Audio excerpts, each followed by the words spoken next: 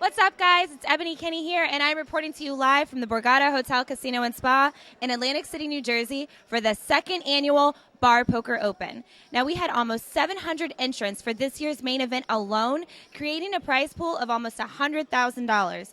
And we have almost $23,000 going to first place. Now, as you can see behind me, we have last year's champion, Ryan Chua, still in. He just doubled up with aces to kings, and he's in prime position to be a repeat champion.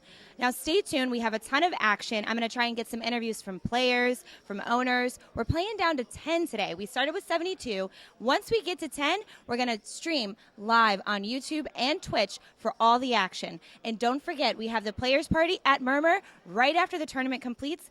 I got to go find my dancing shoes. I'll see you guys there.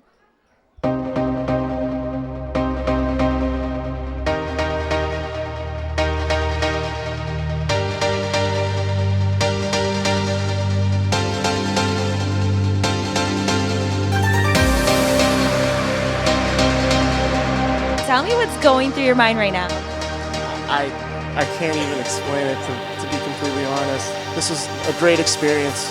This is an awesome experience.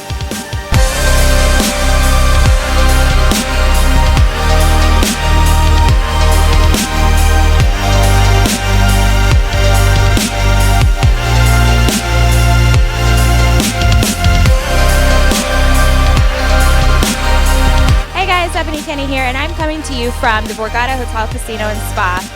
How are you feeling? Pretty ecstatic. I did not expect to win. One of the whole points of what we're doing here is to bring people together, playing bar poker, bring leagues together from other areas to offer them something that they can't do on their own. Wow, what can I say? It has been an epic weekend. Will we be seeing you again? Once they know about it, I'll be here.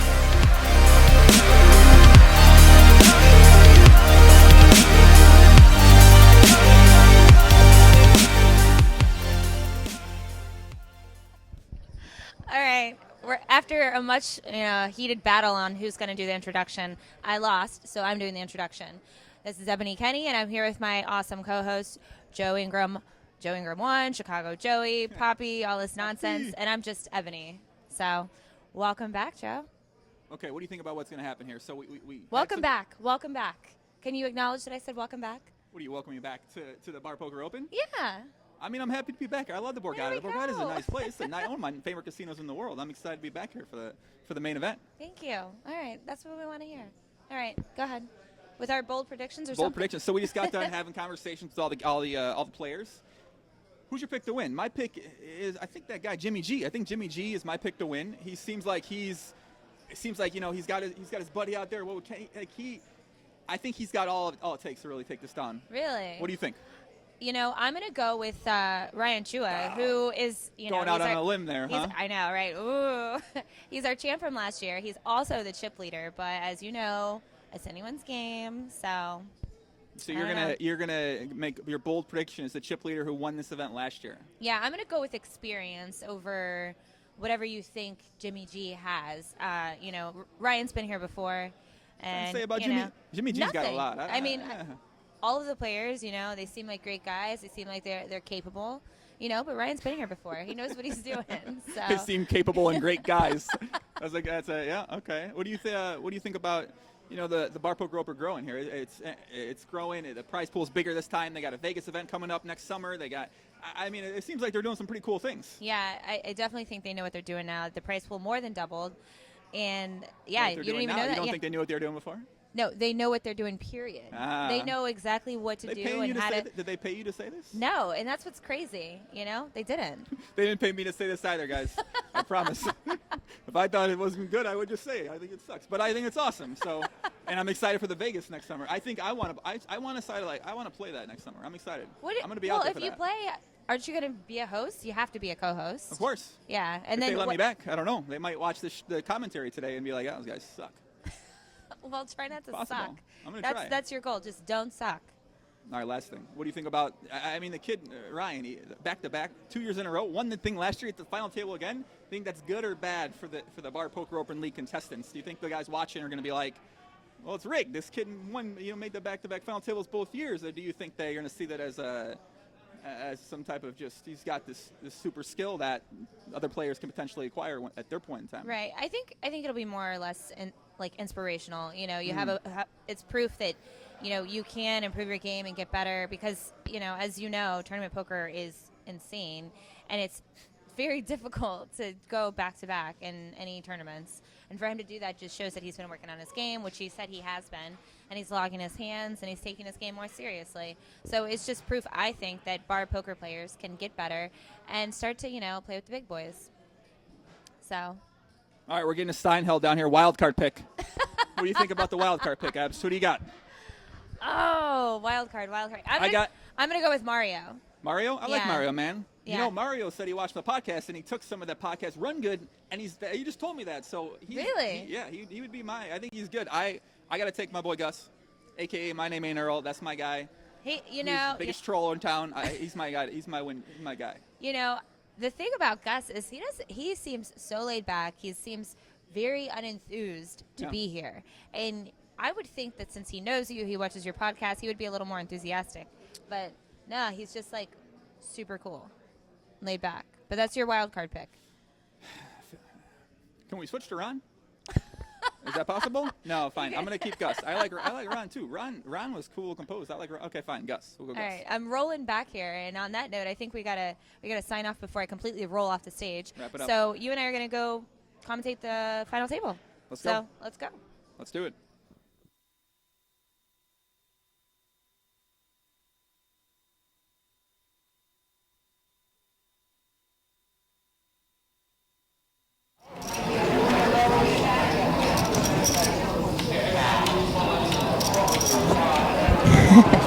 Panda says Joe is Poppy, Ebony is Mommy. I like it. That's my boy Bruno, man. Shout out to Bruno.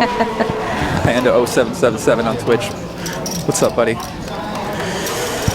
All right, let's hope the audio here is optimal. We're gonna get started here with play, and we can introduce the players. Let them know what the payouts are gonna be here. Sure. We've got 10 players here, and they are guaranteed right now $1,238, and all the way up to almost $23,000 you're playing for. Yeah, first place $22,000. Me and Ebony were out here last year. We did commentary, and I believe last place was $10K last year, right? Yeah. Now we've doubled the prize pool. The field this year was a little under 700 players, I believe. Yep. The background audio is insanely bleeding. All right, let's see if we can't get this fixed, guys. They said the background audio is still bleeding. Coda most I caught tilted already. All right, we have the first hand going, guys. We'll see if anything happens. Looks like everyone's folding. Our buddy Fritz, man. He's like a permanent young kid. He looks so young. Fritz, the young gentleman here in the blue. Yeah, and he's 55, he does look really good, doesn't he? Yeah. Sounds perfect now, Evan says. All right, cool. All right, guys, keep us posted if the sound starts messing up again. So, but we're gonna go. Much better now. Thank you, guys. Oh, great. Okay. Here we see a lot of support here in the chat for Mario. Mario told me before the stream started that he is also a fan of my podcast, Ebony, and he said we have a podcast in Run Good that happens from people that watch my podcast. So he said hopefully that's going to power him to the victory. I like it. So I got all love for him, man. Shout out to him. All right, so Fritz. What are the blinds, please? Raises on the button. Yeah. Now that we have the audio correct, let's. I'm not even sure what the blinds are. We don't have any of that posted right now. Wow, this big flop first hand already. Wow. We need our producers to give us the blinds. What are the blinds, guys? 50,000, 100,000 are the blinds. So Fritz raised on the button to 2.5 big blinds. And Terrence from the 6th seed, the young gentleman with the glasses and the hooded sweatshirt, made the call with ace-jack, flops ace-king 3. So Fritz flops bottom set, Terrence flops top pair with the jack kicker. This is going to be probably a big pot. Looks like Fritz is starting the hand with about 13 big blinds, 1.3 million chips.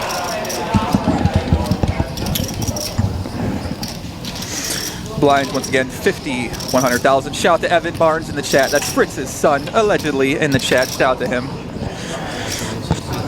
Way to support your father here. Wish my dad played poker. That'd be amazing. Gosh. All right, we're gonna see if we can't get the blinds posted on the screen for you guys. We It's 50,000, need that as well. Yeah, but it's good for people who are just coming in. We're not gonna say it every 2 minutes, you know. That's true. Looks like we got an all-in and a call, and Terrence is going to be drawing to a 0%, unfortunately. And Fritz is gonna double up here. He's still going to be alive, but Fritz is going to double up. This is rigged. First hand? Bottom set versus top pair, Jack Kicker? Yeah. My gosh. Yesterday there was on the feature table there was a set over set hand, and the top set just turned quads. Just Wow. Yeah. Really? and then the river like double paired board. It was insane. I was like, Wow. That's a setup hand if there ever was one. All right, guys. Final table, Bar Poker Open. We're here with Terrence. What's going on, Terrence? How you doing, man? How you feeling? I'm feeling great. I'm excited to be here. This is my first time up on the stage. Is this your first time in some big place like this? You know, we're here at Borgata. We're here at like the Bar Poker Open sort of like main event. This is their championship. This is their big thing. Yeah, this is my first main event. I've played a lot of small tournaments, maybe some sit and goes. Nothing at this size or this caliber. I'm really excited to have made it this far. So first place around $20,000. Now let's not get ahead of ourselves, but if you win, what's one thing you're going to buy for yourself? What's one thing you're going to buy for your girlfriend? Shout out to your girlfriend out there. I'm sure she's watching this right now. Hi, Janet. Well, there's plenty of things I need to buy. I don't know. I'll buy her something shiny. Well, Janet, I know you're excited now. You're Let me know what to get you, man. All right, we're gonna wrap it up. Terrence, good luck, pop. Yes, you can play. You have to join a bar poker league. Is there one in Chicago? There's one everywhere, I'm sure. You just have to look and see and get your local bar poker league to get associated, affiliated with the Bar Poker Open. So Well, that sounds easy. it is actually. It's not that hard. Yeah. So first hand, big hand already. Are these the stats? Yeah. All right, guys, we got the blinds up there for you. Here we go. 5,100K with a 10K ante. We're going to see if we can't get the move from the center to the left. That would be great. We are righting the ship over here very nicely. Hold on, just. If you guys can keep the blinds up and just on the left hand, that would be great. Just keep them up the whole time. David on YouTube says, is it streaming this? If at any point your stream goes out, you can just refresh the page, guys, whether you're on Twitch or whether you're on YouTube. Folded around here to Ryan, who's debating making it open with 8-4 off, it looks like. Unless he he is an open, okay. He's all in. Okay. Oh, wow. Ryan is learning some new things, The married life, that's what it does to you. What the hell? So small blind and big blind fold. And so the small blind started that hand with 3 big blinds, and the big blind had 4 big blinds. So in theory, you could probably expect a call there most of the time.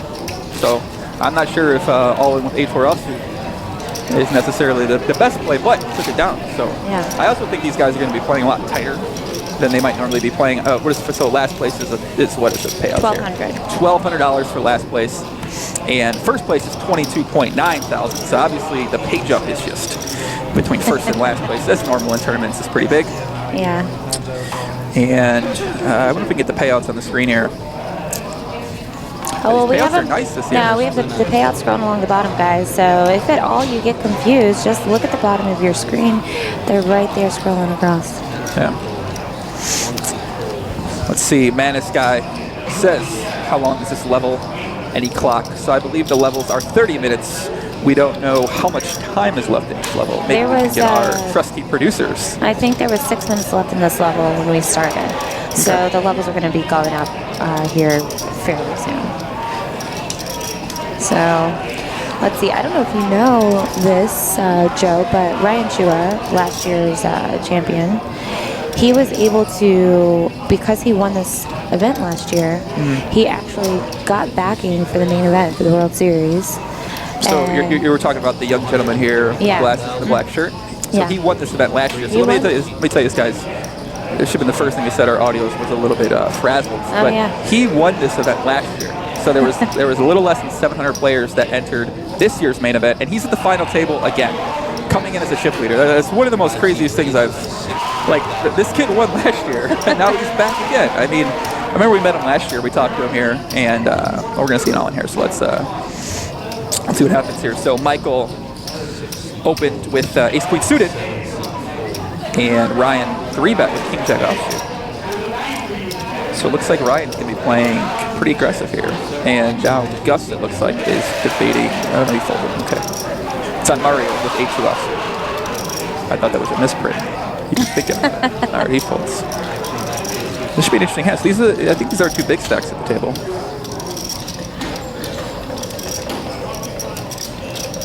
What do you think Michael's going to do here with ace queen suited? I mean, it's a really strong hand, but against the chip leader, champion last year, he's probably been running pretty well to get those chips in the first place. I don't know. I think Ryan's pretty aware that that his experience is going to play a part into some of their decision making. Like they're going to think that Yeah. I've talked with Michael. We did our interviews before the final table started, and it seemed like he's got a lot of experience. I mentioned playing a bunch of different tournaments and going deep into bunch of different tournaments as well. So, you think he would ever call? Do you think he goes all in or calls? What do you think? I don't know. I mean, if I'm him, it's you either fold or you ship. There's no just flatting here. Yeah. So. I think that would be the normal type of play you'd see. I mean, I think the normal play here is just to go all in with ace queen suited. He did the fake all in. Did you see that? Read. That's what you get. You gotta get a read. He's pumping him. See him? No. No way. He pump fake. You like that? Do you like that move? I do like that. I do like the pump fake. I like it when it works. He folded. Wow. That is a crazy tight fold. Wow. Ryan Chuba using his. That surprises me. I don't know. Does that surprise you? Holy moly. It's Ryan Chua, last year's Bar Poker Open main event champion, and he is back at the final table trying to go for a repeat. Yeah. I'm back here. I set a goal for myself to just make it to day 2. Set a goal for myself to just beat the tables I was at, and now I'm at the final table again. No big deal. I'm at the final table again. Okay. You got to keep things in perspective. You're a poker player, so you can't be results oriented. You just have to play your cards, and you have to play them correctly, and you have to play your opponents correctly. And at the end of the day, that's all you can do. Right. So now you're married, you bought a house, and you played in the main event. You're going to play again next year. $23,000. That's got to help with the renovations at the house, right? Yeah. To be completely honest with you, I'm not really thinking about the money at all. Not one bit. I do want the trophy, and that's all I'm going for. I mean, the money's money. I have a job. I make money, but this is, this means a lot to me. He wins first place money. He would be, and I quote, dejetting the money away, sports betting and playing Spanish 21. So I'm not sure if we're rooting for the degen to take this down, but Gus is the young gentleman right there with the hoodie and the frontwards hat. He posts on a lot of Twitch and YouTube and Twitter as my name ain't Earl. So if any of you guys are on a lot of Twitch streams, if you guys watch my podcast, you will definitely recognize that name because he's always in there trolling around. All right, so we got Fritz who raises with pocket 3s again. And this could be an interesting spot. Ron's in the big blind here with pocket 7s. I would imagine I don't know, do you think he's going to call or go all in? I feel like the play here might be a little bit more passive and a little bit tighter. yeah, I think they're going to be really trying to see flops. Yeah. I'm not sure if that's the best move, but you know what I think? It's probably what we're going to see.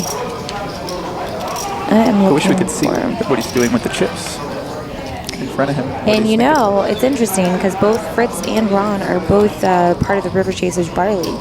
I don't know if you know, but literally half of the final table is from River Chasers. 5 River Chasers barley.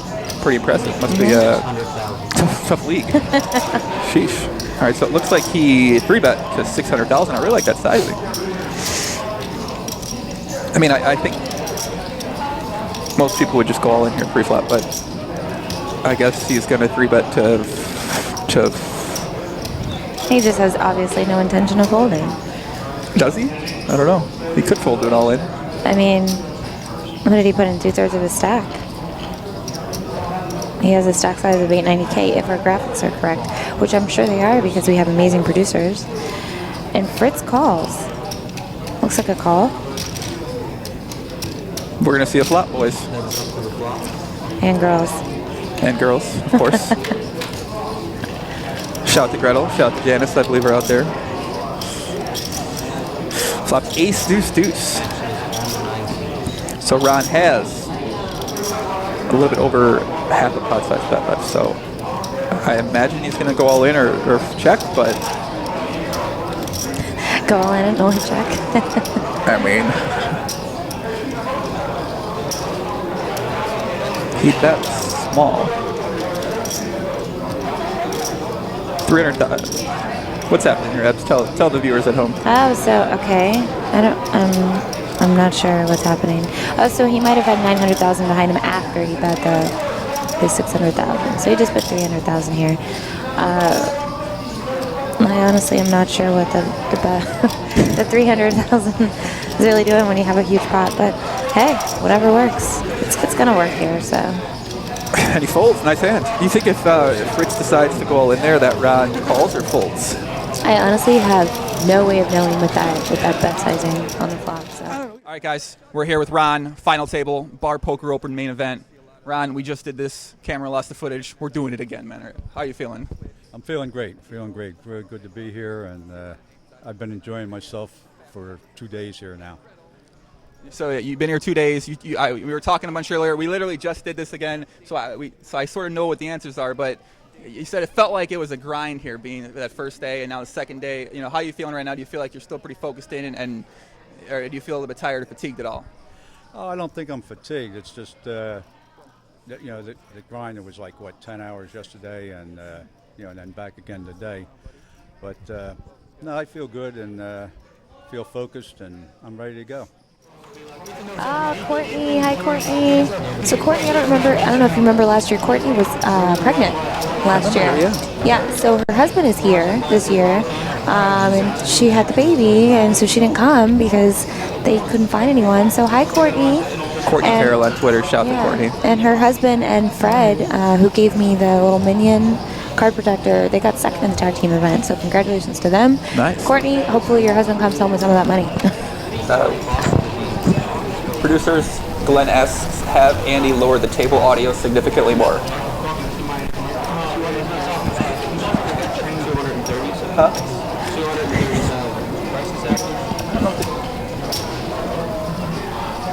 Yeah. So. All right, so Ryan is raising with AC off. I like Ryan's style, man. Aggressive player. Yeah, he said his goal. He's been playing online, logging his hands. He's at 6,000 or 7,000 hands right now, and his goal is to get to 100,000 hands. And once he does that, he's gonna start taking some lessons. Mario Pocket Kings here. Woo woo woo. Looks like he is going to 3-bet here to 560,000. Pocket Kings. So Mario is part of New York Free Poker, and they have some big personalities in New York Free Poker. They're the ones that they're cheering every time. Like any little hand is won. They're New York? Great. Yeah, of course. Come on. Uh-oh. Leonard over here in the big blind with ace queen offsuit. 1.9 million chips to start the hand, and he folds. Nice. Good fold, big Lynn. Soul read. Lynn works out a little bit. Let's see.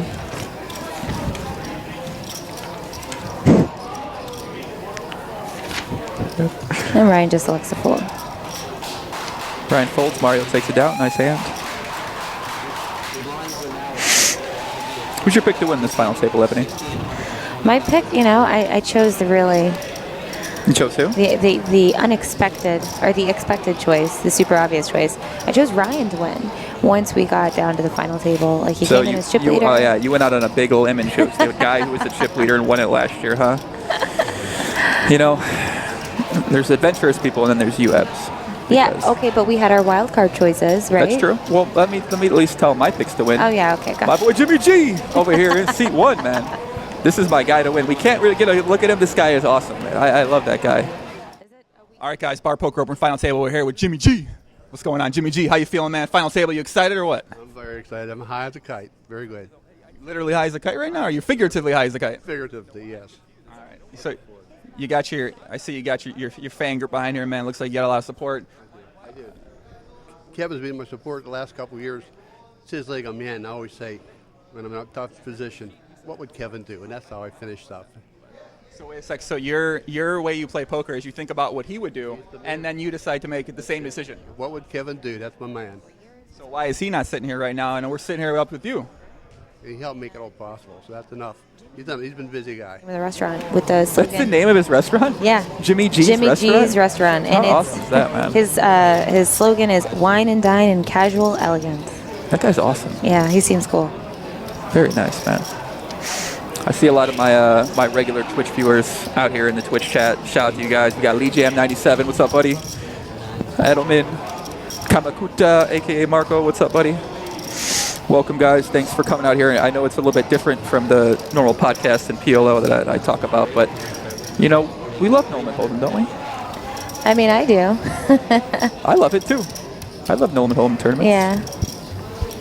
10-handed is tough. It takes a lot of patience playing 10-handed, I think. Well, that's obviously there's so many, more hands out there. You got to be patient in that situation, right? Yeah. As you can see, the chips on the screen, guys. Ryan's still the chip leader. Yeesh. Oh, we got 2 players with 2 big blinds. You got your boy Gus. Yeah, he started off as a short stack. Was he your wild card pick? I didn't know he had 4 big blinds, though. I mean. My wild card pick was actually Mario from New York Free Poker. I'm with Mario Lasoho from New York Free Poker, and we hugged right before this interview started. We're going to hug again right when it ends, but how excited are you? Super excited. It's a great feeling. It's indescribable sometimes. I'm going to take all of the credit. I'm going to say that I gave you a kiss on your cheek yesterday, gave you some lipstick. Always made me famous yesterday. And then I gave you a kiss today on the cheek. You doubled me down today. So I know all the personalities in New York Free Poker. They're bigger than life. I know they're going to be cheering and screaming. I've heard you had some fans screaming for you every time you won a hand. Absolutely. Everything's big in New York. Everything's loud. Everything's up late. All right. So any plans for your play today at the final table? I need to adjust depending on the styles of the players, and then what I'm going to do is try and maneuver around and pick my spots there. Now, for those of you who don't know how these players got to play in this championship, it's they had to qualify. They had to play in the Bar Poker League that's associated with the Bar Poker Open, and top 3 every night got to play in an online qualifier, and 1 in 20 from those online qualifiers got a seat. So it's not like anyone can just come here and throw down some cash and try to buy in. It doesn't work that way. Yeah, you got to qualify for this. Yeah, so they had 6,000 players try to get into this tournament. 6,000. Wow. That's a lot. I think the blinds did go up. They just didn't tell us. So Jimmy G here is in the small blind with ace-10. Oh, my God, aces. Uh-oh.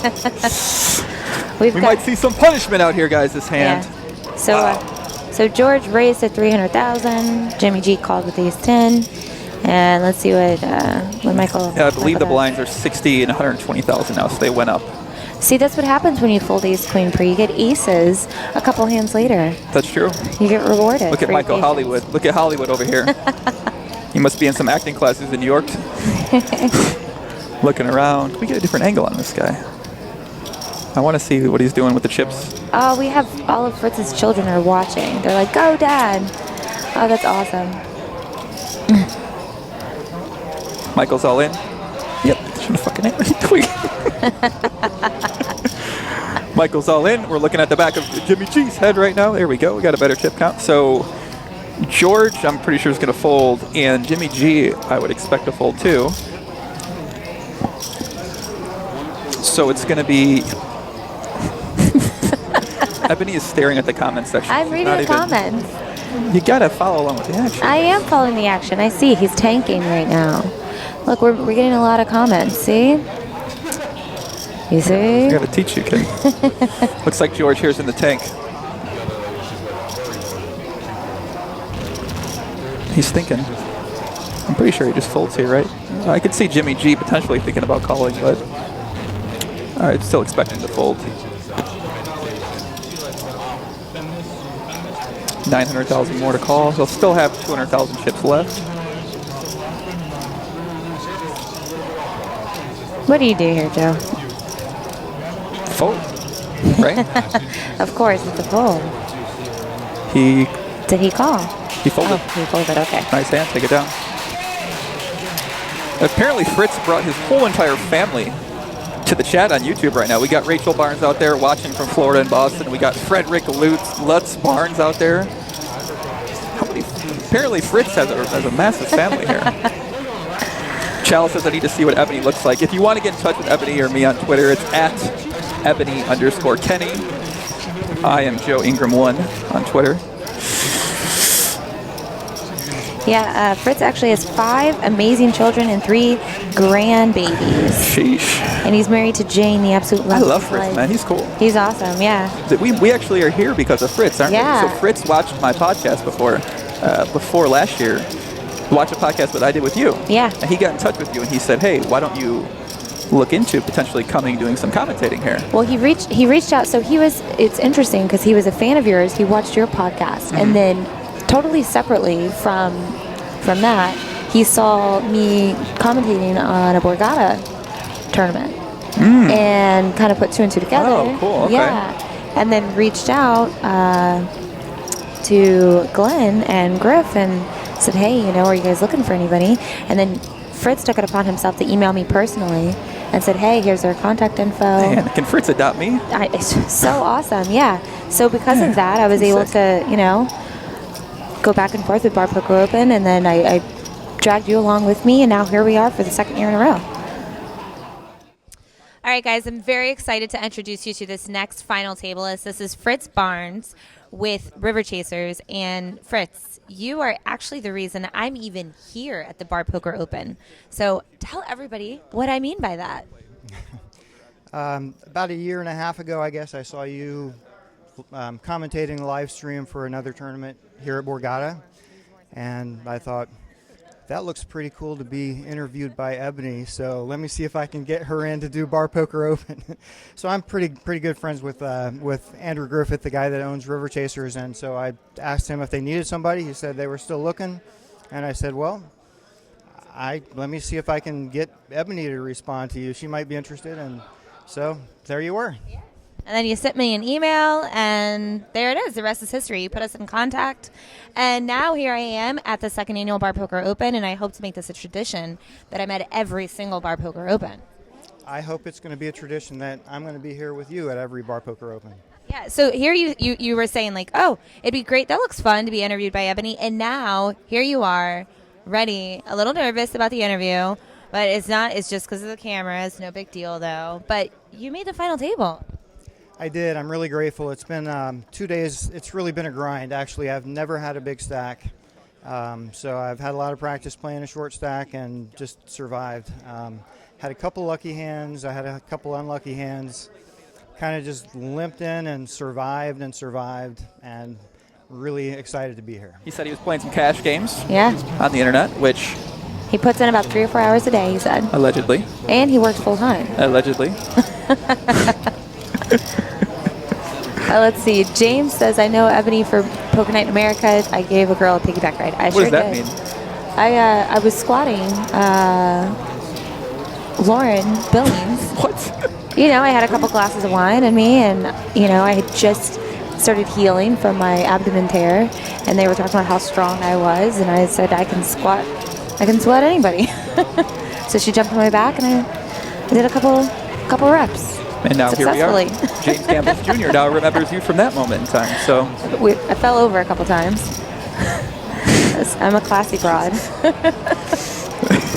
Oh my God. Leonard opens the hijacked ace with ace 5 offsuit to 360,000. George is in the small blind with ace 10 offsuit. I'd expect him to, whoa. It plays much tighter this year than it was last year, Ebony. It really is. Wow, we've seen some big folds so far. We need to give Rachel some anxiety medication in the chat room here. She is pumped up right now. She's so nervous. She's sweating. She's like shaking. Hit the caps lock button on. She can't contain herself watching her father here try to take this down. $22,000 for first place. Now we got Terrence, who's down to down to one big blind. Yeah, he lost the ace-jack offsuit the first hand there. Ah. Evan needs some anxiety medication as well. What's the popular anxiety medication people take? I don't know because I don't even take Tylenol. So Xanax. All right. Thanks Gretel for knows. Gretel from the chat. Of course, Gretel would know Xanax. That makes sense. Okay. Oh, that's great. So Terrence O'Connor with one big blind. He said he's a tiger, and if he wins, he's going to make sure his friends and family have a very Merry Christmas. That's really sweet. He told me some things. Yeah? What kind of things did he tell you? Can't repeat them. It's a secret what he told me. So he's going to be under the gun here, so he either has to go all in this hand or he's all in next hand. So any face card, he just has to do it. He's Queen got 4, to do it. he's got to go all in this hand. He's got a little over one big blind. Oh. Yeah. I mean, all right. At least He'll take his chances. Yeah. I mean, he's got there's your boy Gus moving all in with ace 5. Mario ace king suited. That's just cool. Okay, so Terrence knows something we don't know. He just folds queen 4 under the gun, and look at this, ace 5, ace king. Boom. I mean, I don't think that tells you anything. I think that sounds like very fishy, It is. fishy player logic, or fun player logic, rather. Hey, but I was, just trying to say, like, look, he's breathing a sigh of relief right now, seeing all this action. Well, technically, this is what you want with Queen 4. You want to be able to 5 times up. He has a little bit over one. This is exactly the spot this is why you go all in with Queen 4. You hope that someone re-isolates behind you, and now you're in a spot to potentially 4 or 5 times up. Of course. It's exactly. This is the dream scenario for his situation. It absolutely is, but a lot of these players are thinking, it's a $600 pay jump between 10th and 9th. That's a significant amount of money. These guys, they got in for free. So $600, they get. Look at all these aces. I don't know what's happening here. This is a crazy hand. So George calls with ace 10 suited in C3. Nice. We're going to see a flop. It appears. Zoloft. What is that? We have had a medication discussion breakout on YouTube here. Adderall, beta blockers, methamphetamines. So we're going to see a flop here. Gus is going to be all in for $230K. Mario and George have a side pot to play for. Flops queen 5-3, 2 spades. Mario has top pair. He's got ace king.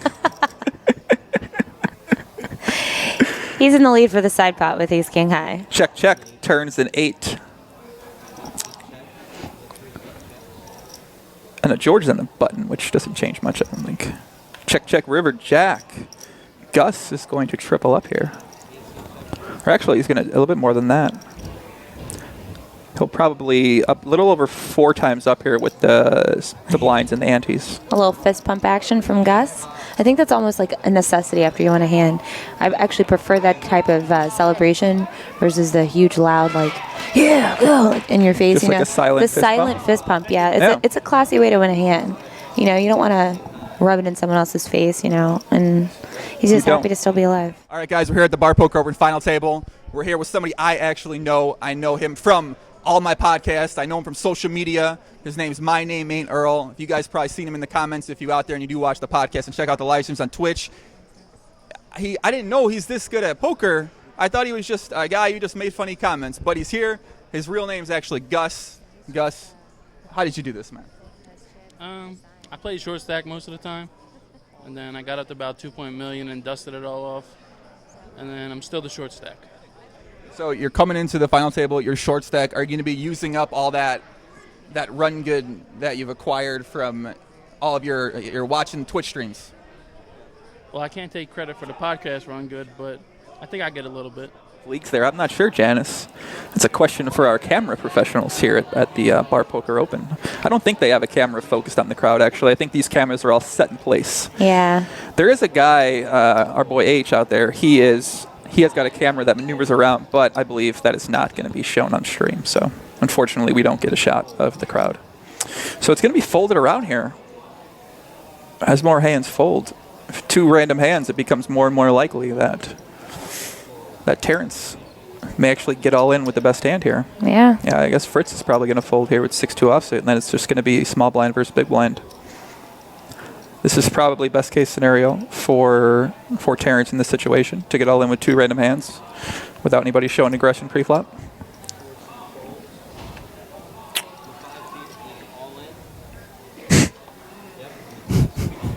Ryan's all in with king-6 offsuit. Terrence calls 8-5 offsuit, and Terrence is going to be a 39% favorite to He hasn't stay even alive. snap called. He's like thinking. He's like, oh goodness, he doesn't want to. Wait, did he not but call he yet? has to. He hasn't What's called happening yet. here? No! Oh my God! We just saw a fold. What I told? Wow, I told you I wouldn't be surprised, ladies and gentlemen. I've you never seen can anything see like this anything. in my life. I've never seen anything like this in my life. Wow. All right, so Chris says, is it okay for another guy to call another guy Poppy?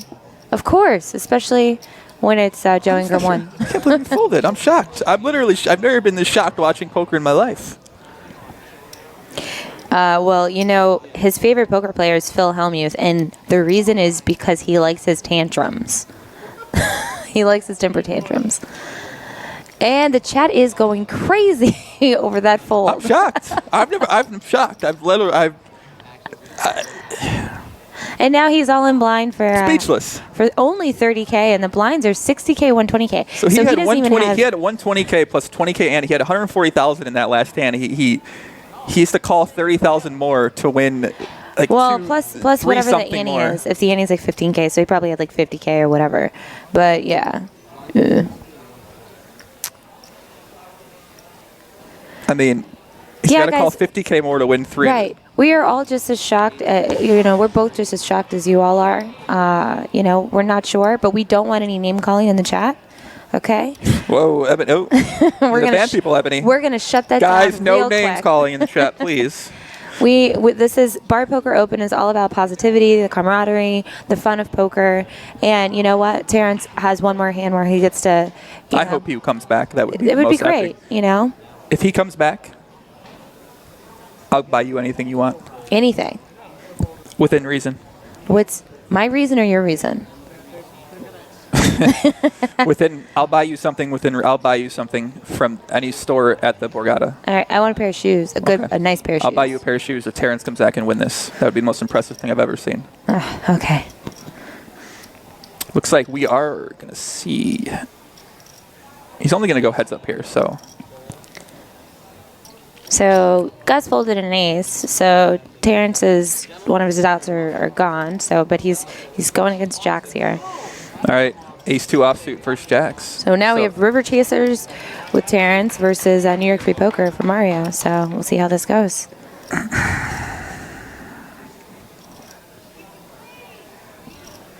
Uneventful flop doesn't change anything.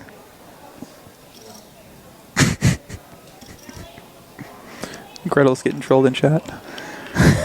Turns a 5. So Terrence is going to need a 4 or an ace to double up. And that's it. He is eliminated in 10th place, takes home $1,238, right? $1,238. I remember that. You like that? Congratulations to Terrence. After that first hand where he had ace-jack first set of threes, just could not recover from that. He is out. We're down to 9 players. Yeah. So good game to Terrence O'Connor from Ringo's, New Jersey, who's part of the River Chasers Bar League. And I think he might go drown his sorrows in his favorite drink, Jack and Coke. What do you think? I love whiskey. I can't do whiskey. You're really good with these player sheets. So we had the players fill out these questionnaires. So we have some bios, and we get some interesting answers. We hope that they'll just, that they'll be honest and just tell us, like, boom, yeah, here it is. But sometimes it's like pulling teeth with these guys. They don't want to give us any information. Mario says, age, old enough to know better, young enough to not care. What barley do you play in? NYFP. Oh my goodness, you have Evan totally trolling his dad. He goes, Dad, you're wearing a fanny pack, really? What's wrong with that? I like fanny packs. I actually wear them every You do time wear I a go. fanny. Well, me and Ebony were at Coachella Music Festival this spring, and Ebony wore a fanny pack around there. Yeah. That was a good look on you. Look good. I'm a big fan of the fanny pack. Looked good. Looked real good. Thanks. Yeah. Oh yeah. As you guys My can little brother see, liked it. I remember that. Yeah. As you guys can see, this is what the players are playing for right now. First place is going to get almost $23,000. They're guaranteed. Well, 10th place got $1,238. So now $600 pay jump. 9th place is getting $1,882. I remember they got in for nothing. Yeah, these are some big jumps to guys. I mean, if you're used to playing in these bar poker leagues, and so what did Jimmy? I believe Jimmy said that first place is normally a dinner gift certificate or a cookies or something like that. So first place now is $23,000. That's a huge, I mean, this is huge difference. You know, even if these guys, even like, okay, Jimmy G, you know, he owns a restaurant, so I doubt, like he's had that restaurant for 20-something years, so I doubt he's really hurting for money. But it's one of those things that he's doing something he loves that he does for free. So now he gets to continue doing something he loves, and oh my goodness, might have a chance to win $23,000. So it's pretty sick. Yeah. Plus, you get to go back. You get to be the top dog at your bar poker league. You walk in there, everyone's gutting for you. That's like me You're winning. like the man. I'd be ecstatic if I could win $23,000 doing burlesque. Just doing something I love, and then over a weekend, I'm just gonna. Oh, you know what? Let me. Are you sure there's not some people that make $23,000 doing a form of burlesque in a weekend? No, there are people that actually get paid to do burlesque and they perform. Really? And stuff. Yeah. How do you get to that And level? there's burlesque competitions, all that other stuff. But that's for another. Stream. Really? So, yeah. Huh. Got Sean Chua in the chat. Says Ryan started playing poker back in college with some friends. That's like the traditional poker story, isn't it? Playing college with friends. Yeah. Yeah. Not as much anymore because online poker is sort of outlawed, so it's not as prevalent. You don't really see people making the great rise in poker that started in the online poker world. James says, come on, Ebony. You make some serious coin. Who you kidding? Everyone thinks that. I'm over here broke, you know? I'm just happy I have a nice looking face. I don't even know what to say to that. What are you talking about? That's just my response to everyone. They think I'm just rolling it down. I said, no, I'm broke. I just tell it to everyone. You know, who cares? May or may not be true. Okay. Next hand. I'm not making any allegations about anyone's financial situation. I'm not. No, I like this Fanny Pack Fritz. Fanny Pack Fritz. Fritz started playing poker at age 50 when he randomly took a poker set out of the closet and decided to read the rules and try playing. That's awesome. So I don't know if you guys know this. You don't, but I'm gonna tell you about it anyway. Mario Lasoho, who's at our final table, Which one's he, Ebony? He's the one that watches your podcast. Well, I know, but which guy at the table, though? I'm not sure. I think he's... Seat 7. I don't know. I can't say. I haven't look. Yeah, sure. Black shirt.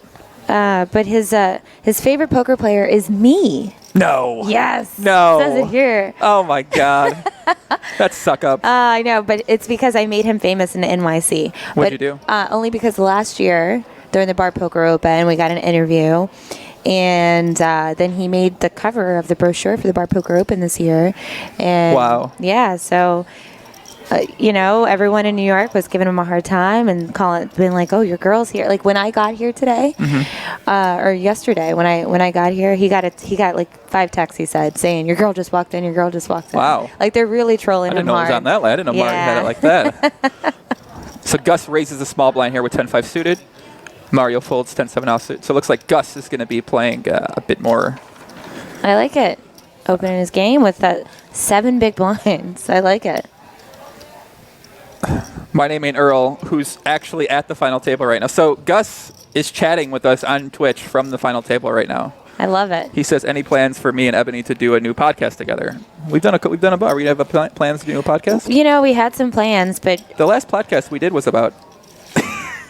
We've done a couple, but the last one was about aggressive stuff. It's about very aggressive stuff. Yeah. The problem, Gus, is that Joey and I are two peas in a pod where we have all of these great ideas and we know that they'll do well, but we can't, buckle down and actually put both feet. People in love you both. on the podcast. Yeah, I love being on the podcast. I love the people that watch you. They're great. They're supportive, and you know, and it's fun. It's always fun. You know, maybe we'll do a podcast. We were supposed to do one last year while we were here. Maybe we'll do one tomorrow. Okay. Since we're both here. It could be fun. So if anyone's out there watching this and they're in, how can they find out if a potential Bar Poker Open League is actually by them? All right. Is there a site they can go to, Ebony? Ow. Do you have the answers for me? I have all of the answers. You don't got the answers, Sway. What's the answers? I have the answers. So if this looks like so much fun to anyone watching and you want a piece of this pie or you want to start complaining about the play or whatever, and you think you could do a better job, then go to barpokeropen.com and you can and you'll find all of the bar poker leagues that are participating. And if there's not one in your area that's listed on that website, then you know what you have to do? You have to go find one in your area and you go track down that owner and you say, listen, you got to be a part of the Bar Poker Open.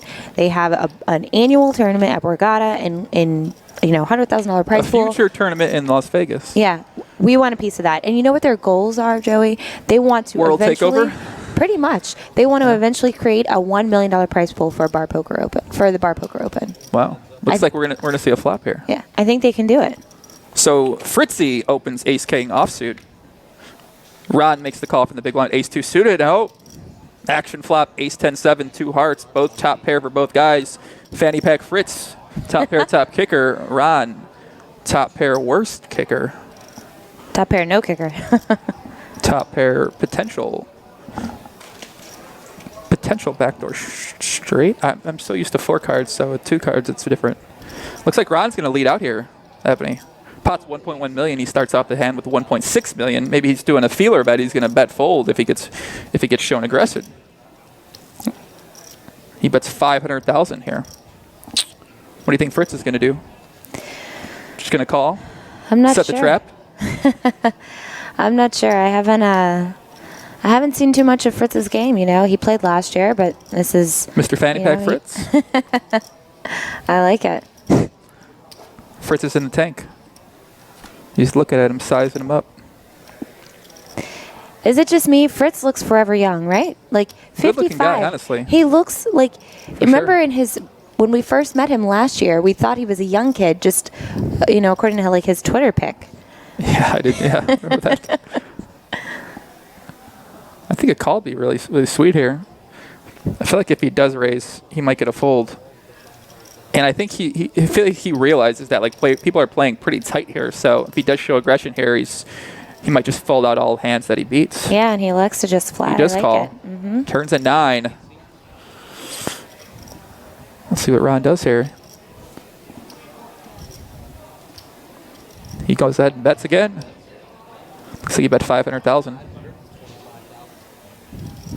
Fanny Pack's got a smile on his face. He goes all in. I like the way that Fritz played this. I like it too. Ron's like, can we swear? No. Ron's like, fuck. Calm down, puppy. What do you think Ron's going to do here? 575,000 more to call. Pot here is 4.3 million. I believe if he called, the pot would be. He doesn't like it, but I think he's going to have to call. He's now committed himself.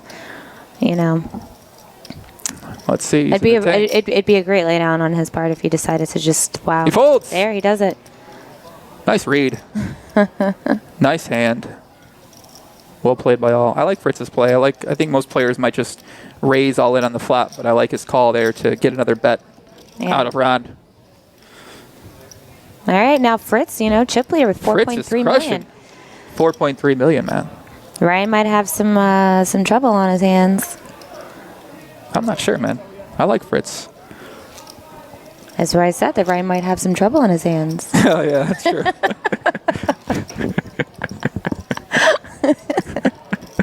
I thought you said the other way around.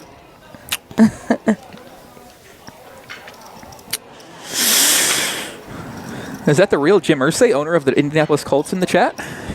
That can't be him. What do you think? Hey, you never know. I never know who's out there. That's true. Brad Stiller says, what a great event. Thanks to the Bar Poker Open Borgata, and most importantly, the dealers. I had a great time, even though I busted out 3 from the money.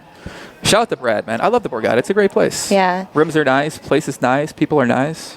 And you see that mentality, Brad, is exactly why bar poker is so great. Yeah. Because professional poker players, if they pull 3 from the money, they're pissed.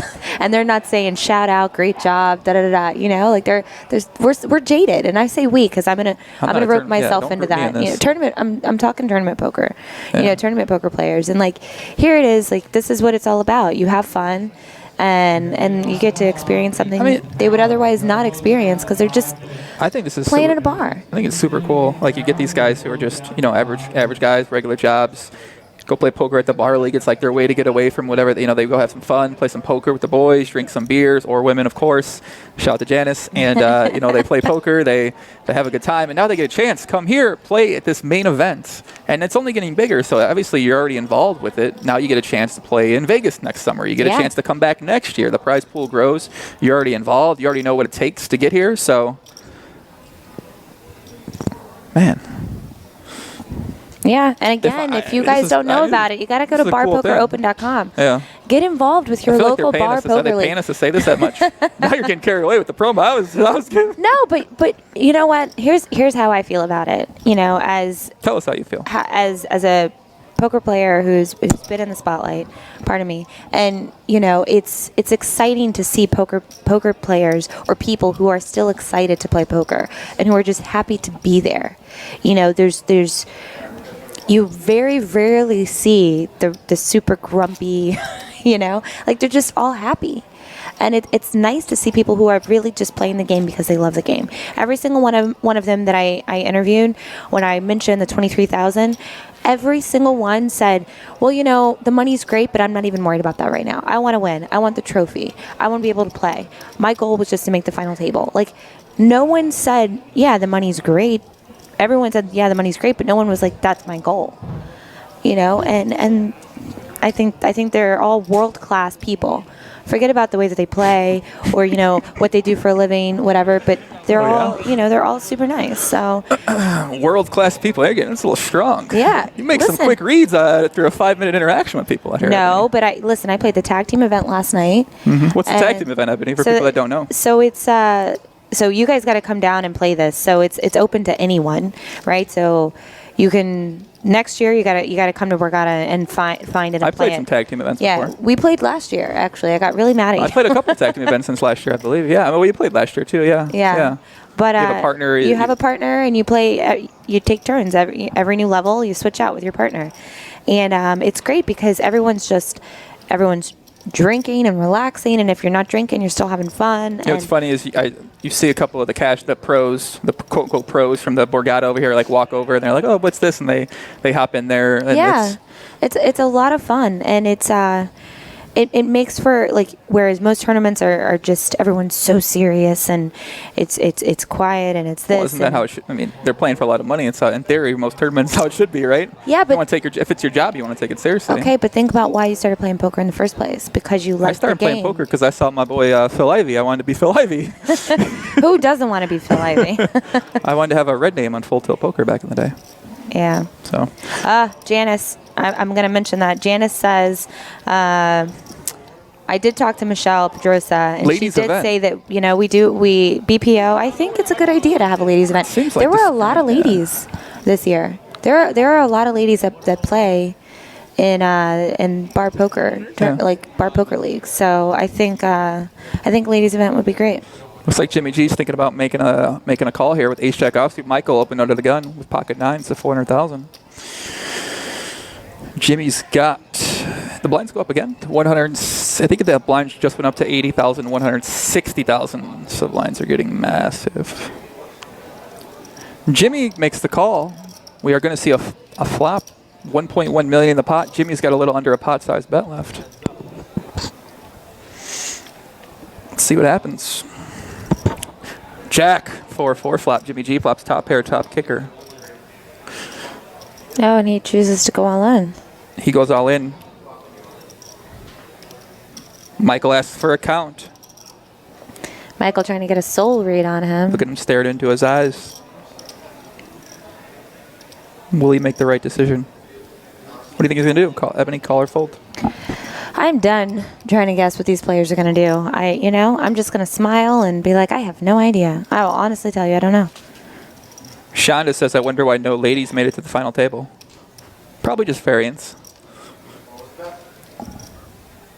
We'll just do the math, the chances of I think when it was down to, when we were down to 20 players, there was one lady left. So mathematically, she was not, projected to be there. Michael's counting out his chips, seeing how many chips he'll have left. If he does make the call and loses, he'll still have 600,000 chips left. It looks like he's thinking about it. We can see his head. We can see the cards blocking his face, but we don't know what he's doing or what he's saying or what he's thinking. Now we got the board.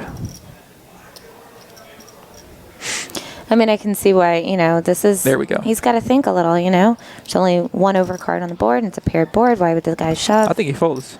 Yeah, he's got to put some thought into it. I think he's calling. I don't know. How do you know? He folds. He folded. Okay, I feel like my reads are so on in this tournament. We saw emotion, so. Yeah, I think he folded. It looked like he was going to fold. All right, guys, we're here, final table. We're here with Mike. What's going on, Mike? How you feeling? Feeling good. How are you? I'm feeling good. You said you're a little bit tired. Why are you tired, man? You have a long night? What's going on? I've been playing poker for a few days straight, and it's taking a toll on me so far. You say you've been playing for a few days straight. How many hours a day? I played 12 hours on Actually, I played about 3 hours on Friday night. I played 12 hours on Saturday. Yesterday I played another 7 hours, and so far today, what has it been? Another 10 hours? Wow. Yeah. So it sounds like you've got a lot of poker experience. You probably play a lot of poker, it seems. Yes, I do. Are you mainly a tournament player, cash game player? What's your game of choice? Tournament. Do you play a lot of Borgata stuff or a lot of big casino stuff outside of just the bar poker league? I don't play a lot of them, but I have played my share. We get that information from the producers? I don't know. No. I don't think that they have all the They don't have the payouts. answers? Yeah, because then that would mean they would have the list of 72 people. I don't think they have all the payouts. So. George is all in under the gun with King 10 offsuit. Fanny pack Fritz Ace 7 offsuit. Thinking about it.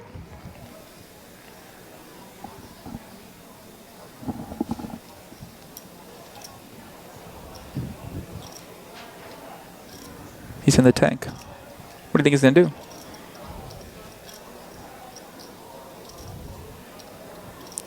I don't know. He's thinking about it. Janice, if you don't want to read it on the Bar Park Open results, just post it on here for us, or if you guys know it, and we'll gladly say it. So. Listen, Janice, I'll say anything you want me to say. Anything. You can post anything. I'll read it. Word on the street is it's Evelyn Bill. So whether or not that's true, congratulations to Evelyn. Oh, for Mario cashing. folds Ace 10 suited here. Wow, tight fold to Mario. George shoves all in for a couple big blinds. Fritzy tanks and calls. Mario folds Ace 10 suited.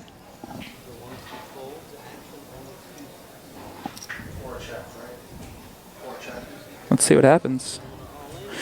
We're going to see an all in here. Fritz is going to have the best hand, 57% going to the flop. Can Fritz do it? Can he keep it going?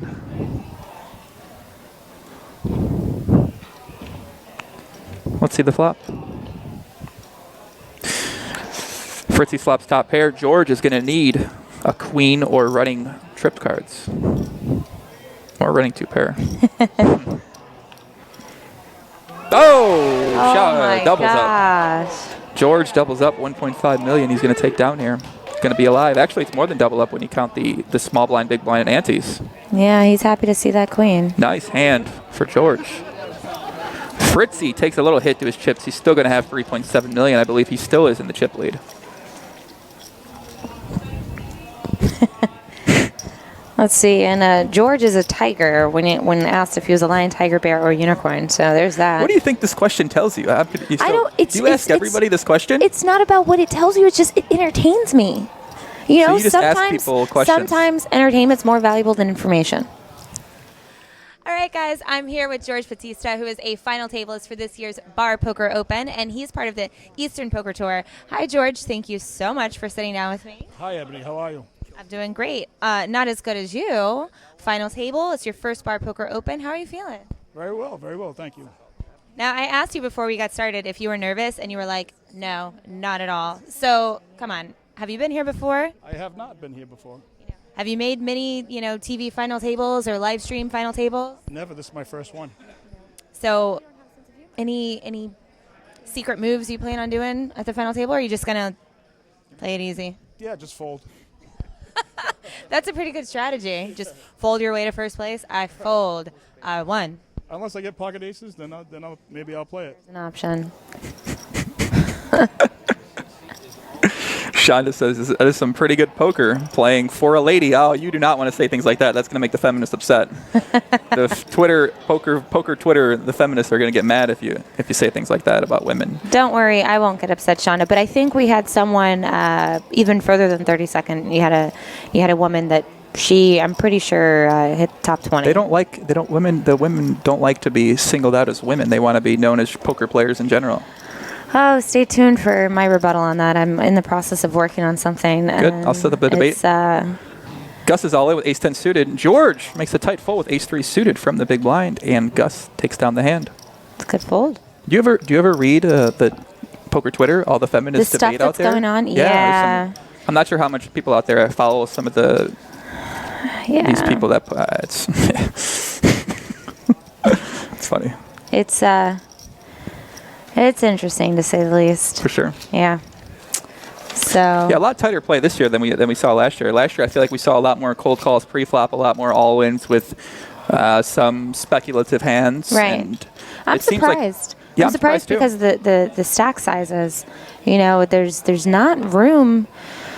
You think maybe that extra pay jump, That's $600. Well, no, but first place is $22,000 this year, so therefore all the pay jumps are going to be a little bit more too. So you're getting more money for each place. Yeah, I mean, I definitely that might have something to do with it. But also now that this is a yearly event, just being the champion alone is enough to want to be like, okay, true. Now it's a prestigious thing in the bar poker community, and on top of that.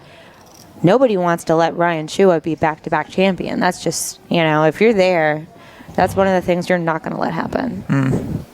Looks like Mario's got another decision here, and he folds ace-10 offsuit. It looked like Gus limped in.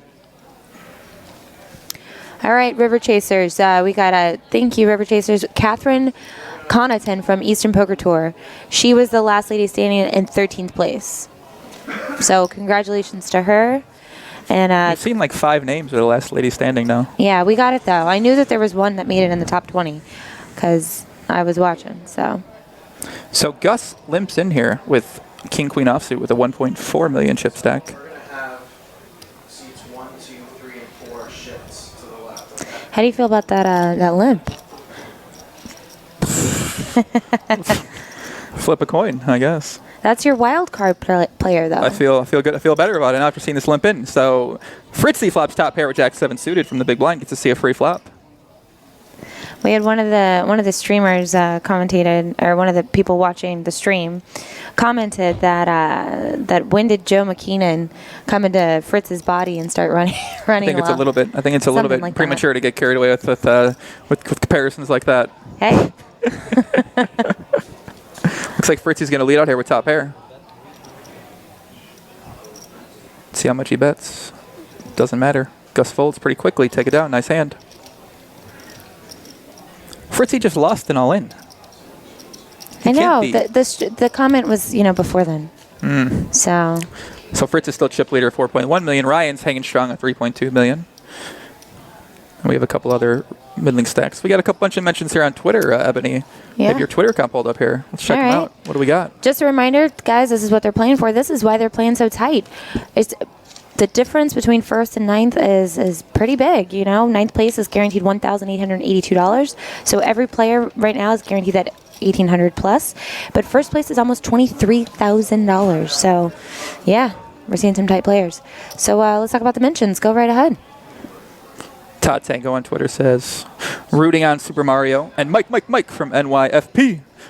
Want to see Ebony Kenney interview our guys as first and second. All right. Well, NYFP is New York Free Poker, and they're a hoot. Let's defeat ISIS at Love for USA 1 says, great time Saturday, lasted 8 hours, but now have to hear my buddy Brian brag about Ebony interview. Ugh. Interview me June, please. The guys love getting interviewed by you. You know, everyone here is so great, and they're so warm and inviting. And it's not just the guys, the ladies too. You know, all the players here are they've been super supportive, super polite, and it's been fun. So I look forward to more. Leonard makes a raise with pocket threes. Jimmy G folds King Jack suited pretty quickly. What the fuck's happening here? This is insane. I don't know if you know. I don't think they caught that. I don't know if you know, but people could hear you. Yeah, you know. Let's read some more on the Twitter notifications. We got a couple. Let's see. Mirta. Great fold, Michael. Keep doing your thing and bring it home. To New York Free Poker. Why is it New York Free Poker? That's the name of the free league. Poker. Okay, that makes sense. Okay. All right, free poker. Makes sense. And then she throws Mario under the bus. I don't think Mario washed his face to this morning because of that kiss mark I left on his cheek last night. Yeah, I was wearing some red lipstick yesterday, and I was giving Mario an interview. And you kissed him. Well, the cameraman, we had the brochure, and the cameraman was having me show the brochure, and he was like, kiss the picture. I'm like, why would I kiss the picture when he's standing right here? So I kissed his cheek and left a big... No wonder why he put you down as his favorite poker player. You kissed him. I'm bribing the players. Who's your favorite poker player? I don't know. You're kissing players to make them like you. That just seems... I mean... I'm not going to try that one. I might try it with, some women out there, I suppose, but not. Perks of being a woman, I guess. Uh-oh, don't let the feminists hear that. They'll go crazy. They're not here right now. Are they here? No? Okay. They're always there. I'm scared of them.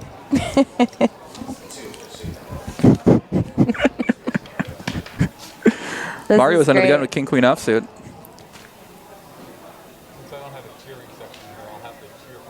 He's thinking. He's got the chip tricks down. He folds.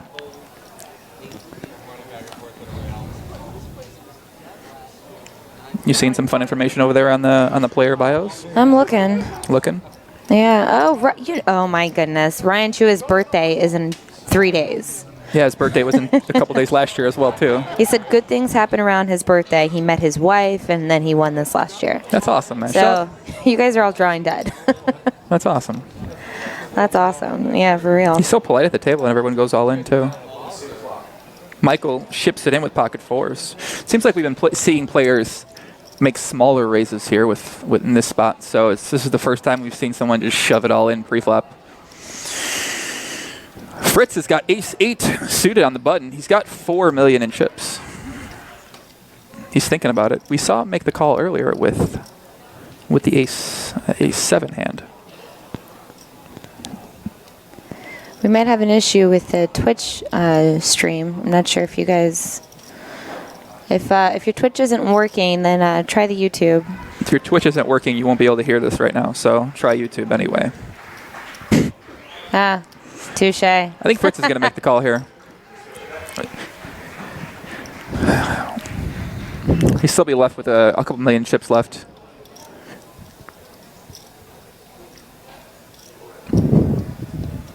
What do you think Fritz does?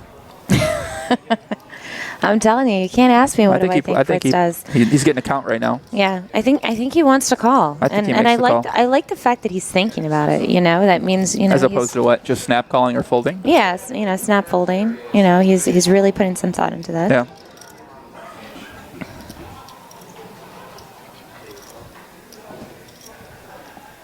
Thanks, that guy, Dog Boy. He says, I could see it. Anyone who isn't present, say not here. Thanks. So Twitch is working. I'm thinking here with Fritz. I'm trying to get into his mind right now. No. Ooh, I'm surprised. Oh, I'm off. He folds. Ryan folds. Michael takes it down. I'm surprised Fritz folded there.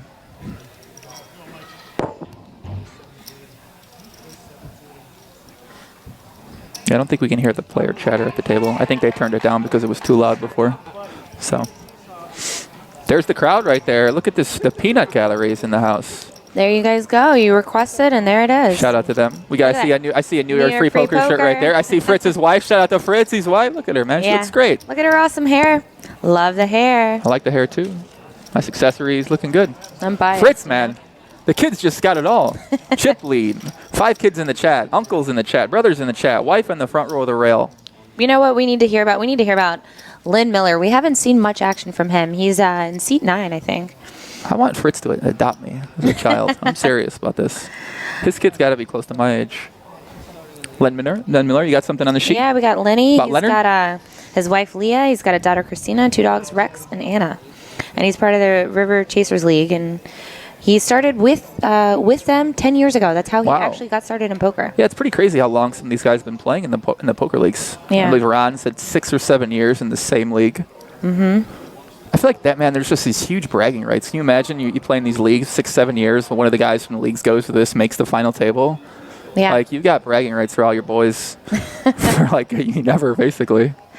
Oh, you want to hear something funny? Ryan was telling me a story when I was interviewing him yesterday. Mhm. He said it's never happened in his life, but a lady at the table slid him her number. No. And was like, when you're done with this, call me and we can go for drinks.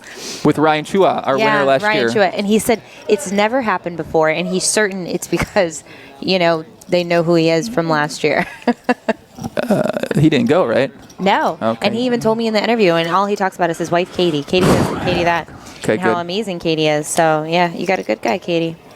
Gusslin from the small blind with 10-6 suited. Mario raises the pocket 8s, takes it down.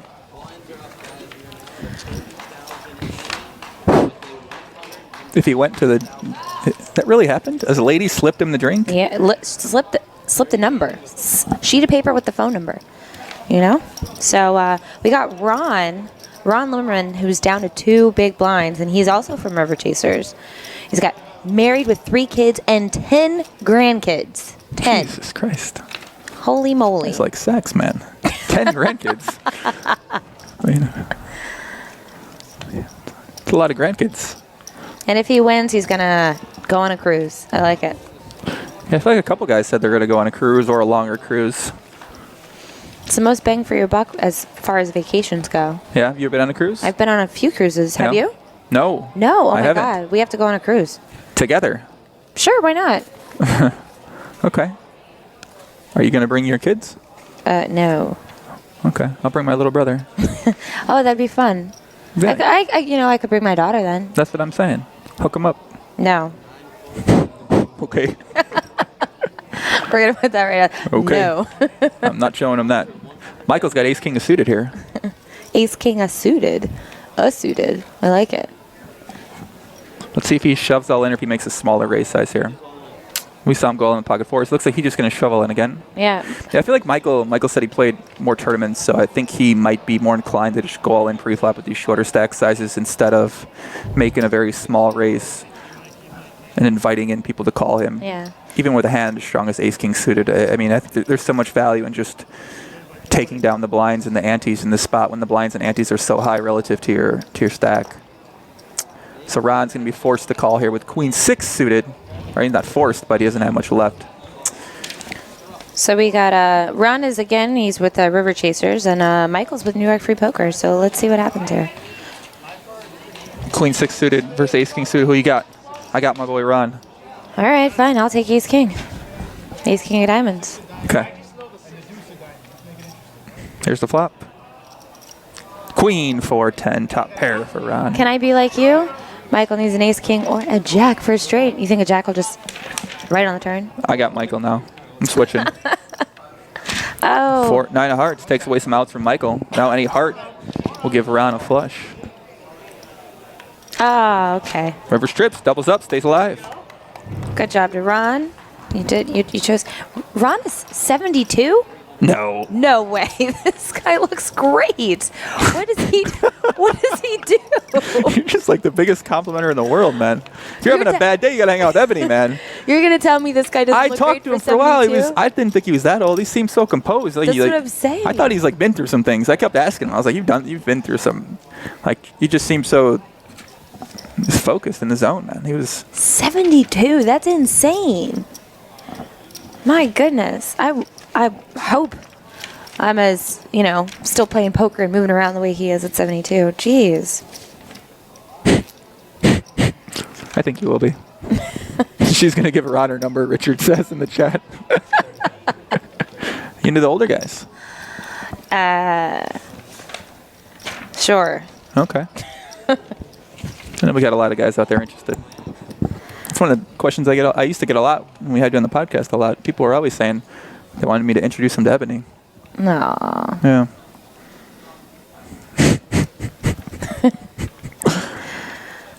Blinds look like they went up 100,000, 200,000. So the blinds are massive now, guys. So definitely a lot of short stacks. Again, just a reminder of what they're playing for. First place, 23,000. Everyone playing now is guaranteed 1,800, a little over 1,800. So we got George all in with pocket jacks for 1.1 million. Rachel Barnes asks who won last year. It was young Ryan Chua in seat 5 with the glasses, the black shirt. Looks like Leonard might have a decision here with ace-7 offsuit in the big blind. I think he's going to fold, but yeah, some people might call there. All right, I found Lynn Miller from River Chasers Poker League, and he played the Bar Poker Open last year, but you didn't make it to day 2. So now you've made it to day 2, and you're at the final table. Yeah, super excited. Last year when I was here, I knew that I wanted to come back. It was such a good time, such a good venue, and seeing the stage, I definitely wanted to get here. So I'm excited. Yeah, it's definitely a good goal to have. You see this, and you see how it went down last year, and you're like, I want to be there. Yeah, definitely coming back. So, any family and friends at home that are going to watch the stream?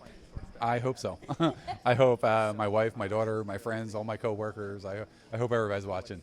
Have you sent out the text yet, or made the phone calls? As soon as we're done here. All right. So, how's your experience been? I know last year you didn't make day 2, and obviously this year it's amazing when you make the final table. Like that's the goal. But how great would it be to win first place and you win $23,000? What would you do with that money? I honestly haven't even given it any thought. I'm like, my entire goal was to get here, and I'm here. So now I need to set the next goal. So now I can start thinking about the money. Yeah, it's baby steps, really. Yeah, absolutely. What do you think, Ebbs? I'm gonna have to agree with you here. It's every dollar is valuable in this spot, and like we mentioned before, the title is a thing now. And I think it's just if you're not used to playing for, a couple $1,000s to win. Even if you go up and jump up $1,000, it's a lot of money if you're not used to really playing for money. Yeah. Playing to win a lot of money. If you're only used to playing home games or some $60 tournaments at the casino. And a lot of these guys have never even stepped foot in a casino other than really for this. Yeah. Wow, that's crazy. Wow. So their extent of playing live poker is their experiences in their local bar. So when they're playing for bar tabs and gift certificates, stuff like that. So stuff that's valued, like you said, at $50, and now they have a chance to win real money. As opposed to fake money. You're funny. It's fun. It's just funny. Ron makes a raise in the button. So this is a spot where a lot of players would just go all in, trying to maximize their full equity. There's enough value to. If we get some strategy, you want me to talk some strategy? Actually talk strategy one hand here. Let's talk a little strategy. I think. I can't. I think they told me not to. I said I can't. We could They told do me one not hand to. strategy. I can't. All right. They told me not to. So since you're not going to talk strategy, we'll just talk about the whole Bar Poker Open. How's your experience been so far? It's your second year here now, and well, welcome back. I think it's been great, man. I'm trying to see what happens with this hand. I can talk a little bit, they say? Oh, okay. I didn't know. No, the producers told me I can. Never mind. So Ron probably should always just go all in here to try to maximize his full equity pre-flop. Takes down the 300K in blinds. Takes down the 180K in antes. And he ends up in a situation like this where, he's going to actually win the hand, but I feel like these hands would just fold pre-flop. And even if he does get called, a lot of times he's going to be in a flip or against a hand like ace 5, ace 6, ace 4, and going to be well ahead. Yeah, but it did work out for him well this time.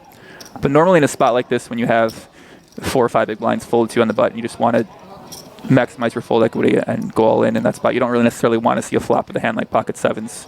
Some players like to get tricky and make it that with aces or kings with a hand that isn't very vulnerable post flop. But with a hand like pocket sevens, where there's so many potential overcards when you get called, and if someone does go all in, if you are intending to fold, which I'm not sure if Ron is going to intend to fold in that spot, it's just much better off to just go all in there with the blinds this big.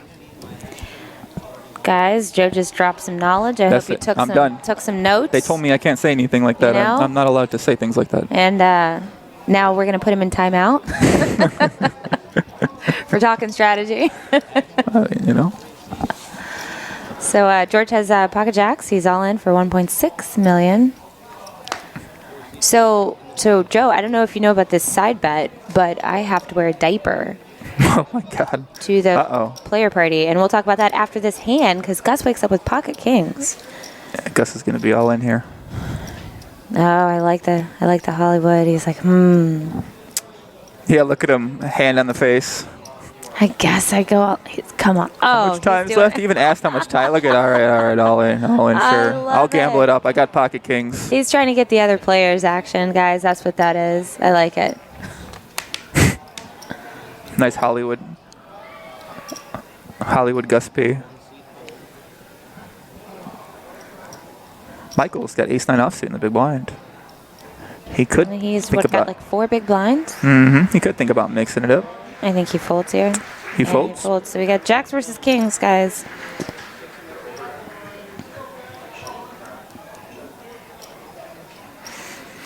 Gus is going to be a big favorite. I like when Phil Hellmuth always says like a 4-1 favorite, 3-1 favorite on like the televised stuff, and some people at home are like, I have no idea what 3-1 favorite means. Do you know what it means? I barely I don't want to put you on the spot. Never mind. Of course you know what it means. Come on, I'm a girl. I don't know what that means. That's not a good reason. Flats queen 4-5. Come on, I have to just play with it. It's so great. Kings are still ahead. Yes, what time is it with kings? This joker. Coming down to the river. George is going to need a jack. So if Gus can fade a jack, he's going to double up. Look at Gus. 7 on the river. Gus doubles up. All right. There's another. Fritz has another child in chat. Rebecca Barnes. How many kids is this He guy? has 5 kids. I told you. They're all in the chat. It's. You know they're absolutely doing like a family text. I think they're all over the world, right all over the USA too. They're in 3 different states. Yeah. Rebecca looks like she might be in some kind of tropical place. With the tropical YouTube header. Yeah. Blonde, beautiful. Okay. Shout out to her. So Gus. Go Fritz, man. You know, we got to tell him that his cat's out of the bag now. He really did the whole what time is it? Yeah, I hope the table paid attention to that whole. I mean, I guess it's a little bit relevant, but it could come up in a potential situation later. And how that could be relevant in a potential situation for you guys at home. If you see some players do something like that, if they're like looking at their hand, like, oh my God, what time is it? They stand up, they put their coat on, and then they go all in. That always means they have aces or kings, guys. So if you ever see, like, this is what happens when you should pay attention to other players. So if you're playing in a game and you see somebody do that, like, all right, when's the blinds go up? And then they start looking at things. They most likely have a strong hand if they go all in after that. So, all right, I guess I'll go all in. That's a tell. Fritz has taken over the chat, man. 4 different states. They're in Boston, Chicago, Florida, and New York. What different states? 4 different. Who's in Chicago? One of Fritz's children. Which one of the... Oh, I live in Chicago too. Oh, Rebecca. Not yet say shout to her. I'm kidding. I'm just kidding. Hey, Rebecca, I'm kidding, man. I'm trying to get in the family somehow. How old are you, Rebecca? You said you want Fritz to be your dad. So. She's in. I mean, he could be a stepdad, right? Yeah. Stepdad counts too. It absolutely did. Father-in-law. Man, that'd be. Sign me up. I mean, you know this family has to be awesome. And that's what I'm saying. This, man, yeah, for sure. Everyone's jumping on that. Chris DeSanto. Let's Even go, Chris Dad. DeSanto supporting his new father. Let's double check, make sure he doesn't have dad in here. But I mean, I can marry into the family, right? That's allowed, right? I think so. I hope so. Jimmy G has just called with ace-10 suited on the button. No one told me you'd come to the Bar Poker Open and do the live stream, and then, you know. Next thing you know, you're married. What the heck? Next thing you know, I'm married. Oh, you got one on the way. Crazier things have happened for sure. So Jimmy G just called from the button with ace-10 suited. Flops ace-jack 6, flops top pair. So for those of you who don't know, if you qualify, like a lot, I love going on these tangents. Come on, I have to keep talking about in the middle of the hand. I mean, what's going on? I mean, come on. It's just funny. It's funny. Jimmy, You're really good at them, though. Jimmy's going to bet, George's going to fold, and we're going to move on to the next hand. It's funny, but you pick the moments you pick for them, though. I know. I like them. They're funny. That's what makes it entertaining. I know. You know, it's like, okay. Jimmy goes all in. See, this is dead space. We know what's going to happen here. Right? True. So those are the points, those are the moments where I'm like, all right, there you go. You got 2 big blinds, 3 big blinds. We're going to have to see some action pretty soon here. These blinds are just going to increase they're going up too fast. Tiger on Twitch said, "I've never met my dad. Could Fritz be him?" It could be. If he's never drank, I highly doubt he's got out of line, so. Yeah, I'm surprised we've still got these many players left in here. Yeah, this is not the way we thought it would go back here. Like we thought, you know, they played pretty quickly getting up to this point, and the play has significantly slowed down since we got to the final Do you think table. it'll pick up as we get down to 5, 6 players? I mean, there's honestly no way of telling the way that these 2 and 3, even 1 big blind stacks are playing. You know, so anything could happen. We could be here for the next 6 hours. I got the under on that, but. I mean, I hope so. Michael says, I want to see the front of that great vest. It's actually a nice vest. He's pretty nice. Jimmy. Yeah, why don't we have a shot of Jimmy? We just get his... Jimmy G. I mean, he looks great from behind, but it'd be nice we get to see all the other players. Yeah, see what he looks like, right? Yeah. Ryan, playing a hand again, opens up King Jack suited. I'm just laughing about that. Oh my goodness. I love this. Richard Harold says it is un-American to have this many players left. I don't know why I love that. I think that might be a little bit taking it too far, but I love it. I think it's I probably love it because it's just inappropriate and doesn't make any sense. So, and I think that's kind of sums up who I am. Inappropriate and doesn't make any sense. Yeah. I'm a big oxymoron, so. Looks like Ryan's going to get it through here with the raise. Oh, never mind. Spoke too soon.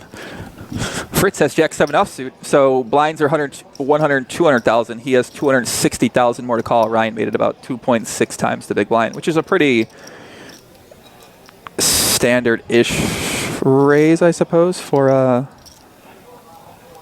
tournaments. But in this situation, with the stack size is so short. Should I use this time to talk about stuff? We got a call. Fritzy wants to mix it up with the chip leader here. Second in chips, rather. So we're going to see a flop pair. Fritz calls with Jack 7 offsuit.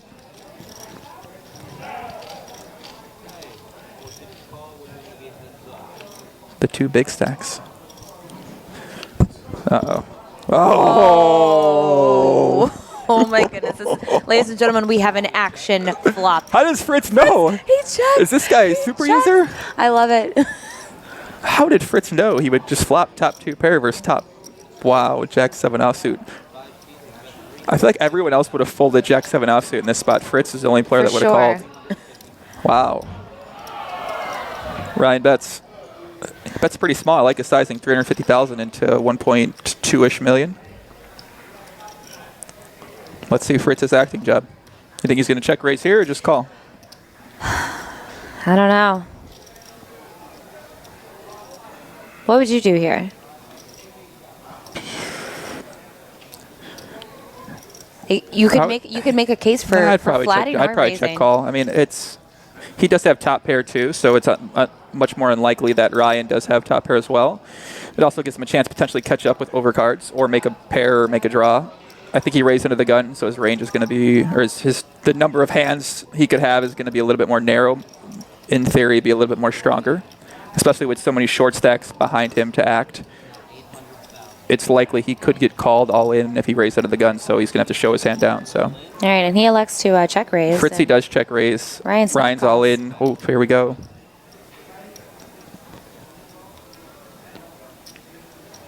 So Ryan goes all in fast, and now Fritz is slow rolling the poor kid. Fritz, what are you doing, buddy? He went all in. Wow. Look at I didn't Fritz. even see that. He instantly went all in. What does he think Look he at has? Fanny Pack, slow rolling him, the kid here. Maybe he's not. I don't know. I mean, What could do you he put him be on? scared of? I don't understand how he could think he has jacks or sevens. It's very unlikely since he has jack 7. I mean deuces. Wow, but, Fritz is but you have punishing top 2, Fritz. Come on, you're punishing never the folding. champ, man. This is going to put our defending champion all in here. Oh no, yeah, Ryan Fritz started the hand is a big It's a stack. chip leader, yeah. I wish you could hear what they're saying. What is he doing right now?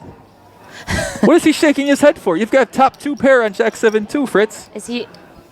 Get your fanny pack in there, Poppy. Let's go. What is he hoping for? Let's party.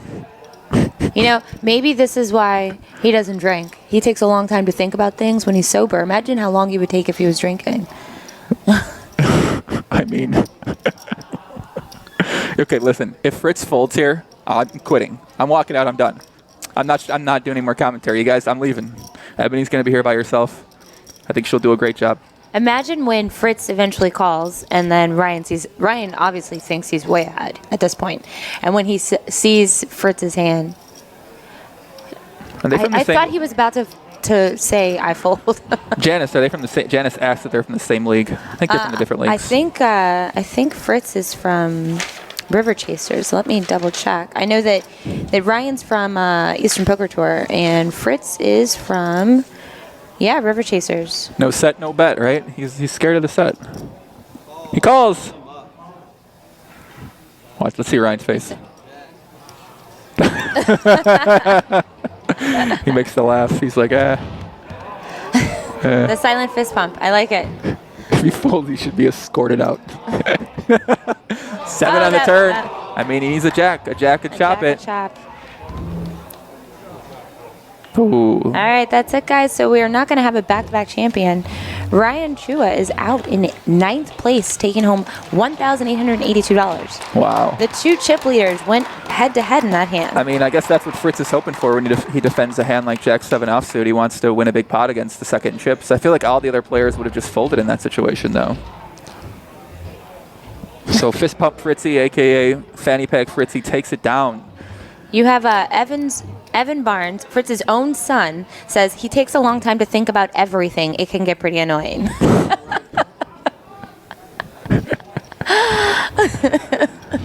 Wow. What does Fritz have in the fanny pack, honestly? He's got some protein bars in there. That's what Gus says.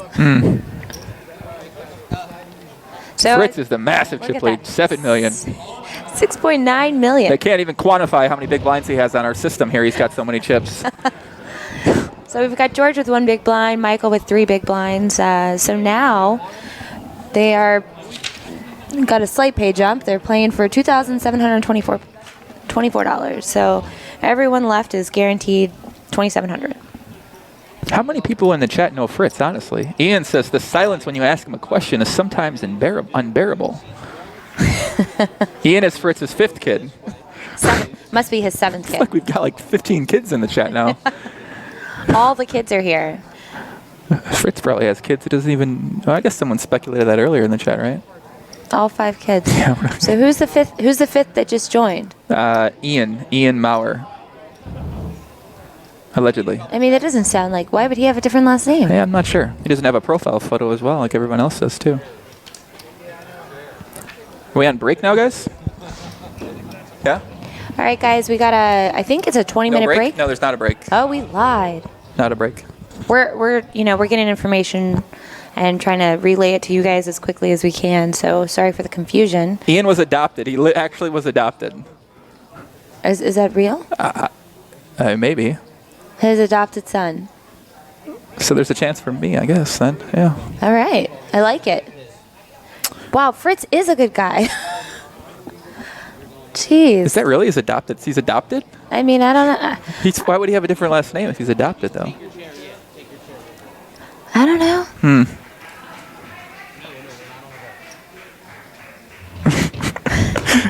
I guess so.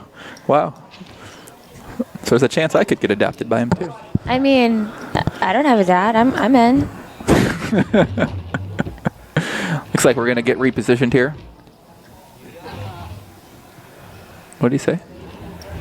I don't know. No break, just okay. Thank you, producer Andrew. Head cameraman H. Yeah. Shout out to our crew back here. We have Andrew Chevalier as the executive producer. It's not Chevalier. Chevalier? I think he's French Canadian. Chevalier. Chevalier, okay. Head cameraman H. HQ, as Andrew likes to call him. Producer's assistant Jeff Maynard. And Nick, is it Foucher or Foucher? Foucher. Shout out to them. Shout out to them for sure. Fanny Father Fritz. Is he taking applications? It's crazy, right? I really he might be. I want to get one Fritz of the on my best guys in the I want to world. get Fritz on my podcast. I think you know what? I think you should. No I think matter I'm going what to. happens, I think you should get him on your Kenney, podcast. I don't know if he could still watch the podcast. You never know. I think he does. Yeah, I think so too. You know what a good guy Fritz is? Since moving to California, I was off of social media for like a month. Mm-hmm. He sent me an email just to check in with me and to make sure I was okay. Wow. Because he said, you haven't been on for a while, and so big shout out to Fritz. He sent you an email to see if you were okay. Yeah. My God. Amazing, This guy's right? amazing. How do I marry? I got to get in the family, honestly, man. I gotta somehow. So guys, Fritz family, Barnes family, you guys, that Joe and I are going to come to Thanksgiving next year. It's going to be, I'll go there. I'm not kidding. I'm in. I right seriously before want the to go bar too. poker open. I gotta hold on a second. I gotta do a little research here.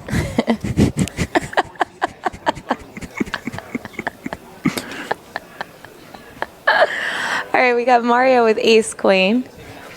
He's under the gun.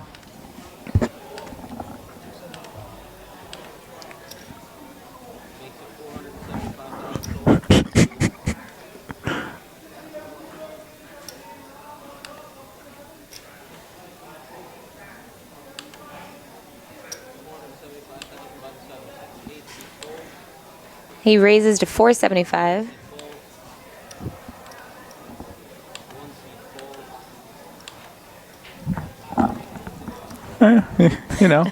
Research panning out over here for I'm for doing Poppy. some research here, guys, right now. Hold on a second. I'm trying to figure out. I'm researching right now. Hey, we got Jimmy G. You can see his face. All right, guys, we got a real final table now. All right, we got Gus has pocket tens in the big blind, so we might see some fireworks here. This is Ian. Look how many kids Ian has. 3 kids. My God. Gus goes all in.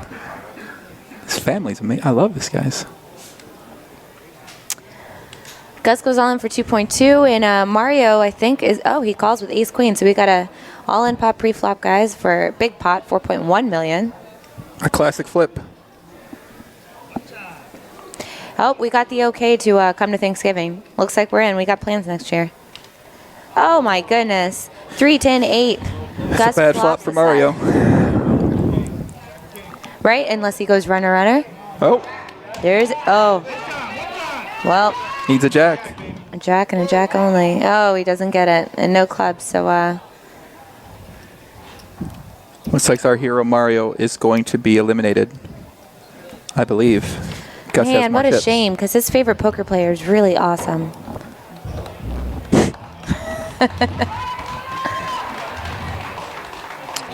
Yeah, it looks like Mario is out.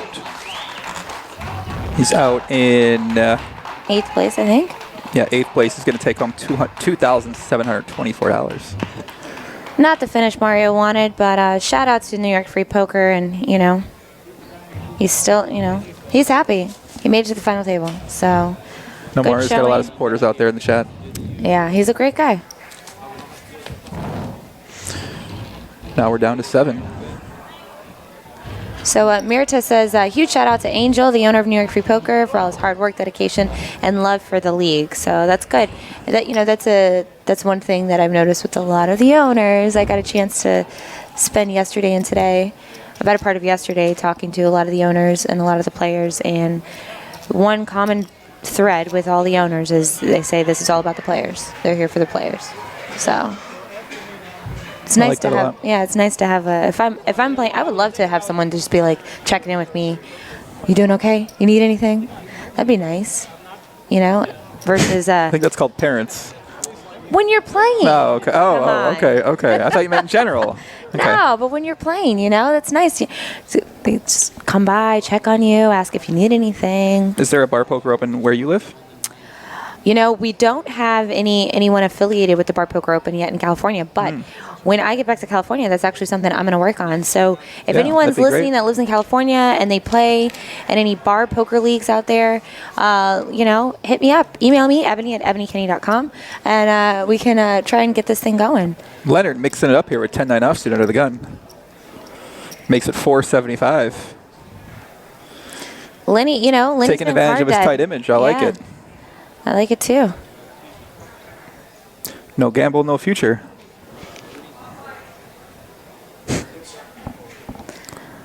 Michael Foltz, King Queen. See, that image is working. With Fritz now. I don't know if Fritz, you never know with Fritz. I thought that was a suited hand. Okay. Looks like this raise with 10-9 is going to work. Nice hand. Mixing it up. Yep. Bodeep said, what happened? Mario gets stacked. Yes, sir. Mario got all in. Ace Queen versus Gus's pocket tens. Flop was 10 high. And Mario was eliminated. Right here, guys, you can see the crowd. Look at that aggression frequency. Fritz has 0% aggression and is the overwhelming chip leader. Look at the crowd, man.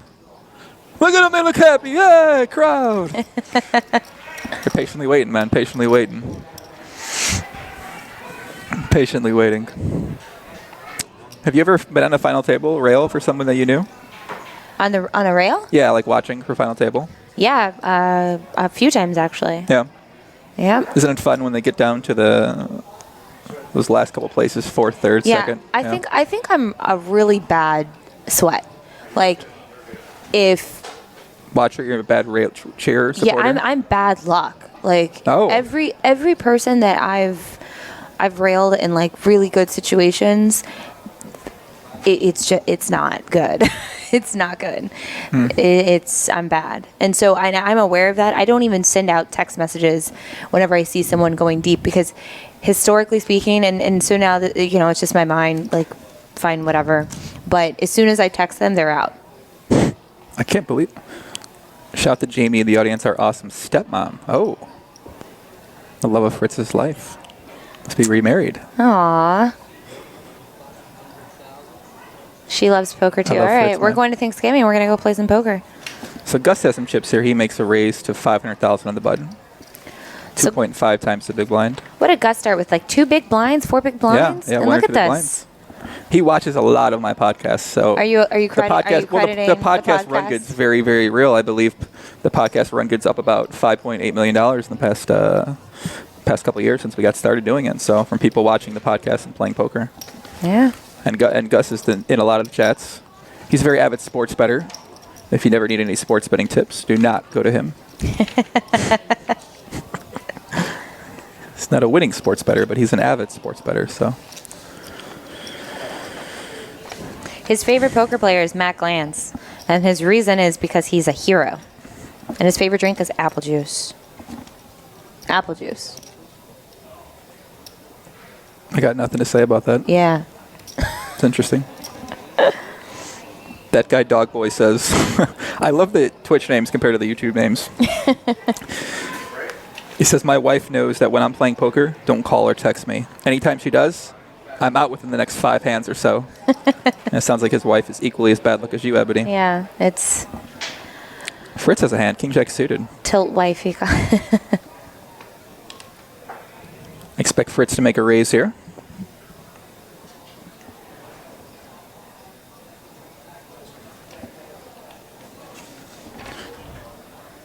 Looks like he makes it 500,000.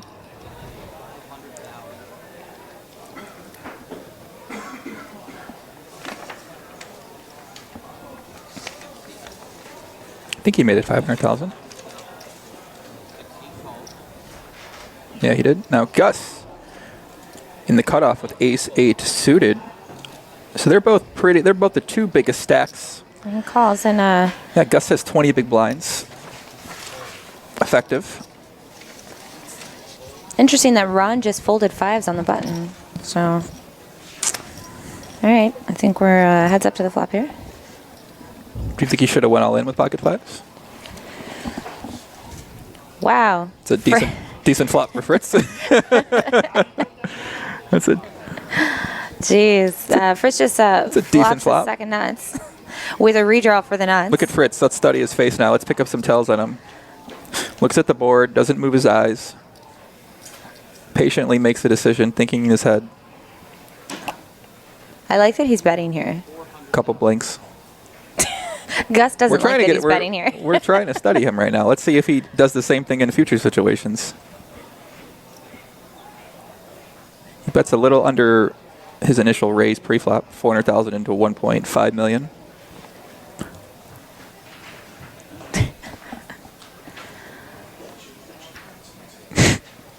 What's it like to be Fritzy? Life is good, huh? Life is really good. Yeah. I don't know what Gus is doing. He's Hollywooding. Gus, you have ace-8, buddy. Come on, dude. Yeah, he might look him up. Ace high is good a lot of times here. If you guys could see the face I'm making. You could be thinking about making a play. Nope, folds. He folds. Hollywood. Fritz takes another hand down. Oh, he shows King Jack suited. Get some table credibility. Ah. Nice hand. Fritzy. Fritz has got almost every chip. We have Michael and George now with 2 blinds and 1 big blind, respectively. He kind of almost does actually have more chips than everybody else does. A little bit, Everyone a little bit combined, less. I think so, yeah. Wow. That guy says the people at Bar Poker Open should implement some API calls to all of the Bar League websites so that we can share our poker profiles. I actually think it's a really good idea. Not bad, not bad.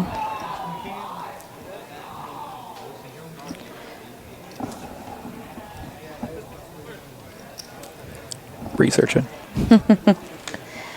For those of you just tuning in, if you guys are just tuning in, we're down to 7. This is the Bar Poker Open, the 2nd annual championship, and they're playing for a whopping $23,000.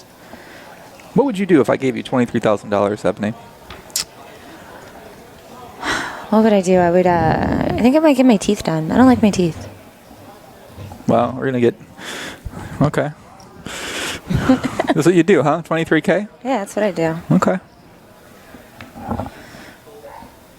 Probably not a responsible thing to do, but that's what I do. Debatable. Nothing wrong with that. Yeah. Jimmy G. I like Michael's stare. Michael in C2 has got a really intense stare. I like this. Trying to out. Jimmy's not going to fall for it. He goes all in. Oh, I like it.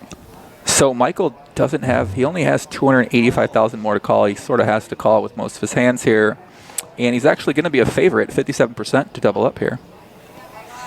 Yeah, when you got a short stack like that, just got to put it in and pray. Yeah, Michael's with New York Free Poker. If he wins the hand, I guarantee you there's going to be some loud celebrations going on in the crowd. It's a good flop for him. 257. Queen high still in the lead. River, turn king. Michael's going to have to avoid a jack or a 10. Doubles up. There it is. I think they cheered, but we can't hear it. Oh, yeah, we had it turned down. So Michael is going to double up. I believe he's going to have about 1.3 million chips. Not the pot's not. I don't think the pot's 1.9 million chips. Unless he was all in the big line for... Yep, he started him with 685K. I'm not sure what he started with. Michael's still alive. The Pish says, what was the buy-in for this tournament? The Fish. They actually won. Michael's 1.2 yeah, they million. actually won their seat in, so, yeah.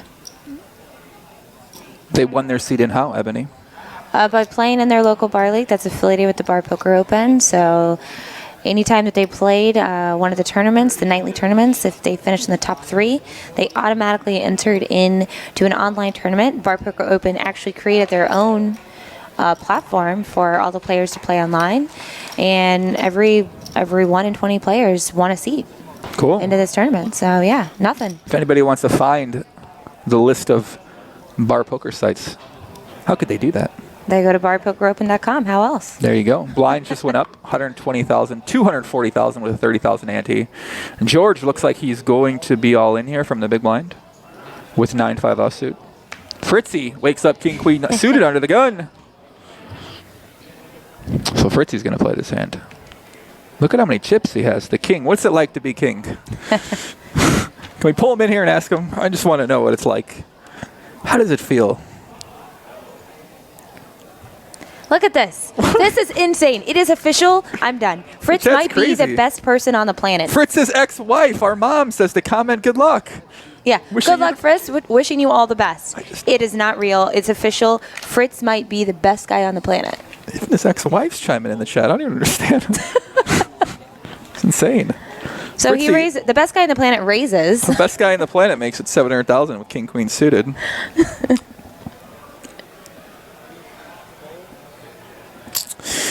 And we're going to be all in here. King queen suited against George's 9-5 offsuit. I guess Fritzy's winning this for sure, right? I mean, even if he wins, it's not going to be a big hit to his stack.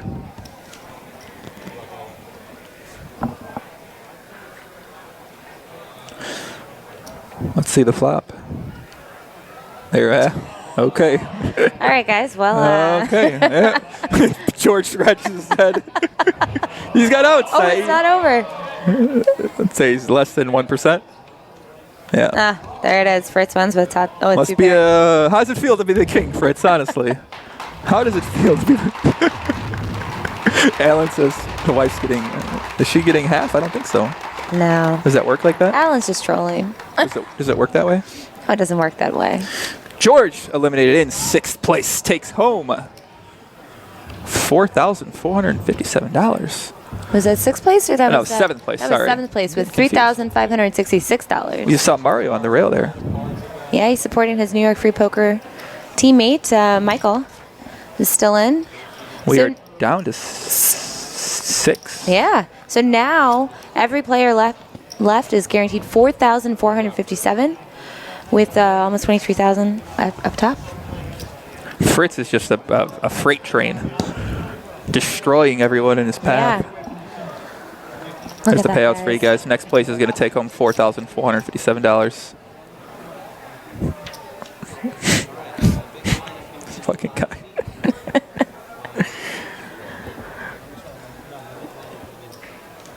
Six of the best. Who you got, Ebbs? Who you got to win? I mean, come on. I'm going to pick first this time. You went with the chip leader, Ryan All right, Schwal all right, last you time. go- No, you go you didn't ahead. even go with Fritzy. I know. Okay, I'm going to go first. I got Fritz. Who you got? You know, I'm going to take your wild card then. I'm going to take Gus. No, you're not. He's my wild card. You can't have him. We're doing a second round of, What do you want to bet? selections. What do you want to bet? I'm not betting anything. Come on, why not? You could buy my wine tonight. Not going to be able to do. It's an open bar. The Yeah. Bar Poker Open's having a free open bar in Murmur here in Borgata. We were there last year. I showed off my dance moves. They recorded that last year, didn't they? They didn't. My dancing wasn't even seen on video. Is it?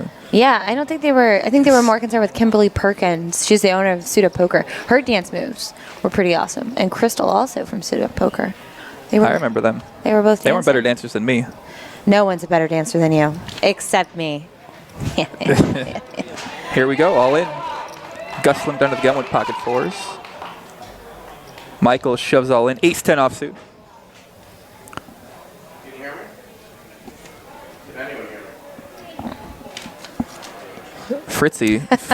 Fritzy's mixing it up. 5-4 suited.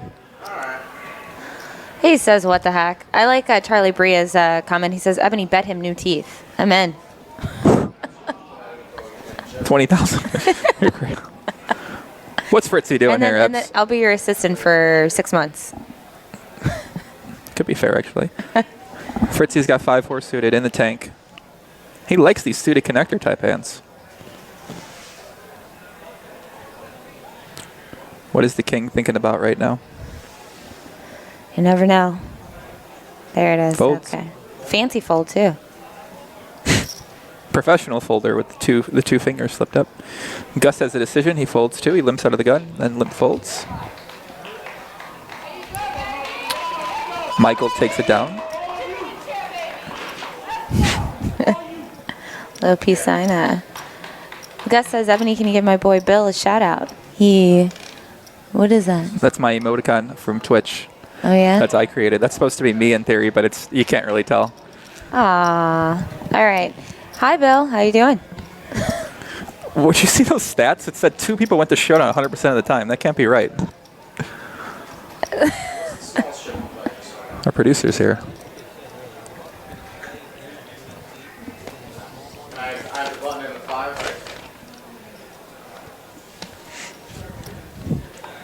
What are you looking at, Ebs? This is the time you drop a fact on us here. I know. I'm looking. I want to find something good for you guys. You used up all the facts. I didn't use up all the facts. Too early in the stream, you blew I did not. Yep. I did not. Leonard here at ace-4 offsuit.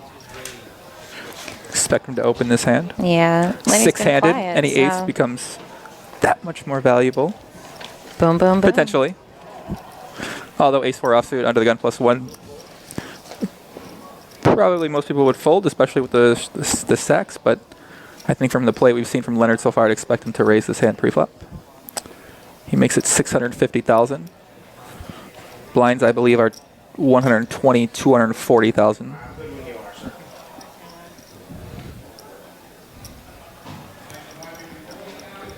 Gets it through. I really like the enthusiasm of some of our viewers today. Yeah, there's a lot of interaction. Yeah, this is great. I just love how enthused they are. You got Shonda Becker out there. He's just, really, really positive, feedback and a really nice usage of exclamation points and ... periods in her chat. Obviously, we got the Fritzy fans out there showing a lot of love for their father, brother, daughter, dad, ex-wife, husband. I mean, everyone's out there for Fritzy. So yeah. And his 2 new adoptive children, Joe Ingram, 1, and Ebony Kenney. Yeah. Are we really going to go to Thanksgiving next year? Why not? Where does he live? I don't know. Check the sheet. Probably Massachusetts. Check the sheet. Where does Fritz live? Fritz, Pennsylvania. Lawsdale, huh? Yeah. Okay.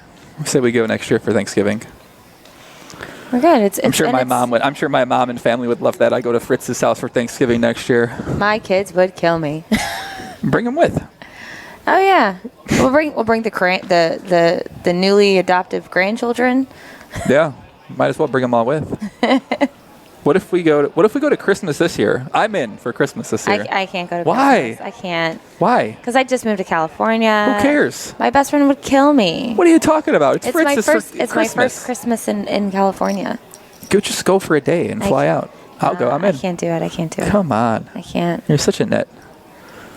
All right, we're going to see a hand here. So it looks like Leonard limps under the gun with King 10 suited. Fritzy over limps the button with Jack 9 offsuit. Can you do me a favor and explain to everyone listening what overlimp means? Overlimp means when one person limps in, another person limps behind him. It's called an overlimp. So flops King Queen 3. This is not good for Ron. Ron flops top pair 9 kicker. Leonard flops top pair 10 kicker. Leonard actually prefers to go by Lenny. Well, what says Leonard on the screen? Yeah. Lenny? All right, Lenny. Yeah, it's Lenny. It's Lenny. So, Lenny's, I'm pretty sure Lenny's going to make the call here. He calls. Fritzy, tilted, he can't chase his gut shot. I'm sure he would have hit it. Yeah, 10's coming for sure. For sure. Uh-oh. Ron's in bad shape. Going to need a 9 or running cards to stay alive.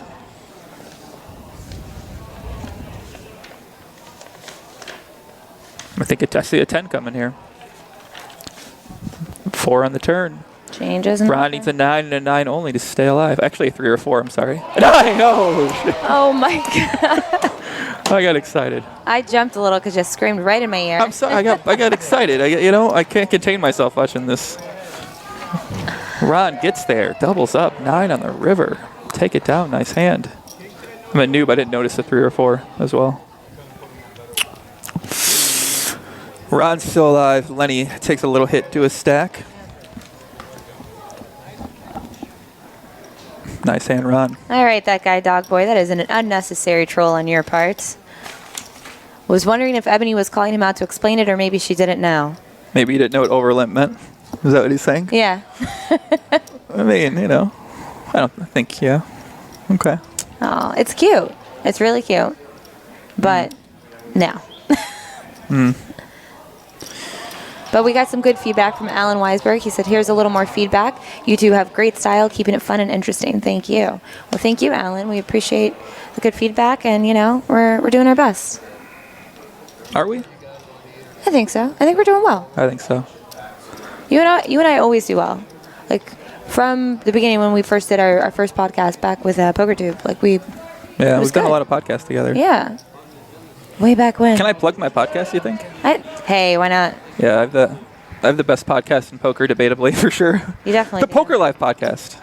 Boom, boom. Where I have all the best online and live poker players on, and we discuss all things the poker life. And the non-poker life. And the non-poker life as well. It's really the best podcast in poker. It's on iTunes. It's on YouTube. Yeah. It really is the best podcast in poker, honestly. It I is. mean, there's not much competition, but there's some other good ones out there. But I think hands down you have the best one, and you have the most diverse. You don't just get the people on there that are well known necessarily, among the masses. You got to get the hidden people gems that are, on. Right, exactly. People that are doing big things in poker that no one really knows about. So. Yeah. Dogboy says you got a link for that. If you want to, you can. I guess our names are on the screen. Just follow our Twitter. Yeah, just Google my name, Joe Ingram 1, and the YouTube podcast will come up. It's on there. I love it. Just Google my name. I mean, what? You can Google your name too, Ebony. It's an easy way to find it. I don't. Oh my God! Calm down, Ebony. You're the one that knows the Starbucks people when we walk in there. I don't even. You're a dork. Just Google me.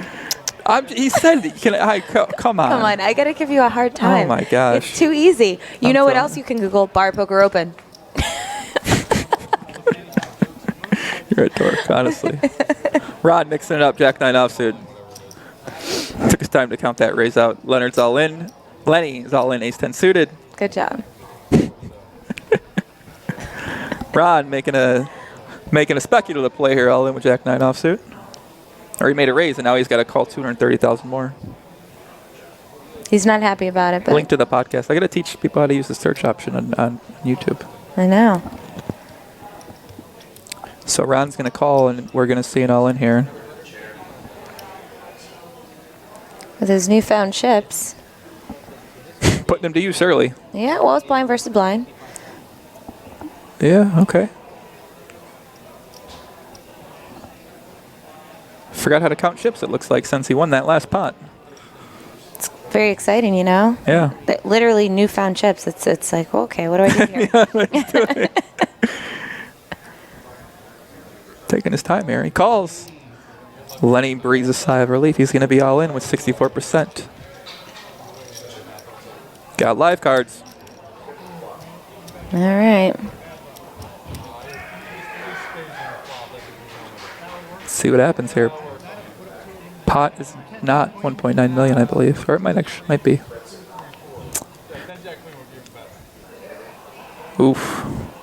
Good flop for Lenny. Ron's going to need running cards to stay alive. That's a running card, potentially. Nope, Lenny doesn't look at me. Lenny's devastated. Lenny's like, you would have thought if you looked at Lenny, you're like, oh my God. You would have thought he just hit, like he was just drawing dead now, that Lenny was just out. And now they play musical chips, and Lenny gets the chips back from Ron. Lenny doubles up 1.9 million.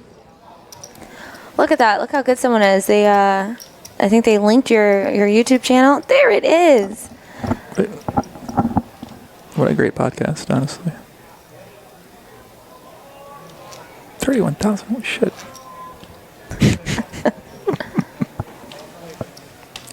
Lenny doubles up, he's alive.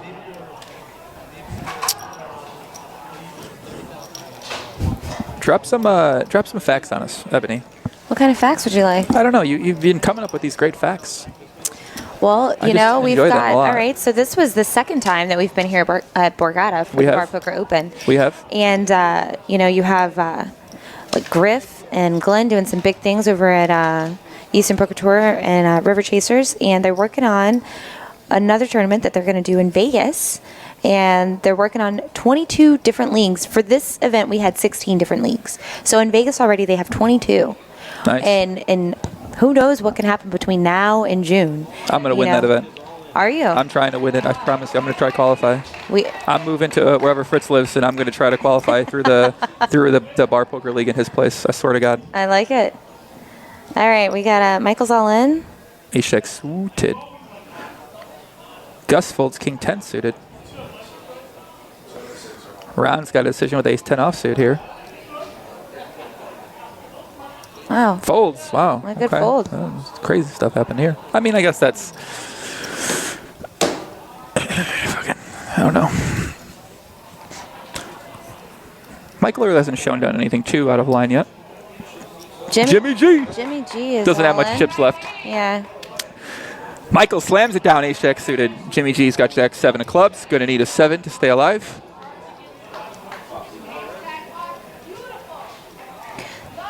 Let's see what happens. This will be for, oh my God. Wow. It's a really Jimmy good flop G for just Jimmy loves the G. nuts. It's a really good Michael's flop. going to need a runner. For Wow, it's a really good flop. That's it. Wow. So that's it for Michael. Oh, no. Does Jimmy G double in? Yeah, Jimmy G doubles up. Yeah. Double in. You like that? Yeah. He doubles I think in. he doubled up, yeah. So let's see. Someone asked, anyone on here know if any of these leagues play in Austin, Texas? So That's a great question. I will tell you one thing. There are bar poker leagues everywhere. So what you have to do, and look at that, Tiger Goodwin. I think Austin has a league called Steers and Beers Poker League. So what you have to do, and what you should do, is find your local bar poker league and talk to them and tell them, hey, get in touch with the Bar Poker Open. Let's get affiliated. And then you guys can, boom, you know. Jack 7 has been a really good hand during this tournament. Yeah. Fritzy won that big pot Jack 7. Jimmy G looked down Jack 7, won a big hand. Yeah. It's a powerful hand for sure. Yeah, a couple people said they didn't know there was events in Vegas. Yeah, it's going to be next summer. Mm-hmm. I'm excited. You going to be out in the series next summer, Ebony? I mean, I'm sure I'll be there at some point. You know, I love Vegas. I love Vegas during June and July. It's the best place. All your friends from all over the world that you know from the poker world, online poker, and that you play with, and they're all out there. You go out with them, hang out, have a good time. I guess there's a lot of other reasons to enjoy Vegas in the summer. All the poker that happens there. The food. I like the food. The food's great. The food's great. The food is spectacular. Food is really great in Vegas. It is. What's your favorite Vegas restaurant? Joel Robuchon. Where's that at? It's at MGM. Mm. And it's a Michelin-rated restaurant. Fancy. It is spectacular. Okay. So I've only eaten there once. Easily the best meal of my life. And it's an experience. And I don't golf at prices often, but it's pretty expensive. But they have a sister restaurant right next door that's just as fantastic, but it's really good. I'll have to check that out next time I'm in town. You got to take a special lady there. You can't just. I got to take a special lady there? Yeah, you can't I already know who I'm taking there. I got someone in mind. Who? We seen her in the chat today. I'm serious about trying to get in the family. I wasn't kidding you. I'm trying to get in the Fritz bar, the family. I'm not lying. I mean, you don't. Come on, it's you know. Oh goodness, Fritz raises with Ace Jack of Hearts. I don't think this is gonna matter. If Fritz has Ace Jack suited, I don't think it. I just see him winning this one. I got to be honest with you. Oh, he just said call. He didn't say all in, so he's gonna have some. I mean, they're all in. It's have some chips. I mean, it's a negligible difference. Yeah. Fritz is gonna think about it. He's got. What is the graphics saying is wrong here? No, so Fritz just raised and Michael just called. He thought it was. Fritz is winning. Listen, I got my life on Fritz right now. I don't care. Gun to my head, I got Fritz winning this hand. I'm telling you. The king's not missing a flush draw. Oh, the king Michael's is not missing a flush draw. There's absolutely no chance. There's no chance. I mean, I like Michael. I'm rooting for Michael, but the king cannot be beaten. Any Jack or heart? It's gonna. Oh. It was red. I know. I'm so confident. A heart. Wow. Wow. That's a. I'd be dead right now if I put my life on the line for that one. Wow. Michael takes it down. Nice hand. What? Evan knows. Evan in the chat knows. That's what I'm talking about. That's I'm going to take her there. What was the name of that restaurant again in Vegas? Joel Robuchon. Joel Robuchon. Thank you very much. Yeah. Michael doubles up. 2.2 million. He's still alive. Nice hand, Michael. I can't believe Fritz missed that. I'm surprised. I'm shocked. I really am. He's not getting the support of his in the chat anymore. So. No, they're there. Yeah. You know, they're just excited that they might have, you know, a new brother. They have a new brother and sister. Jesus. Who are you marrying? I'm not married. I'm just getting adopted. You crazy? Okay. You're just Me getting getting adopted. married. I could see it. Really? Mm-hmm. You're wifed up now. Slow your roll. Slow your roll. Maybe Evan's single. Evan, are you single? Evan, what do you think about being a stepfather?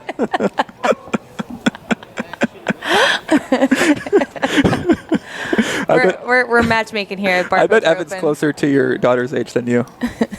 Hashtag Rebecca and Joey. I got the family support. You know, I'm liking the sound of this, man. This is great. They're excited. I like it. Who would have thought? Honestly, I come to New Jersey, the Bar Poker Open, do some commentary with my good friend Ebony Kenney, and you get find myself adopted a and wife. find a wife. It's insane. The amount of run good, I just let's see what happens here. Jimmy G folded the button. It looks like he doesn't have cards in front of him. Michael's got jacks. Another big hand goes all in. Fritzy folds. Nice hand. Oh. Uh-oh. Well, first it says we have to come to Fritzmas if we want to get adopted. Fritzmas is, I guess, their special way of saying Christmas. And yes, Evan's single. Yeah. Uh-oh, Kenny's upset. Oh, Kenny, what do you want us to talk about? Here's the chip count. 6.1 big blinds for our future father-in-law. Yeah, Kenny. Sometimes during these final tables, you know, you sort of say, you talk about the action in a lot of spots, and it's pretty, pretty basic raise fold action that happens. We can't so we can't please everybody. No, I mean, there's a lot of downtime that happens during these things, so you got to get a little creative sometimes to. Not to mention, bar poker is all about having fun and yeah, exactly. Yeah, I don't think it's like a. If you came here for serious play, serious commentating, we got the wrong two commentators for that one. Yeah. You need filler. I agree. We didn't talk about things going on in the chat. We don't have much to talk about sometimes. So that's why we have the chat. We want people that are watching to be involved, and it makes it fun. So if you want us to talk about something else, Kenny, give us a topic. Give us something. Ron raises a6 offsuit. He made it a little bit over the minimum raise. Ron sort of does all sort of different things, it looks like. He made a minimum raise here. He made a big raise before. Ron mixes it up.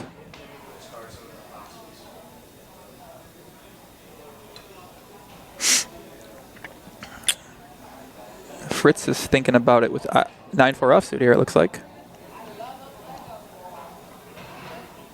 I can't imagine he's going to call here, but the raise is. I don't know. He folds.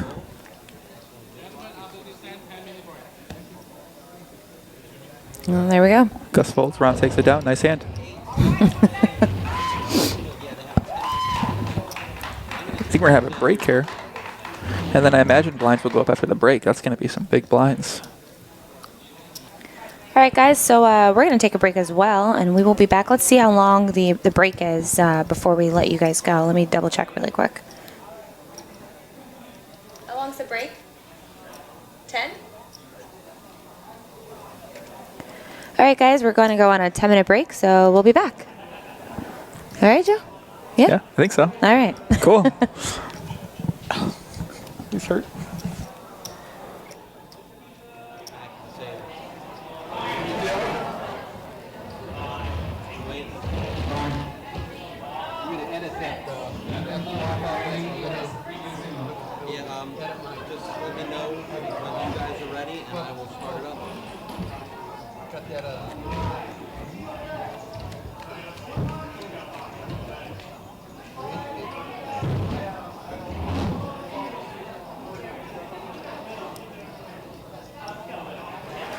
right, guys, we're back.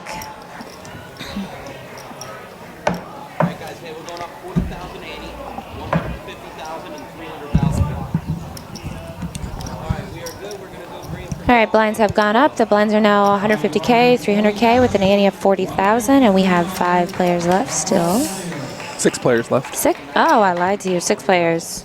Thank you. And they're all guaranteed right now, $4,457. First place is going to be almost $23,000.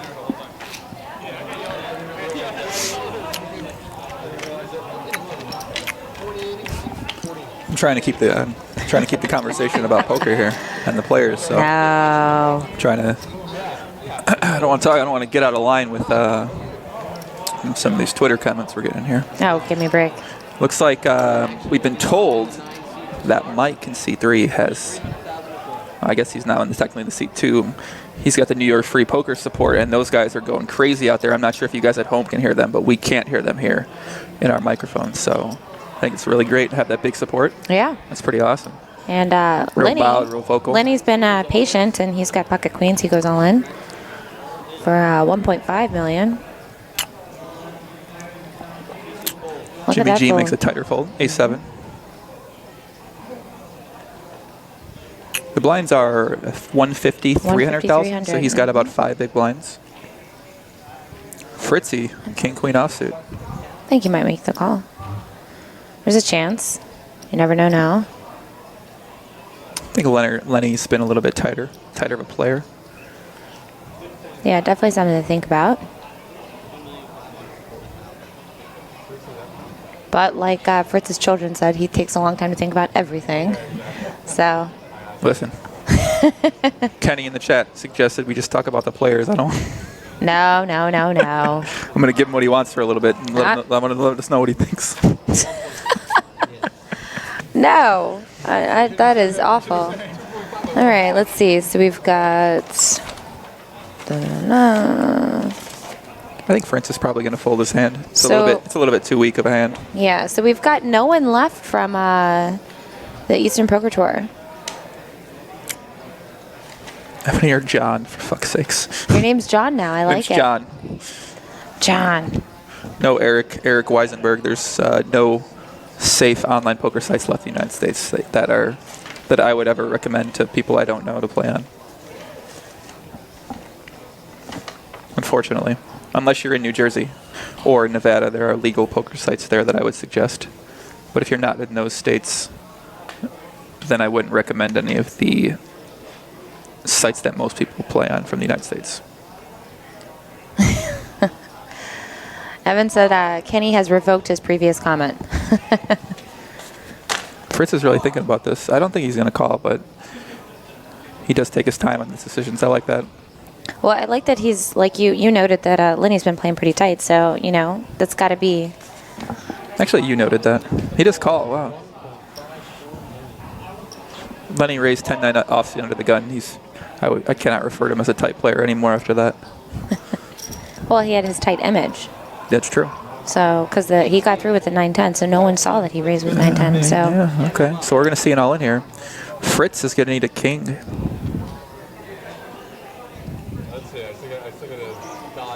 Fritz is still at 32%.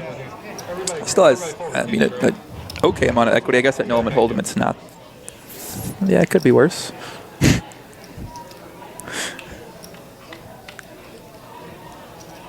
That's a really good flop. It's a top. Fritz just flops the straight. top flop for Fritz. Oh, that gives him outs. Any 10 or queen for Lenny. Or a king to chop. What a flop. King to chop, true. Yeah. Wow. Oh my God. I don't know what to say. There it is. Fritz continues his run good domination 32%. and knocks out Lenny in 6th place. Oh. Wow. Lenny takes home $4,457. And he was representing River Chasers. So good job, Lenny. And we hope to see you next year. Nice job, Lenny. Congratulations, man. $4,457. All right, so we're down to 5 now. With Jimmy G, he's got 3 bigs. Look, everyone but Fritz is under 10 bigs. I think in this situation now, if you're the players, you might start looking at someone like Jimmy G's got a short stack, it's going to make you a little bit less inclined to want to go all in, because now the pay jumps, they do become a little bit more. So now we got 5,400 for next place, 67 for the place above that, 81 above that. So now there's already incentive when we're down to 10 to ladder up. But in this situation, I feel like now the numbers are getting up there in the thousands that these players might be thinking more about trying to go up a spot or two. Yeah, the value of backing up into a higher it's not necessarily like playing for first in this situation might go out the window for some players when it comes to making a play. They might just be trying to get up a position or get up 2 positions or stay alive. Yeah, and if I'm Fritz here, like I'm just putting the pedal to the metal. My aggression's gonna. That's an option. I mean, if you're in Fritz's spot, you could do that, thinking the players are going to play tight. But I think he also has enough chips where he doesn't necessarily need to push the action. He can sort of let some things happen at the table too, and he's going to be chip lead going into heads up if he stays out of trouble. It looks like. Yeah. So Fritz is going to raise here. He's got ace-9 offsuit.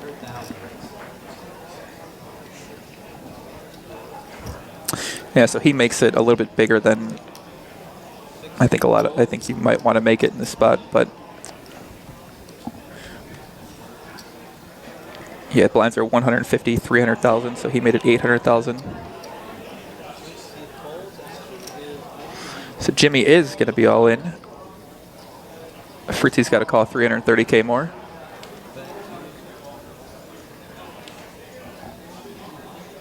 Monica Ace on Twitter. Huge shout out from NYC for Mike. Mike's got so much support out there. So here we go. All in. Jimmy's got ace-5 suited. And he's behind Fritz's ace-9. Fritz, the crusher, man. I mean, I'm shocked he lost with ace-jack suited that earlier hand against Mike. Yeah, he was a favorite. Clearly, when the rest of the money went in. Mm-hmm. Oh, Jimmy hits his 5.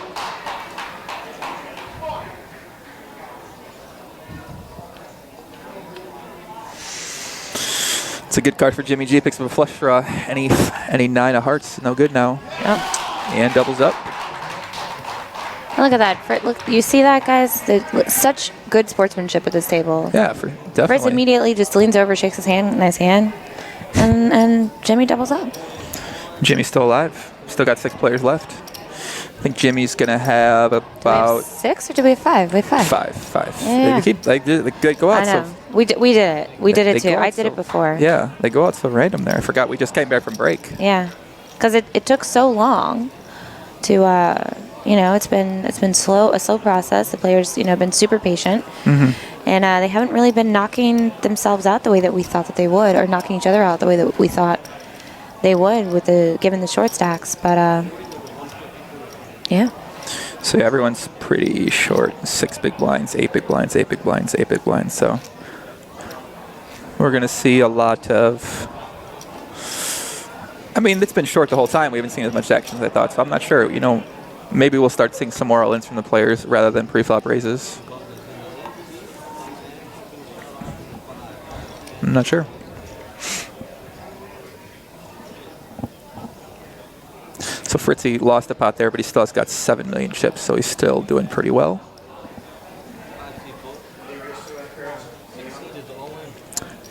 Gus pocket 10s just shoves all in. So this is what I was just wondering, if the players will just start going all in pre-flop rather than making those small raises as we saw earlier in the table. Jimmy G. He calls. He makes a call of ace-9. Here we go. Michael is going to fold his king-4. So it looks like Gus will be all in here. No. Jimmy's left with 5K. It looks like that's. All right. So Gus is a 72% favorite to win this hand and stay alive. It's cold in this room. It got really cold on the break. I don't understand. Some heat back here. Jimmy G stands up. You get a chance to see that vest everyone wanted to see earlier. Mm-hmm. I like the vest. Not a good flop for Jimmy. He's going to need an ace or running cards to make a straight or trip 9s.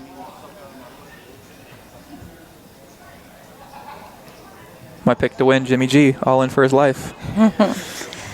against your wild card. I pick. know. How are you feeling now?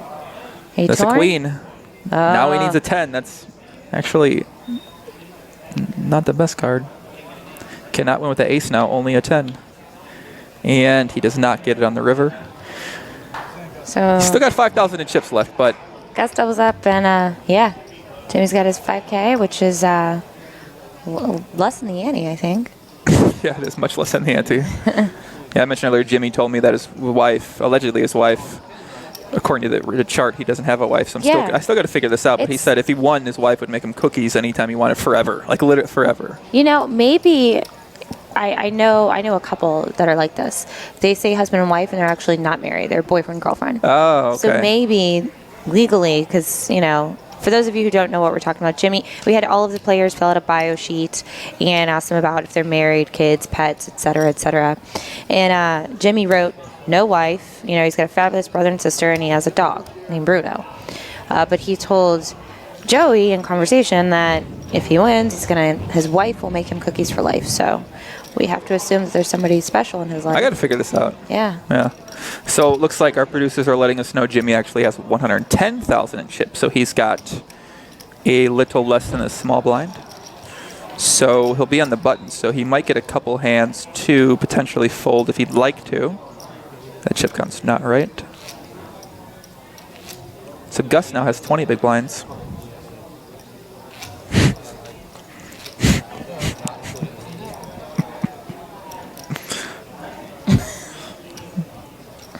Evan in chat says Fritz's wife would make cookies forever even if he didn't win. She already does. I imagine Jimmy G seemed like the kind of guy, if he wants to get some cookies, he's going to get some cookies from he's a convincing guy. He seemed like a very friendly dude. So Yeah. if he asked me to make him cookies, I'd probably make them for him. Why not? He seemed to really just enjoy himself.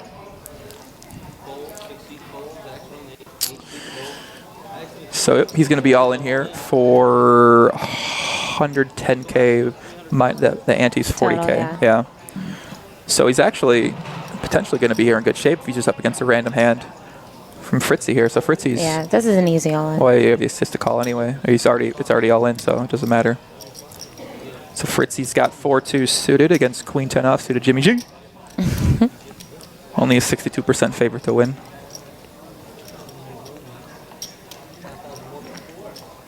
Let's see if Fritzy can gain some momentum. Fanny Pack Fritz. What was this other nicknames that he's been given in the chat? Fanny Pack Fritz, Family Man Fritz. There's quite a few. Yeah. Here's the flop. King 9-8. Pretty good flop for Jimmy G. He's now 80% favorite to double up. Turn ace. This is the old 2 river, huh? Nope, ace on the river. Jimmy's still alive. He's going to not have 720K. So he's going to have, what do you start with, 110? Yeah, the antes. Yeah, 70, yeah. He's going to have 410, yeah. Kenny says the big stack should apply power poker, be aggressive, apply the pressure. I think that's definitely a strategy to go into this situation. I think it's better to use that strategy when you're. I think you sort of need to understand why you're using that strategy and know which spots are the best spots to be aggressive. Know which spots where you can take advantage of some full equity in different players, and unless you're super familiar with understanding, it's probably better for you to just play a little bit tighter. Just play your normal style rather than sort of think that, oh, I have the big stack, so I should maybe make this raise, but you're actually not really completely sure of the benefit of making that raise just because you are the big stack. Yeah, you got to be timing. Yeah, I think Fritz is playing. I think he's playing pretty well so far. I think he's obviously hit some hands. Yeah, I mean that's what happens to go deep in these tournaments. You got to make hands. So it's a big element of winning. Folds to Fritz. He's got 8-5 offsuit.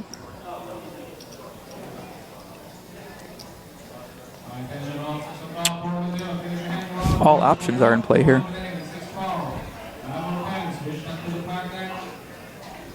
Hey, cold, you're shivering. I am. I know, it's freezing. Borgata. It's so cold. Pump the heat up here, buddy. Fritz is in the tank. I think he made it 550.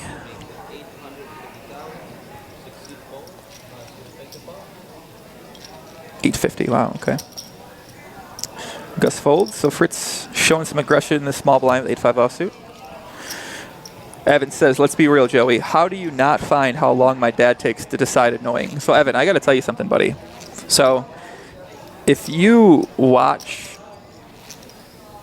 tournament poker unedited, if you just watch how long these players take, if you watch the World Series of Poker final table this year on ESPN, the players take so much longer than your dad takes. I mean, the length of time he's taking in these spots, he's not fake taking a long time. He's actually has decision in these situations. A lot of professional poker players will fake like they have a tough decision or they have a tough spot.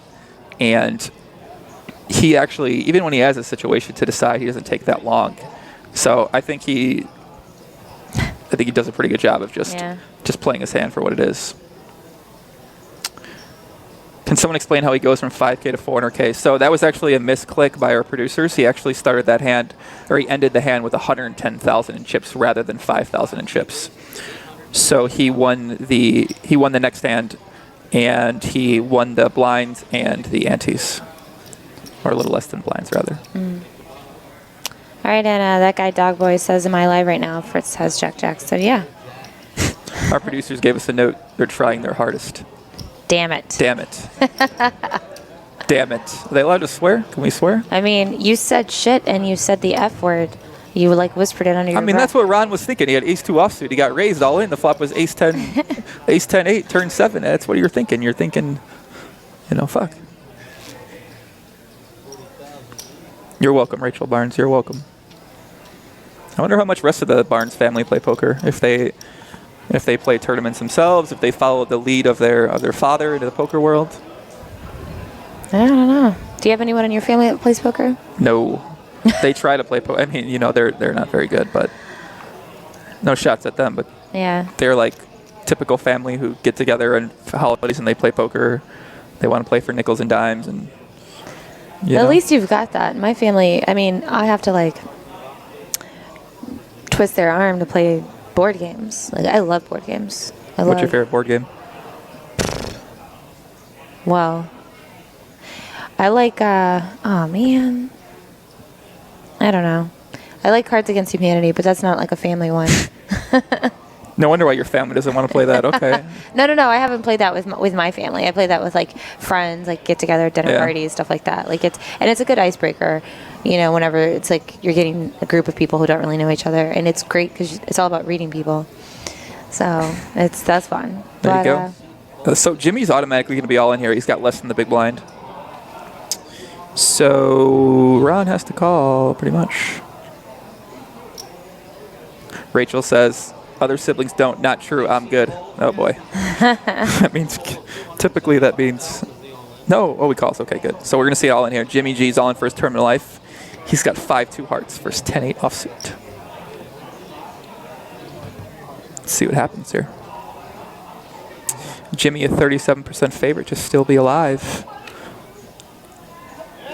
That's an above average flop for 5-2 suited. He flops bottom pair with a 5-5 flush draw. Ron is going to need a 10 or an 8 or running hearts.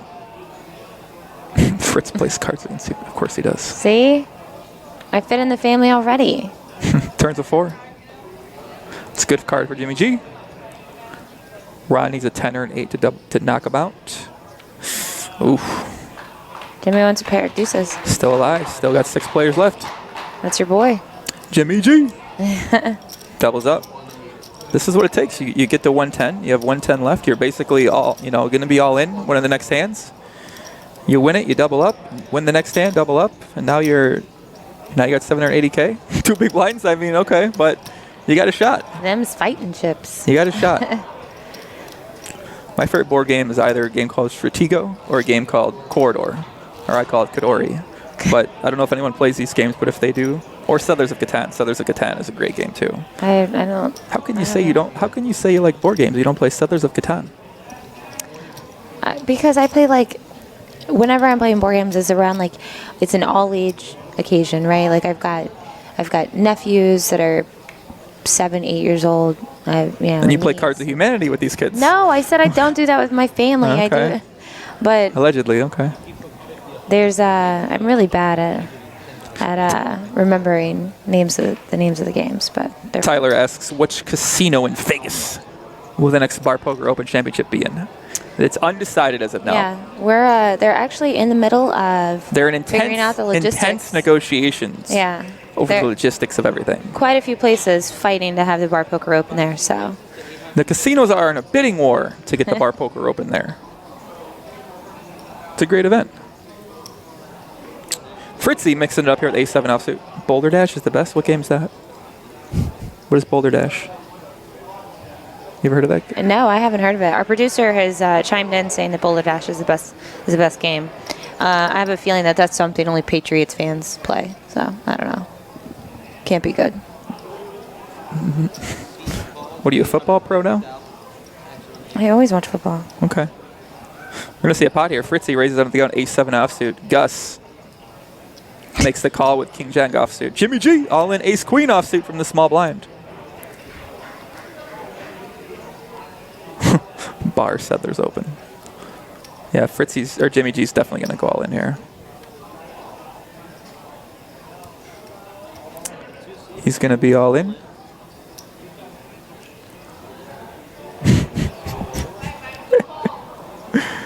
Megan Verholy says, what will Gus do with his winnings? Buy his girlfriend a new kitchen or take her on a vacation?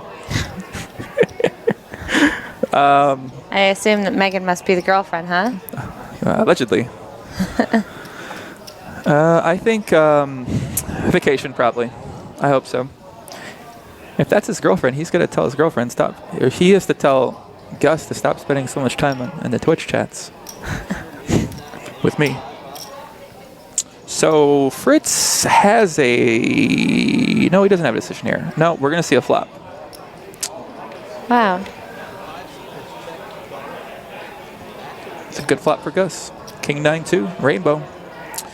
Gus is all in with King Jack. Fritz checks. Gus checks back. Yeah. Jimmy's all in with Ace Queen. Wow. Good card for Gus. 2 pair.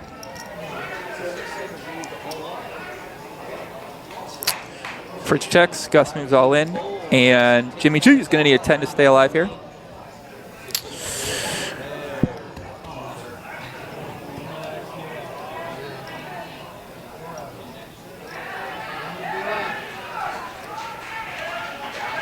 River's a 4, and Gus eliminates Jimmy G. In 6th place, my pick to win is eliminated. He takes home $5,448.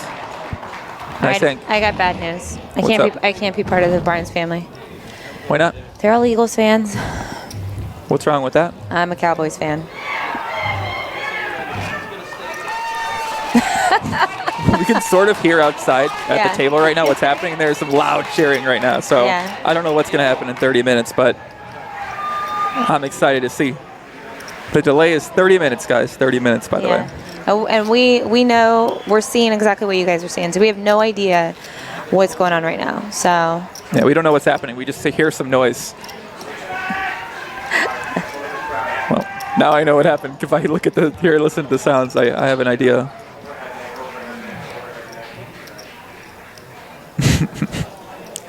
The people don't like that you're not an Eagles fan, Ebony.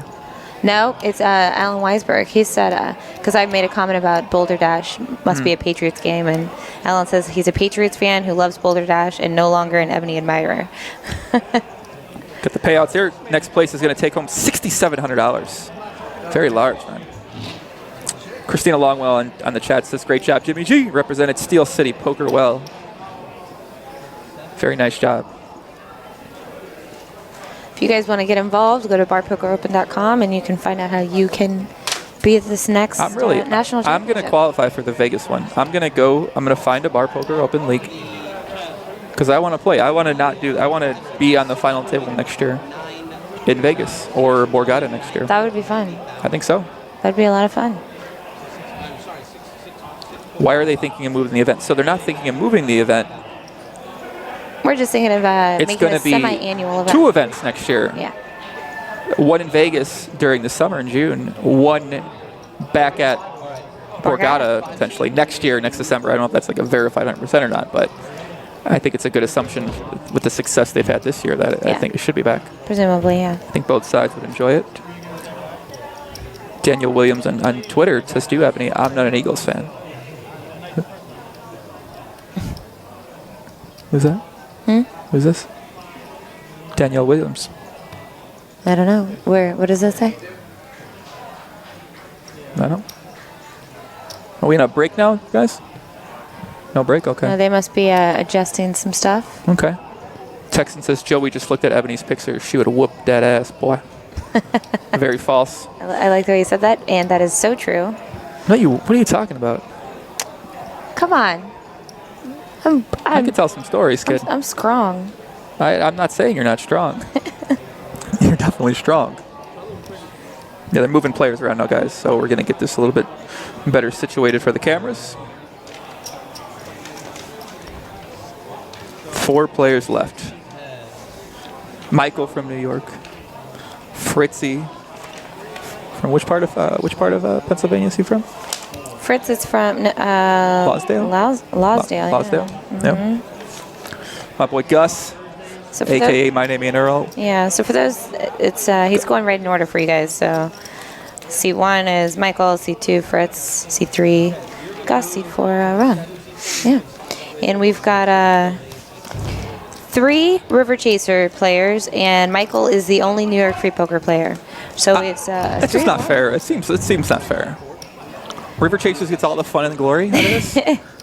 Michael's my guy now. I'm on Team Michael. Yeah, but he was my second wild card pick that I wanted to change to my actual. No, I wanted to change him to my actual pick.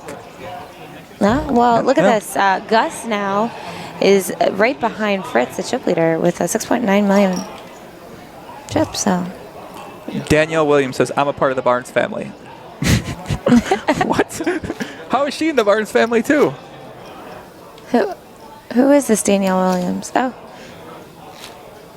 Oh, stepdad. Okay. Wow. How many? My goodness I can't gracious. believe there's so many Barnes. So she's not an Eagles fan. Okay. All right. So not all the Barnes families an Eagles All right, fan. Danielle. So I can be a part of the family. It's good. It's good to have some rivalry at family gatherings anyway. It's true.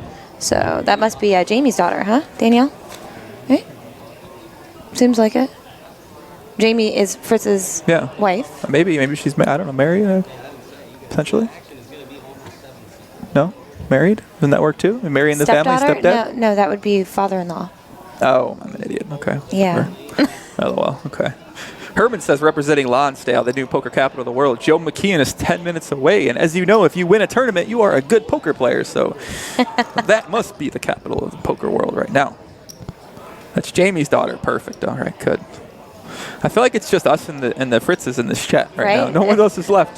That's it. It's us and the Fritzes. All right, where's everyone else? You know, we've got 3 River Chasers players. We've got a New York Free Poker. I know there's a ton of New York Free Poker fans that are out there watching this event live.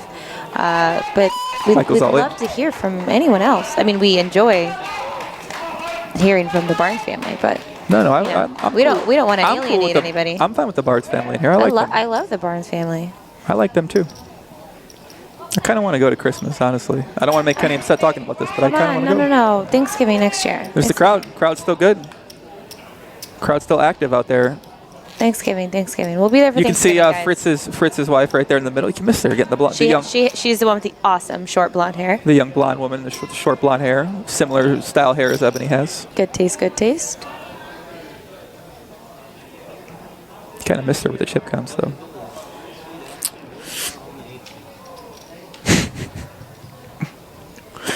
Alan says EPT here.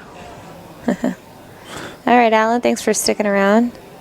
We appreciate it, even if you are a Patriots fan. Wendy says Connecticut loves Gus P. Got a little love for Gus out there in the chat. Michael's got Queen Jack suited here. I expect him to play this hand. Probably just going to shove here, yeah. What does he have, 4 big blinds, 5 big blinds? Yeah, I'd expect him to go all in here.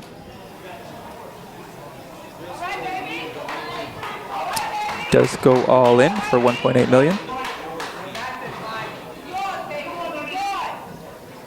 Fritz cuts hair too. Can't be true. What the heck? Fritz is thinking about it with King 4. He folds. Expect Gus to fold 8-5 suited as. I mean, maybe he's got a lot of chips.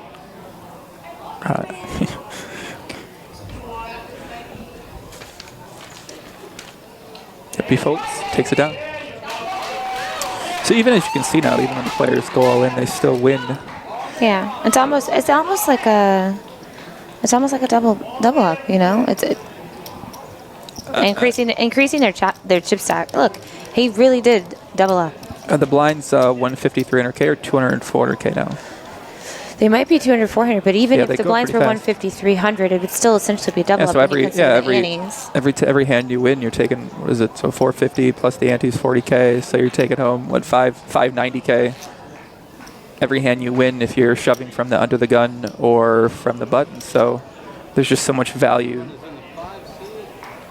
to shove all in and take it down when your chip stack's like 2 million in chips. So Ron's going to be all in. He's got a pretty short stack. He's got 1.1 million to start this hand. I like this, Danielle. It's funny. My mom is cray. Can't wait to see you all Thanksgiving. Shout out to Danielle, man. This is awesome. I really feel like I'm a part of the family. Me How too. do you feel? Well, you feel like you're more a part of the family than me, but I'm going to actually be a part of the family. So. I know. Well, it's a joint package. You know, you'll get in there one way or another.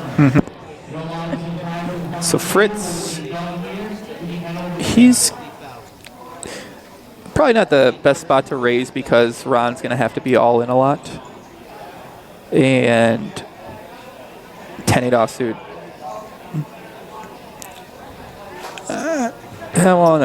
You could argue it's if Ron folds the big blind. Well, so if Fritz raises and takes down the pot uncontested some percentage of the time, it's probably not a bad idea, which I think he will because Ron's probably playing a little bit too tight.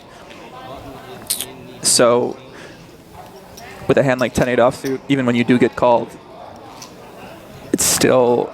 You're going to have pretty live cards. You know, you're still usually going to have live cards in that situation, so when you factor in the amount of times you take the pot down uncontested and then combine it with the times you do get called and your percentage, I don't want to use the poker terms, they're going to yell at us back there, but your equity in a spot, it could be a good play just to raise any 2 cards in the button there in that situation. He doesn't necessarily have to make his raise that big pre-flop because if Gus does wake up with a hand and Gus decides to play, it's not necessarily, like he should just probably make it smaller in that spot. Instead of 850K, he should have just made it 600K. Yeah, he can raise here and find out the same information. Right, it just achieves the same against somebody like Gus. I mean, Gus we've seen him flat call pre-flop to these big, so, you know, maybe that's not true. Maybe he thinks 850K has more fold equity against Gus. For those of you just tuning in, you're watching the Bar Poker Open 2nd Annual National Championship here at Borgata Hotel Casino and Spa in Atlantic City, New Jersey. You like how I spit that out there? You're really good at the promos, I got to say. You've done a lot of those. You're a pro. So here you can see Gus made it a little bit smaller. He makes it 750K. I think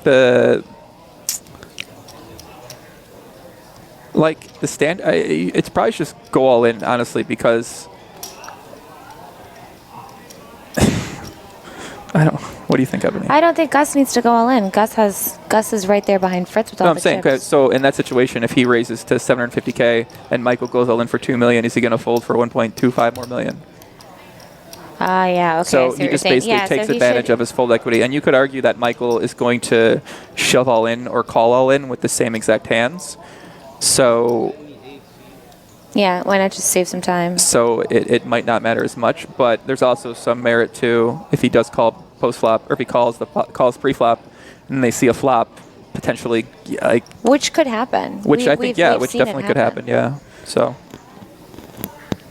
Yeah, when it's folded around you and you're raising it into 2 short stacks, that you have 0 fold equity. I mean, it's not gonna.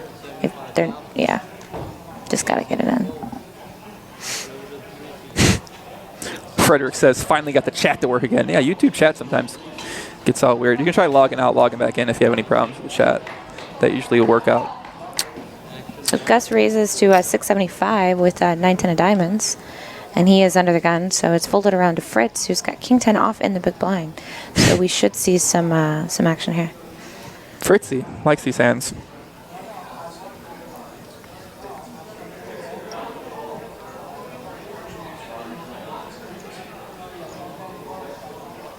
Looks like Fanny Pack Fritz going to make the call. I'm going to have to drink my iced coffee Your now. coffee's still hot? You got your coffee 7 hours ago, Ebony. It's got to be hot now. So we are going to see a flop. 1.7 million in the flop. Fritz has King 10 offsuit. Gus has 10-9 diamonds. Not a good flop for either player. Jack 4-3. Now, we've seen what happened whenever, someone has always hit the flop so far, but it'll be Yeah, we interesting don't even to see. see many players just completely miss the flop. Yeah, so this will be interesting to see how the play It seems like Gus works in out this for both players. Gus in this spot's been betting smaller, so I expect him to bet like 400 something, 400 or 500 something thousand. He's been betting these smaller amounts as continuation bets. He bets pretty small there too. 725, and that's going to work. He just takes down the pot. The idea behind betting smaller, for you guys out there that are wondering why you might want to bet smaller in that spot, is that a lot of times your opponent isn't going to connect with Jack 4-3. So if your opponent has a jack, he's always going to check call. If he has a 4 or 3, most likely will check call at least one time.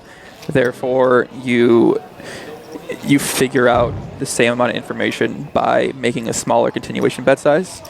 And then also it enables you to bet smaller on the turn potentially too if you'd like to bet twice. Whereas when you bet bigger on the flop, it's a continuation bet. Your bet on the turn then becomes bigger. Getting into it? Are we getting into it? Yeah, that's why they don't want me to. I can't. I'm sorry, guys. I got out of line there. I apologize to. And you know what happens when you start talking strategy? Your voice becomes very monotonous. Like it's like a little piece of you dies inside when you have to talk strategy. You're like, I'm not big into talking strategy on anything on my podcast. But your tone completely changes. Well, I start thinking, Yeah, I but start getting serious. come on.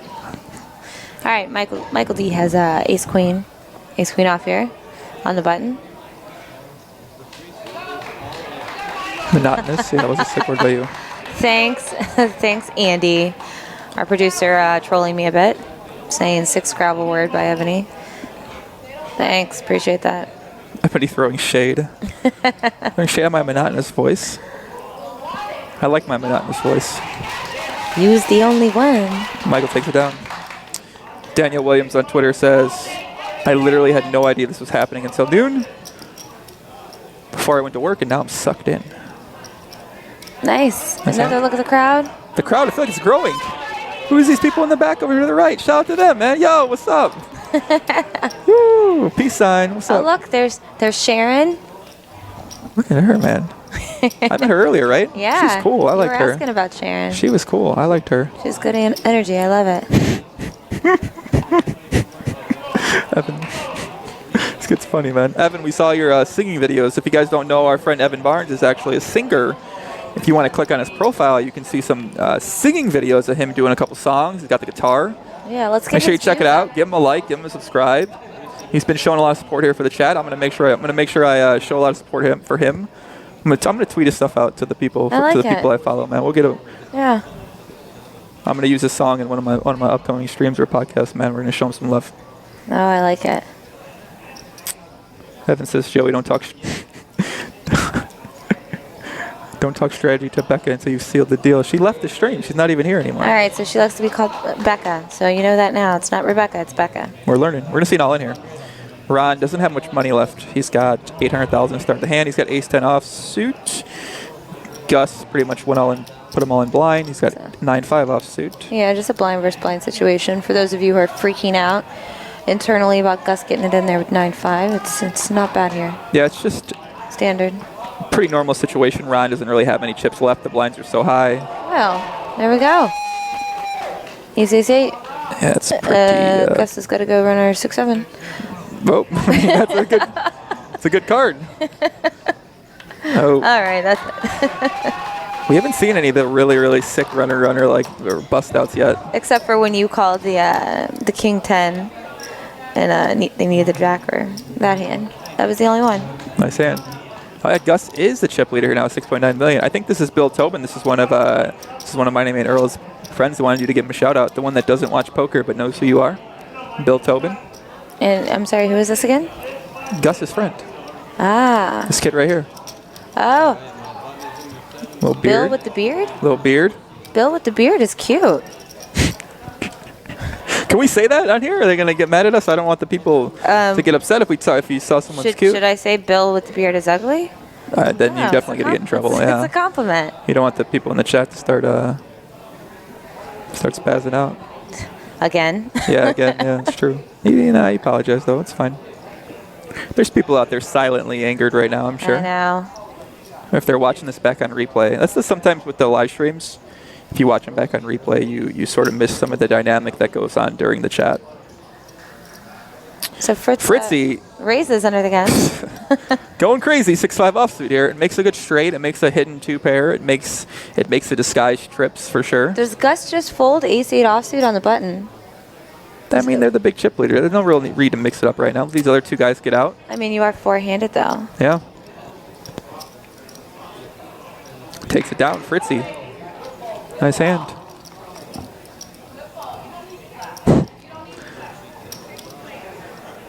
Yeah, during the break, we went out and searched all the Barnes kids on Facebook.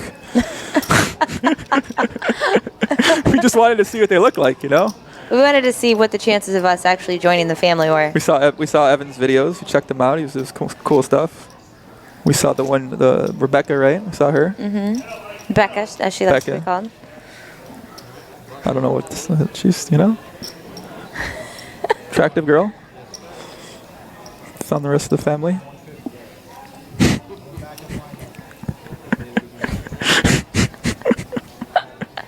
I'm dying over here. Fritzy mixing it up, man. 5-4, 5-6 offsuit. I feel like Fritzy really likes those hands. You kind of saw him tanking earlier with 5-4 clubs.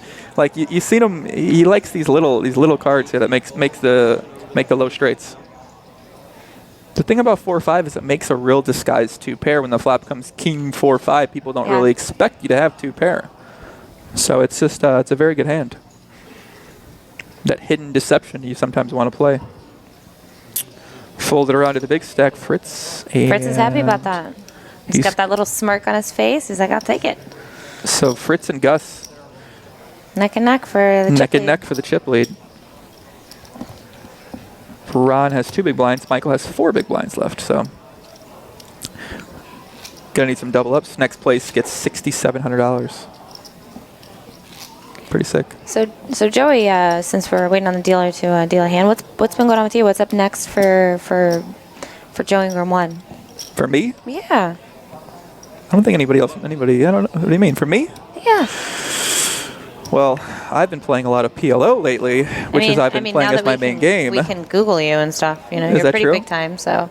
Not really. We're all interested in knowing what's I don't think most people here that are bar poker fans, I don't know if they watch many poker podcasts or pay much attention to the online poker world, though. So, I'll answer that question after we get this hand. I expect Ron to go all in here. Ace-5 offsuit. And he does. It's not going to be much more for Gus from the big blind to call, so I would expect him to call with a wide type of hand. He's only going to have to call 400,000 more. I could even see Fritzy potentially calling here. He's only got to call 600,000 more. They do both have pretty big stacks. He does call with King 3. Now, Gus in this spot could go all in to isolate himself against Ron as well. He could also think if Fritz had a strong hand that Fritz would go all in himself. So it sort of would eliminate Fritz, and it helps him pick up some equity that he... I don't even know what's... Did he just fold? I'm throwing things around. I don't know what's happening here. Do you mean he's got a call at least? You want to eliminate the guy? What did he fold for? What were the blinds? 200 and 400,000. He had to call 400,000 more with the three-way all in to eliminate a player. What is Gus doing? He's one of your podcast listeners, Fuck, man. I don't know if you know that they can hear you. Your mic is on. I know. Gus is very supportive. Ron's going to double up here. There we go. Doubles up. I'm just really surprised he folded. I just wouldn't have expected Gus to fold that hand there. But he had a read. He saved chips, so. Yeah. It's just not a.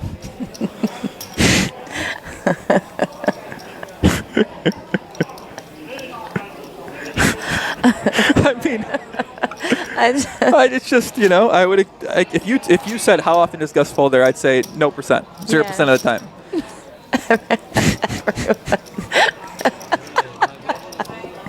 He had to read. I mean, he had to read. I don't know. He read the cards. He had a premonition. You know, I don't know how much poker players out there think about the actual premonition equity. When you have a premonition about what's going to happen in a hand, sometimes that has to overrule what might be typical poker theory. And I feel like that's a really underutilized fact of poker that many people don't really think about. I'm serious. For sure. You go by feel. There's Fritz with his threes again. And it's called premonition. It's not called feel. Feel is a derogatory term people use to describe some poker players. Why does it have to be derogatory, though? It normally is meant in a derogatory way. When a poker player says someone's a feel player, they usually mean it in an insulting type of way. Fritzy's got pocket threes.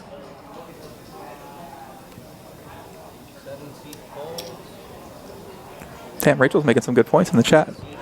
Fritzy takes it down. Rachel says, does anyone remember that hand he folded to my dad when everyone thought he should have shoved? Look at him now.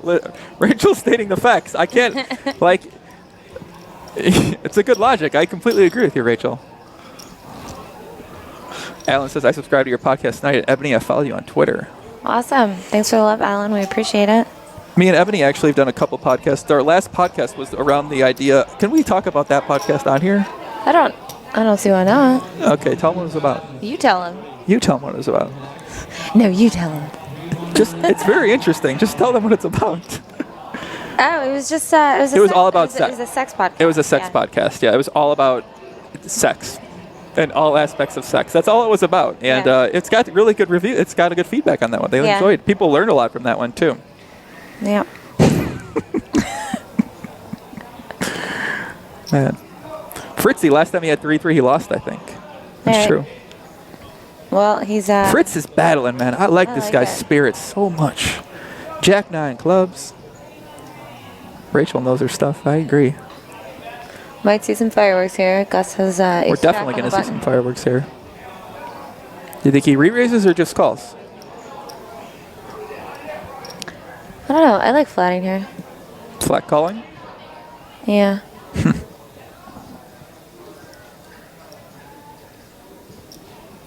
Poor Alan in the chat. I feel bad for this guy. So Gus. He likes to raise. Call. Raises. Okay. Couldn't tell. He 3-bets to 2.4 billion. It puts a lot of pressure on Fritzy. Fritzy's in a spot where I'm not sure what he's going to do. He could call. Or he could go to barpokeropen.com. Boom. See? Really bad timing, right? I'm really good at that.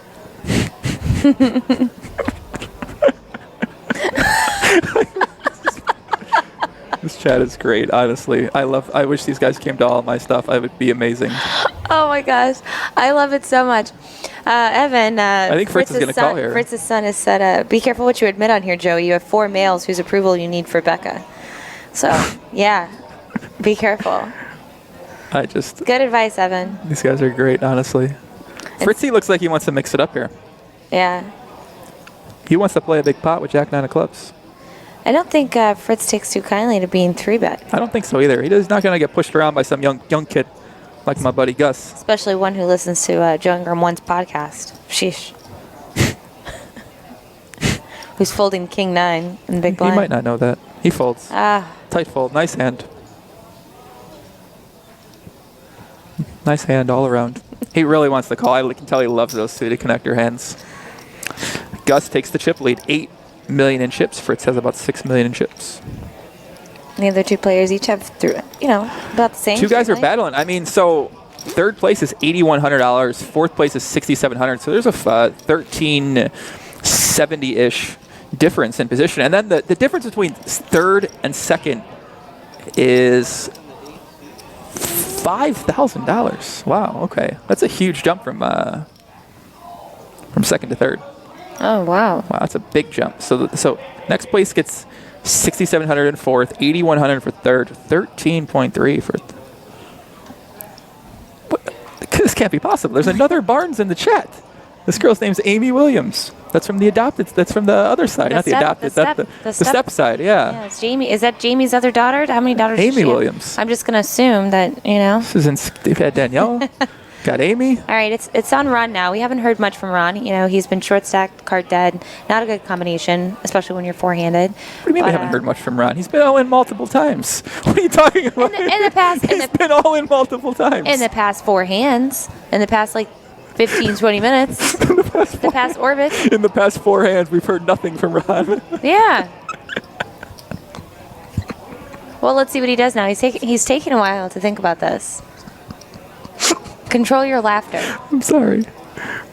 I'm sorry. He's all in. Oh, that's actually the Danielle. Okay, never mind. I guess Michael's probably going to call here at pocket 7. It's a pretty strong hand. There we go. He's also all in. Wouldn't it be great if Fritz woke up with a hand? That would be fun to watch. I mean, Three-way Fritz all in. can kind of like, maybe Fritz should call here. He gets to knock out 2 players. He's got King 9 offsuit. Oh, yeah. No gamble, no future. Although in this spot, he's going to have not very applicable in this situation. Fritzy, man, is he going to go for it? Is he going to go for the dual knockout? It is 1 million more chips to call, so he would be only left with 4.4 million. But if he does win, he is the chip leader going into heads up.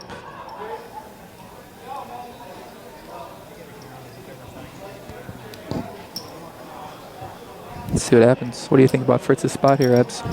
I mean, you could definitely make a case for calling, which, you know, if it's whatever is going through his mind, the math makes sense. Yeah. You know, so. The math. The math. Herman says, predicting a fold, he doesn't like King 9. It's true. Micro Stakes here says Gus has no family in chat. Question. I'll adopt him. He's now Gus's Twitch poker dad. I like it. My name ain't Earl. That's his Twitch name. Yeah. But I said Gus, for those who don't know. My name ain't Earl is Gus. He folds. Let's see it. All right. So they're both very similar stacks, so it looks like one person here could potentially get eliminated. I believe Michael is the one that's all in. I'm going to go out on a limb here and say I think I know who wins this hand.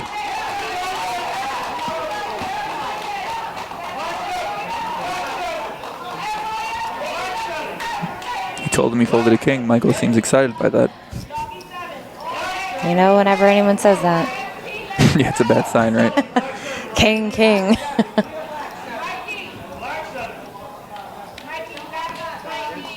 There's a flop. Queen 2-3. Pocket 7s for Michael D. Still ahead. Look at how intense I am right now looking at the screen. I'm like, I'm into this right here. Turn. 6. Michael, 1 card to avoid to stay alive.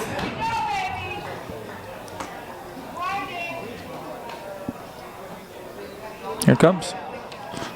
King! Oh my gosh. Ugh. Wow. All right, so, wow. Michael has been eliminated. He's the last non-River Chasers player left. What did I say? Every time someone says I folded a king. Wow. Good game, buddy. Nice job, Michael. Nice playing, man. So Michael's going to take home $6,736, and he's representing New York Free Poker. New York Free Poker had a good showing with 2. Yeah, I want to give them a big shout out. They were super supportive out there on the rail. They showed a lot of love. Really supported their player. I mean, that's great to see. You know, good luck to them. Hopefully, we'll see them represented back here in the future. Oh, we definitely will. You know, I think they had a real great amount of support from their guys. Yeah, look how many people were watching. There's, you know, you can see some of the New York Free Poker, you know, rail. They cleared out a bit. So. Wow. So now we're down to 3 players left. I thought Michael won that hand for sure. Wow. So here we go. 3 of the best left here to go. Let's see if we can get some chip counts. Ron's still alive. Remember, Ron's 72. This is exciting. Dude, Ron's awesome, man. He told me if he wins, he goes, I think I'm gonna take my wife on a cruise, but a longer cruise. So I was like, that's awesome. He's like, none of this 2- and 3-day cruise crap. I'm gonna give her a good one. Yeah, he's like a longer cruise. So Amy's Williams in YouTube is named Danielle. I'm not sure if Because Amy's her first name. I guess she must go by her middle name. Oh. That's what I'm going to guess. Okay. So. She's got a lot of enthusiasm. I really like her, too. Mm. So, the last 3 players are all river chasers. Is it rigged? Is it set up like that, or is this an actual? No. Yeah. Could be. Sure. That's why it's run at Borgata, third party, uninvolved. It's true. It's true. Some people might think, you never know, people out there. Yeah. That's a joke a lot of online poker players say anytime. When they play online, they're like, oh, it's rigged. It's rigged. Whenever they get like aces versus king in a big spot or something like that. Or if you ever play on Poker Stars and you lose to like a Poker Stars sponsored pro, you're like, this is just rigged for you. So a lot of people say things like that. Looks like Gus just has a little bit of family out here in the chat. We got Megan, we saw earlier. Christina Pascuala, Gussie Gus. Very nice. James Patterson in the chat says, go Fritz. And it must be an uncle because Danielle says, hey, Uncle Jimbo. So now we got an uncle. And so it's a brother of some sort. This is great. Family reunion in here. It's insane. They need to just set up a chat, like a family chat, to just like talk all day. Yeah. Fritzy, ace-3 offsuit. I expect him to play this hand.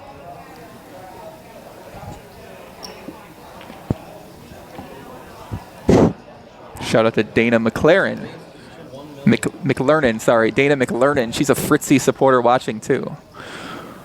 My mom's brother. Okay. Yeah, I know. So it's Fritz's brother-in-law is just tuned in on the live stream, for those of you who don't know. Every family tree of Fritz is tuned in right now watching this. I mean, he's going to win potentially $22,000. So Fritz is raised on the button with ace-3, and Gus is calling out of the small blind with queen-9 suited. So we'll see if Ron wants to get mixed up in here. He's got king-7 offsuit in the big blind. Not much for him to call. He's getting good odds. What did you just say? Getting good odds, not much. He's getting good odds to call. You think he's going to call? No, he folded. Folded? Okay. I didn't say it was a good call, but some people might think. Just wondered. Queen 4 jack. Gus flops top pair. Pots are big here pre-flop, guys. They don't really have that many chips. So opening to 1 million pre-flop. Yeah. It's going to be big pots. Gus checking again. He's got top pair, turns flush draw as well. What did you just say? You go quiet when you start talking poker. Strategies, yeah. So you go monotonous and I go quiet. This You makes get all for shy. a really boring stream. You get all shy. Gus Rivers a flush, and I expect Fritz to just fold his hand. That's 4 million. That's a little bit too big, I think, Gus. Come on, bud. I just can't. So let me talk about this guy, Gus. So he always comes into my Twitch chat, and when I'm doing my podcast, he comes in a lot. He's really supportive. He shows a lot of love on Twitter. I'm going back and forth with him all the time. But I didn't think he actually played poker, because he's one of those guys that comes on the internet. For the people that go on the internet or Twitch, there's a lot of YouTube even. There's a lot of people that are called trolls who just like make these comments, and you're like, there's no way this person can actually play poker, especially in a poker stream. So he usually always talks about sports betting, but he's really funny kid, and he makes some really funny posts on the poker forums and stuff like that. And then he told me he'd be here, and he said I somehow got into the Bar Poker Open, qualified. And I'm just like, this is the only person I actually knew that was playing the event, and they happened to make the final table, and there are 3 left. It's pretty crazy to see. I expect him to get a lot of chat bragging rights there in the future, even if he finishes 3rd. So if he takes it down, oh man, you might have to. It's impressive.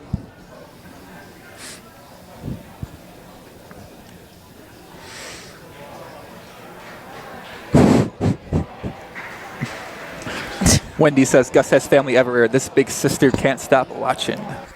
Shout out to Wendy Gessick. Wendy Gessick.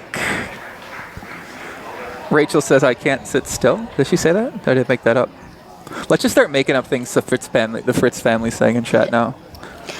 Rachel Barnes just said she can't sit still. She's been drinking so much Coke and soda. And she's amped? She's amped. And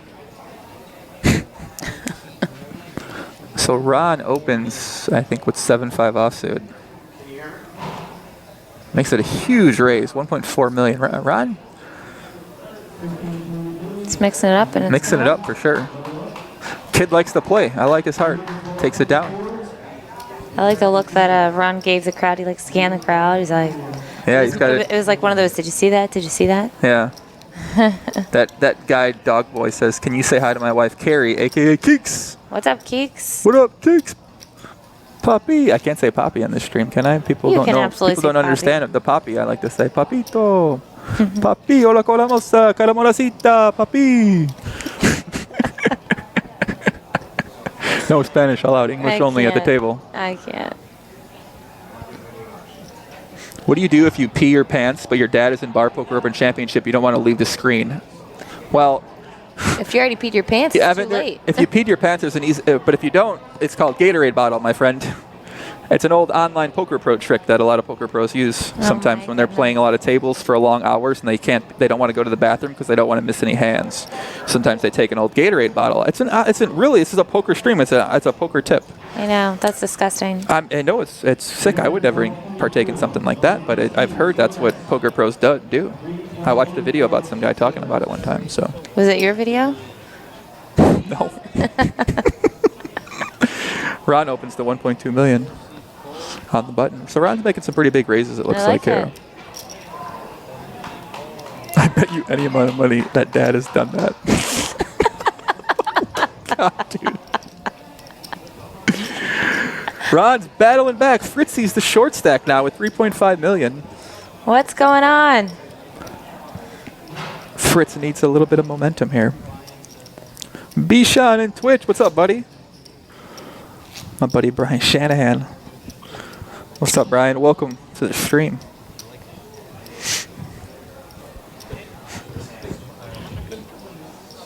Fritzy's a little bit in a little danger zone here. That's what happened. It's like the stacks are so short. He plays one hand, raises pre-flop,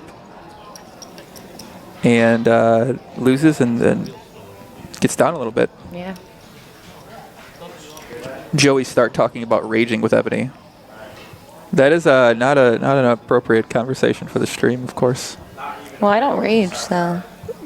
Raging. Raging. I don't even. Partying. I don't party. We've sort of raged before.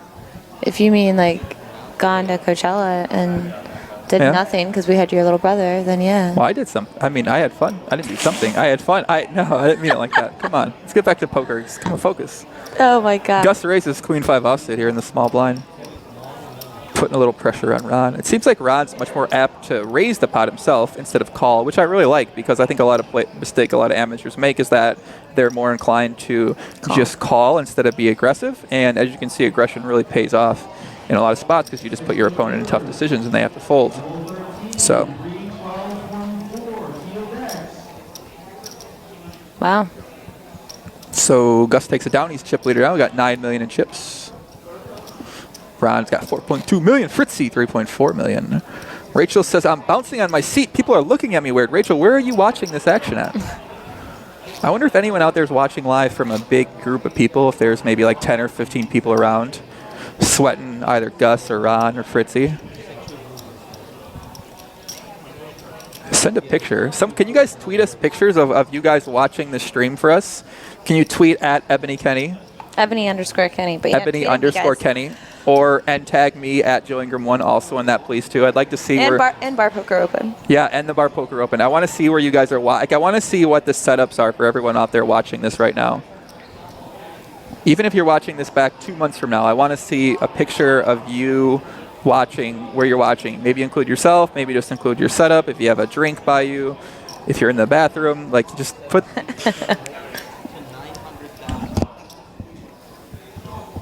Gus opens to 900,000. He makes it a little bit smaller this time. If you're sitting in your cubicle at work, picture. If you're with your neighbor, Wendy, picture. What you need to see. I'm watching at a bar, picture.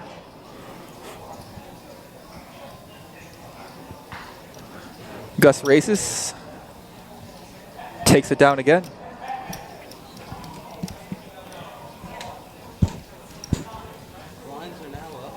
What's this?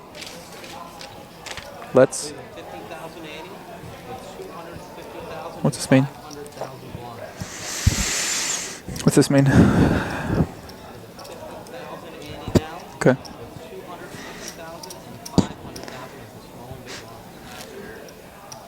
Jay Stafford says on Twitch, I actually had a real fight with a friend of mine who really disputed the use of word. Oh. All right, so we got a photo from Danielle here. She is watching the stream with a dog and a young gentleman here. Is this her boyfriend, husband? I don't know. Look at this cool dog. The dog's look at this cool dog. The dog's you guys can't see the photo unfortunately, but Go to my Twitter and you guys can. yeah, I'm gonna retweet it out. See the tweets, guys. That's awesome, man. Put the photo on Twitter at Ebony_Kenney and me at Yeah. Joe Ingram 1. I want to see him too. man. Rachel, what bar are you watching the game at? I was just in West Palm Beach. I just had dinner at Meat Market on Friday. She could be there. In West Palm, so. Fritz is going to be all in here potentially with Ace Queen offsuit. He's thinking about it. He is all in. My dress just broke. Your dress broke. Holy shit. Can we put a picture of that up? My dress I don't just think we broke. can. Gus is thinking about it with 9-5 suited. I'm pretty sure Gus is going to fold here. I don't know. Oh my god. Can you Your dress is really broken? yeah, like do the zipper here? Guys, we have a yeah, this is Gus is thinking about this with 9-5 suited. He's only risking 2.5 million. He'll still be left with about. Can you pull that I down? can't get it down, kid. Oh no. He'll still be left with 6.5 million. What happened to your dress? I don't know. I just felt it. It just came apart. Guys, my zipper just broke. Can we tweet this out? Fritz takes it down. Nice hand. Oh crap. Uh oh. Yeah, this is Busto. Oh my gosh. I mean, you have the coat. I gotta do a. You're not an doing any exit interviews in this interview? dress. Yeah. Sorry. Whoops. Sorry, guys. Ebony's dress broke. We got a couple other photos here on Twitter. Oh my goodness gracious! I like David the Christmas Willett, tree. that guy. Look at this sick house. Wow, this is a nice house. I like the Christmas tree. Like the Christmas tree. Nice TV there, looking good. All right.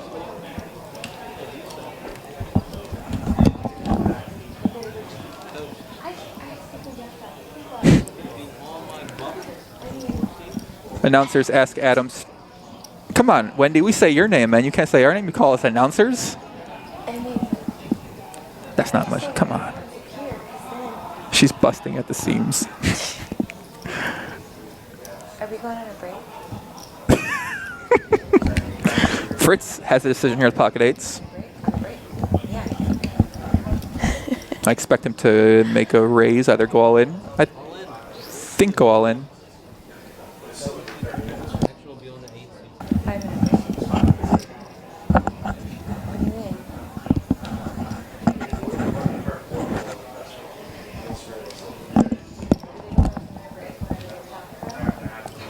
Got a picture from Eric Barnes out there watching from his cubicle at work. Very awesome. Very cool. Fritz is all in. Ron is probably going to call pocket threes here. You got a couple pictures here. Oh, let me see. Fred! What's up, buddy? Just got back to NC. Thanks for the help, Ebony. This is Fred. Oh yeah. Shout out to Fred, man. Fred's awesome. He got second in the tag team event. That's with Courtney's husband. Sick. Really? Yeah. Do you remember Fred from last year? Yeah, I talked to him a little bit ago the other day. Yeah. Mm-hmm. So Ron's got a decision here at pocket threes. It's for most of his chips. He's only going to have a couple 100,000 chips left, so it's essentially going to put them all in. He will be in very bad shape. Look at Eric, man, watching from work. He's reading a book. This guy, he's not even working. Fritz takes it down, adds some chips to his stack. He's got 3.4 million chips. Actually, 4.5 million chips, rather. We're getting a lot of pictures in, guys. We encourage everyone to tweet tweet to us at Ebony_Kenney, at Joe Ingram 1, at Bar Poker Open potentially too if you want to get crazy. Show us where you're watching this from right now if you're watching. If you're watching 4 months from now, send us a picture, please. If you're watching this 3 years from now and you somehow made it this far, please send us a picture. We want to see where you're watching this at. Tracy says, loving how my kids are standing by their dad. Now you got Fritz's ex-wife, the mother of all the kids, watching and commenting. He really might be the best man on the planet. Well, if there's one person to ask to figure it out, it's got to be Tracy, right? So Lauren Marie tweets us, come on, Gus, watching from the Trumborlsville Betterment Club. Please shout out. So Gus getting very tricky here. Limps in with ace-king, hoping to induce a potential raise from the blinds because he realizes that they're playing really tight. When he does raise, it actually works out. Ron goes all in pocket fives, a hand he might have folded. Gus is going to call. He's actually going to be a slight underdog, so his play, I definitely understand the logic for his play, but you could even argue with a hand like ace-king, you still want to just go all in and take advantage of your fold equity. So we will see what happens here. Ron is all in. Pocket fives versus ace-king. Queen 6-3.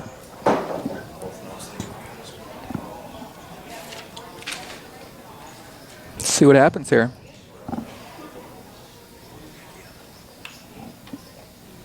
Third queen. Gus is either going to need an ace, king, or 6. There's a 3. Ron doubles up, still alive.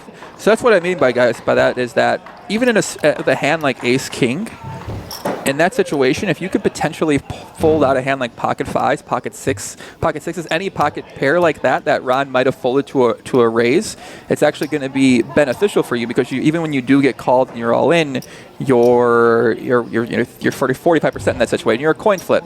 Whereas if you just take the hand down post flop, then you're just winning a lot blinds and antes. Yeah, putting the pressure on the pocket fives, a lot of times they're going to decide, when they're putting the pressure on, they don't want to be calling it off with fives. It's a lot different than being the aggressor with fives. Mm-hmm. So.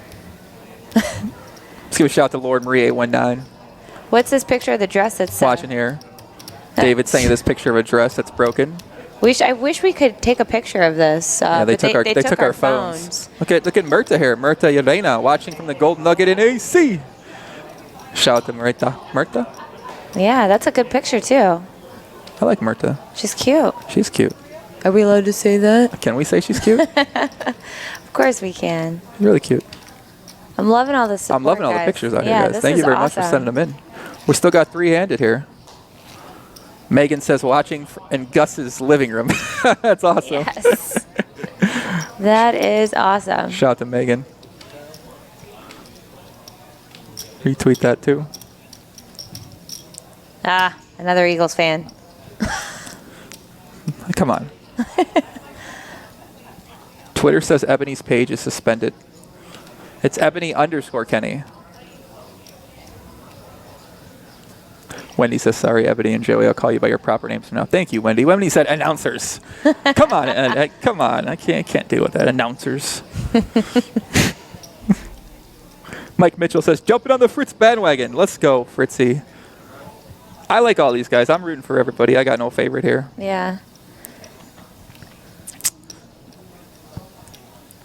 Ron's got ace-4 offsuit. He's been making these really big raises pre-flop. See if he continues that trend. He makes it, looks like $1.5 million, so yeah, pretty big. Fritzy and Gus fold. Ron takes it down.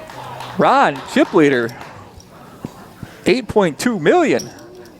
Gus and Fritzy right around 9-7 big blinds respectively. Come on, how great would this be if Ron at 72 years old won this? You know? Ron's the man.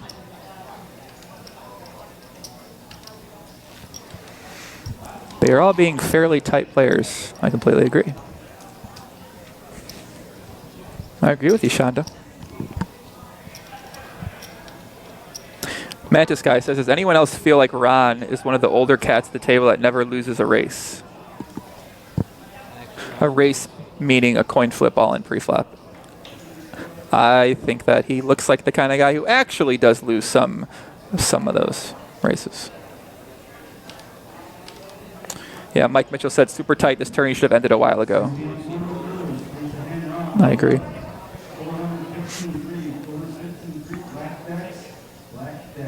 Ebony's in her own little broken dress world.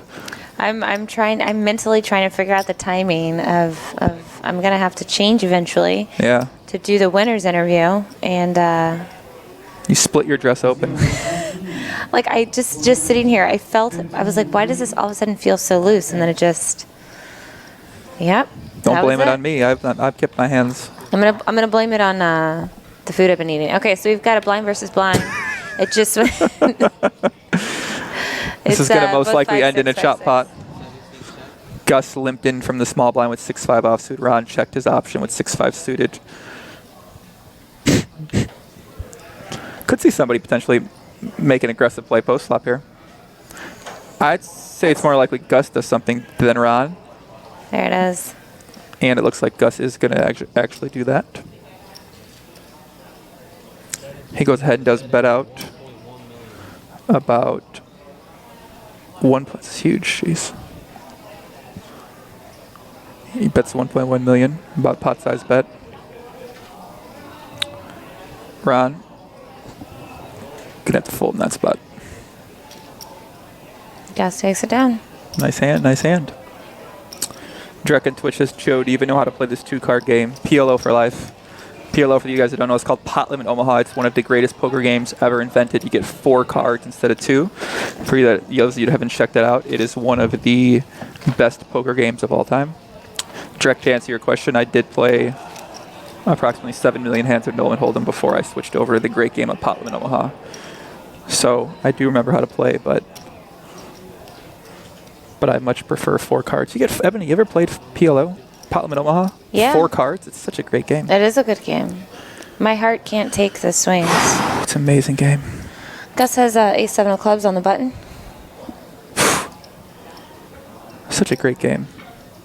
It is a good game. My heart is like I just want to really punch everyone in the face whenever I play that game. It's so swingy. Okay. Gus makes it 1.1 million. Fritzy's got one of his hands here. King 4 offsuit. I can never tell if he's thinking because he actually wants to play the hand when he's got some the hands like this, or if he's thinking because he wants to remain balanced in his thought process when he has a real decision, and when he has a fake decision.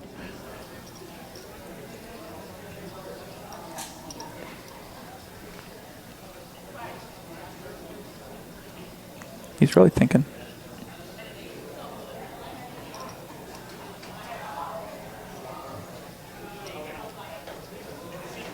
Folds. Takes it down.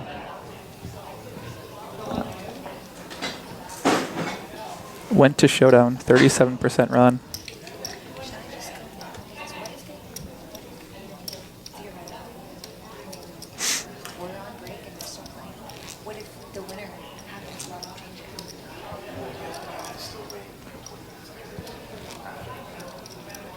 Fritz does have a really good poker face. I completely agree.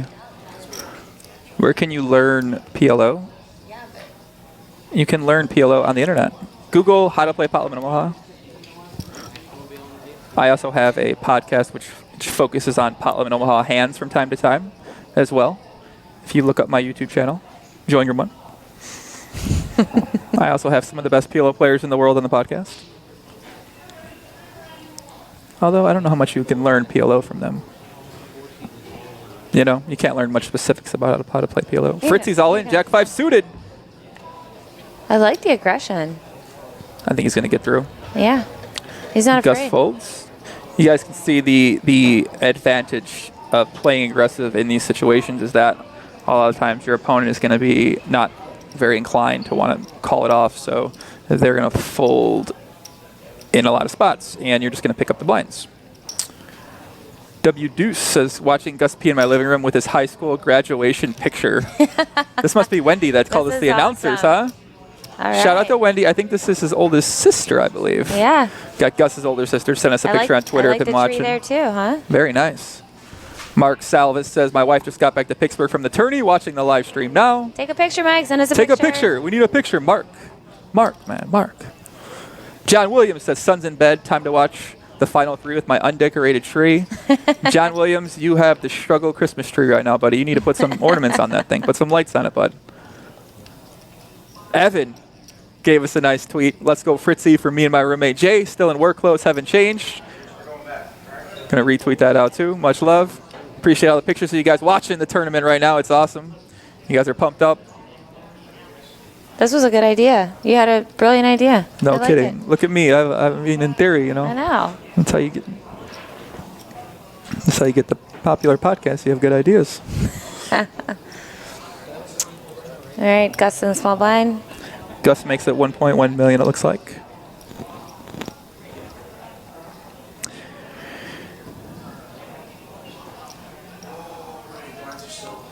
Yeah, we haven't really seen many situations in the spot where 2 guys just have really big hands. So even hands where they can even play a flop. So Ron has a spot in this; he just has to fold, and I think a lot of players would want to call there, but 7-4 offsuit's just not the hand to do it with. So unfortunately, and Gus shows Queen Jack offsuit for an unknown reason. Ron chip lead, Gus right around him. Fritzy on the short stack, 3.6 million chips left. Ebony, 1 broken dress.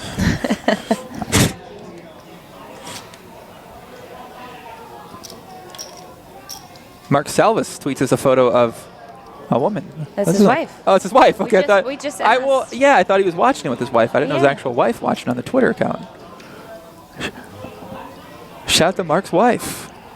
Watching on her little phone there, it looks like. It's a giant phone. With a Pittsburgh Steelers hooded sweatshirt on. Are we a fan of Pittsburgh Steelers? I mean, everyone loves Big Ben. That's true. Big Ben's sick, man. He's awesome. Antonio Brown. These guys are so good. And they have like one of the coolest coaches ever, Mike Tomlin. Mike Tomlin? He's the man. That sounds like a racist comment, Ebony. No, I'm like secretly in love with Mike Tomlin. I know. That's what I mean. It sounds sort of... Why is that got to be racist? He is the man. Why are you against white? You against white coat or something like that? Really? You know, some people might No. perceive that comment. What are you talking about? He was one of the youngest head coaches ever. He's the man. I'm just telling you what poker Twitter might say to things like this, buddy. You know, poker Twitter is too sensitive. I agree. So they need to. Well, I agree. I can't even say man up because then someone else will take that incorrectly. It's feminist for sure. Ron, once again, showing aggression with the 7-6 offset here. He likes to show. It seems like when it's been folded him in the small blind, he just decides to raise it up, and his opponents just haven't had hands to fight with. Takes it down, chipping up, still chip leader. This is a Philadelphia out here, so East Coast, a lot of Eagles fans. Probably in the league, right? It's around this area, so it's gonna be a lot of Eagles fans. Well, it's interesting because you got Eagles fans, and then that's like I think River Chasers, and then you've got like Eastern Poker Tour. New and York, stuff. You've got a lot of Patriots fans. Mm. So yesterday, the Eagles actually beat the Patriots, and so bet they're not happy about that. I bet they're not. Unfortunately, New England's missing most of their team, so if the Eagles didn't beat them, it'd sort of be a little bit comical on their part if they couldn't beat a team that has none of their starting offensive team except Tom Brady, who obviously is one of the best quarterbacks of all time. But still, they have no one on there. I mean, come on. That shouldn't even be a brag from Eagles fans. Have some respect for yourself out there, Eagles fans. For heaven's sakes. The team's got none of their players. I mean, come on. Fritzy raises once again, takes it down. So maybe Fritz is picking up on that he can sort of raise these pretty speculative hands from the small blind. He's going to be getting a lot of folds. So Just so you guys know, we don't have our phones when the stream is live. I know Bishan. No, he's saying at the table. The people at the table have their phones. Oh, but it's on a 30-minute delay. They weren't allowed to cheat yesterday either.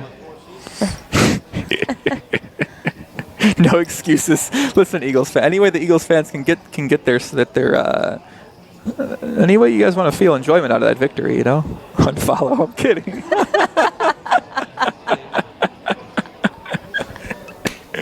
I mean, come on. Oh, that's so great. How can the Eagles fans be that riled up about it, beating a team that has none of their starters? It just doesn't make much sense. Weren't they undefeated before? No, of course not, Ebony. Oh, no, They lost the last Panthers. week. The Panthers are the only ones that were undefeated. So Gus just calls here with 8-5 offsuit, or 8-5 suited rather. Does anyone know how the Cowboys are doing anyway? What's going on? We don't have access to I got anything. one focus only bar poker open right now. I know, but somebody just wrote, it's funny how all the Eagle fans are Cowboy fans tonight. Someone can give me the update on the game. Ron checks his option with queen 8 offsuit. We're going to see a pot.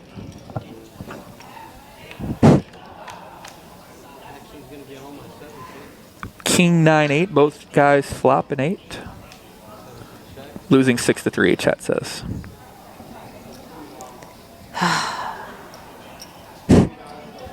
No one cares.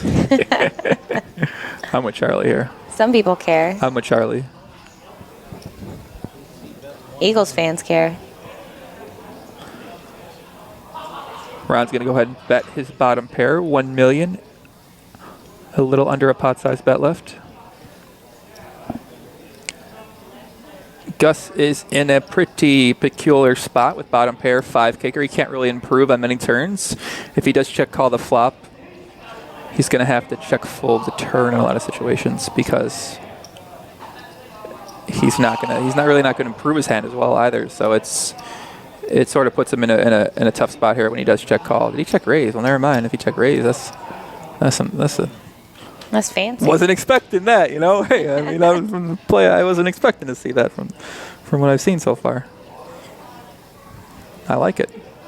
I mean, that sort of goes. That's a reason why you shouldn't really check call, and if the options sort of check raise or fold potentially in this spot. You think Ron's gonna get a little take to the streets? Think Ron's gonna get a little hood with it?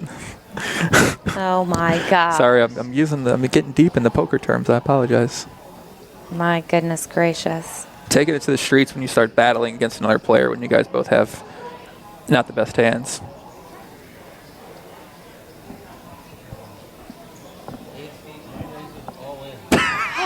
He took it. Bang, bang. Wow. Took it to the streets. Wow. Ron said, listen, son, I've been playing this game 65 years. I'm 72 years old. I'm not going to get pushed around by a young kid. I got bottom pair. I'm all in. Took it to the streets. Where'd Ron grow up at, man? He must have been growing up on the He must be from somewhere, man. Must be from Baltimore or something like that. I really thought the check raise was going to get through. I thought so, too. These are two unexpected moves here. Yo, Ron is the man.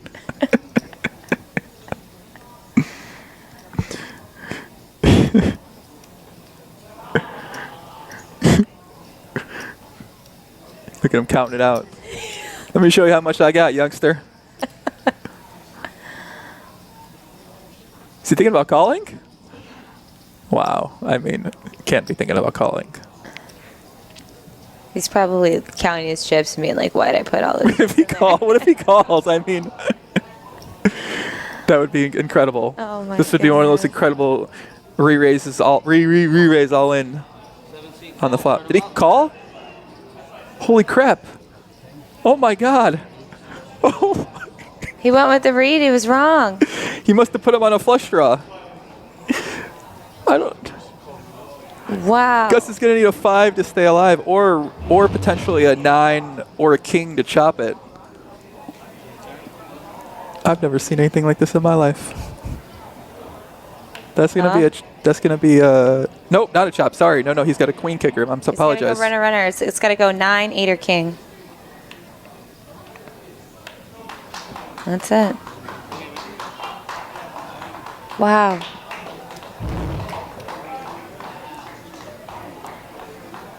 Took it to the streets, boys.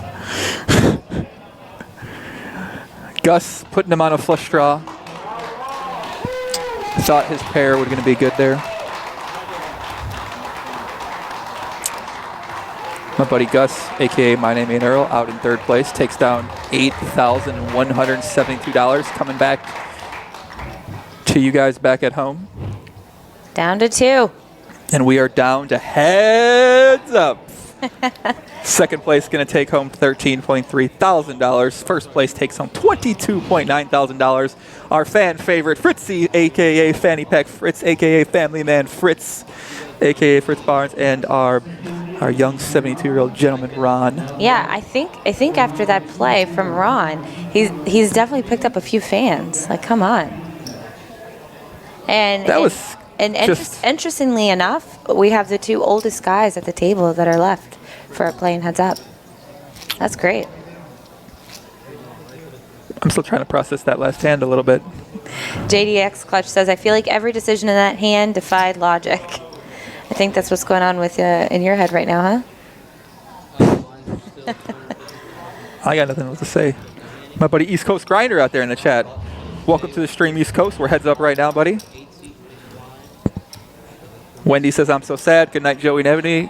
Good night, Wendy. Wendy, thanks a lot for coming to the stream. Thanks a lot for supporting your brother. We appreciate the comments. We appreciate the tweet. We appreciate everything. Thank you very much. You guys have made this stream very enjoyable for us. And I'm sure very enjoyable for you guys at home watching this. The support's been awesome. I can't believe he folded. No one folded any hand. What are you talking about, Mike? Ronald Burke says, I came in 14th. Just got back to Grafton, Massachusetts. Had a blast. Rooting for Ron. He has some of my chips. See you next year. Shout to Ronald Burke.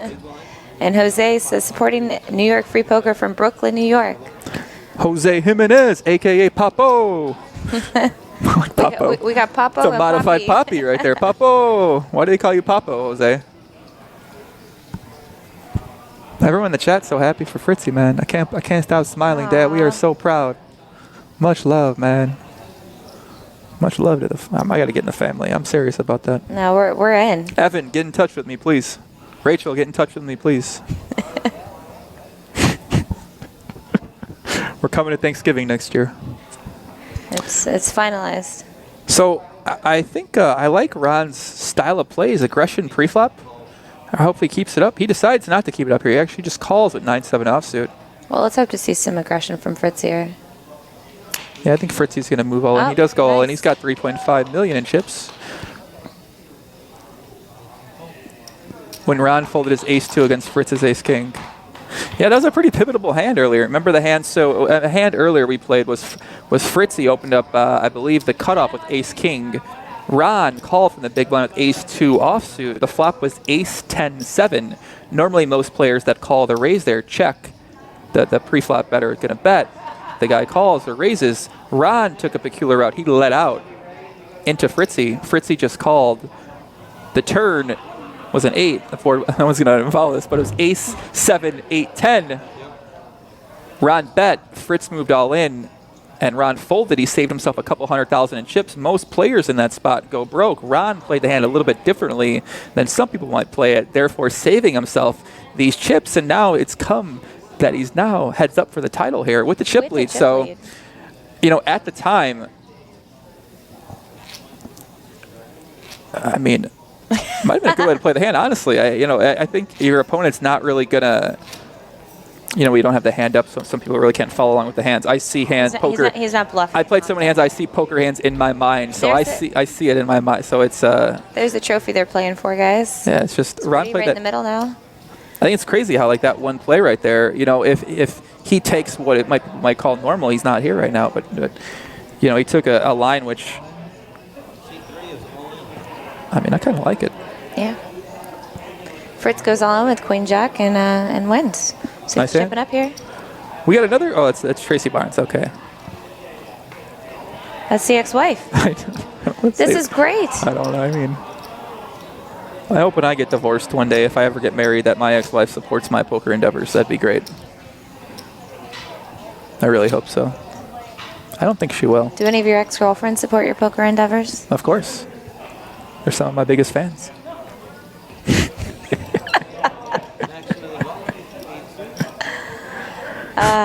This is great. Your heads up for the title. Hey, Ron's got 8-3 offsuit. Folds. Yeah, we're talking about Chael. We're talking about Thanksgiving 2016. and a potential proposal from Joey to Becca. Look at Evan. I like Evan, man. This is my guy. That's, yeah. It's my guy right there. I support this. Okay, here we go. I mean, I got to thank Glenn McCroy from, how do I say Glenn? What is Glenn? You got to deal with Eric. Eric says, don't get ahead of yourself, Evan. So that's a protected brother. Damn it. All right, so Eric's got to be, Eric's your buddy. We got to give a big shout out to Glenn and Andrew here for making this all happen. Evan, Joey, look who's back. Becca's back. Calm down, man. You guys are. This has gone from being about the Bar Poker Open to Bar Poker Open, singles.com. Wow. I mean. So Fritz has a Queen 6 of Hearts. He's on the button. He's got it's just raised. It's a pretty interesting decision in his end because he's got a hand sort of right on the fringe of something you might want to go all in with and risk your entire tournament. But he might be, really wanting to play for the win now and thinks it might be better just to call with a hand like this pre-flop instead of, it looks like he's going to count out chips and make a raise, and he's going to fold if Ron goes all in, which I think is a pretty good strategy as well, too.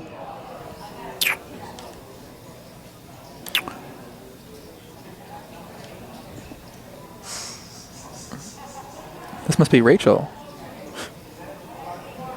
So we got, I'm going to see what Fritz does here. Fritz is thinking about this. Does he want to raise? Does he want to go all in? I think he counted his chips to see how many chips he had left to decide if all in was too much for him. I think he did go or he called. Okay. That's definitely an option too. I don't think he necessarily has to fold here. He can call. He can raise a small size. He can go all in. I think either option is going to be a perfectly fine decision in this spot. Ron has 6-2 offsuit. So we've seen him show aggression with some hands like this. So he does raise, which... No. No, he called? Okay, I checked. I thought that was extra chips he put in. Yeah. Okay. At first glance, it did look like extra chips, but no, it's just a check. Fritz flops top pair. It's a good flop for him, obviously. Ron's going to check. Fritz instantly goes all in. That's a little bit too big of a... I mean, he could get called by a worse hand. Jack, potentially. He did see Ron call with that Queen 8 third pair, or went all in there, so he might be thinking that Ron might call with a weaker hand than top pair there. So we did get a couple more tweets from you guys out there that are watching the table. We do encourage you guys to tweet. Everyone's only tagging Ebony in these tweets. They're not tagging me. I'm a little bit sad. I'm a little bit destroyed inside. You guys can also use, don't forget to tag Bar Poker Open. Exactly. Bar Poker wants these two. We got Rachel here. Wait, wait a sec. Didn't Rachel make an oh, she is watching from a bar. I see the salt and pepper on the table here. Wow, okay. So Rachel Barnes is actually watching from a bar with a laptop on a table. We got Roger Notorious RGA watching on my bar poker game. Sick, man. That's awesome. Shout out to him. Ron goes ahead and calls here with 6-4 suited on the button.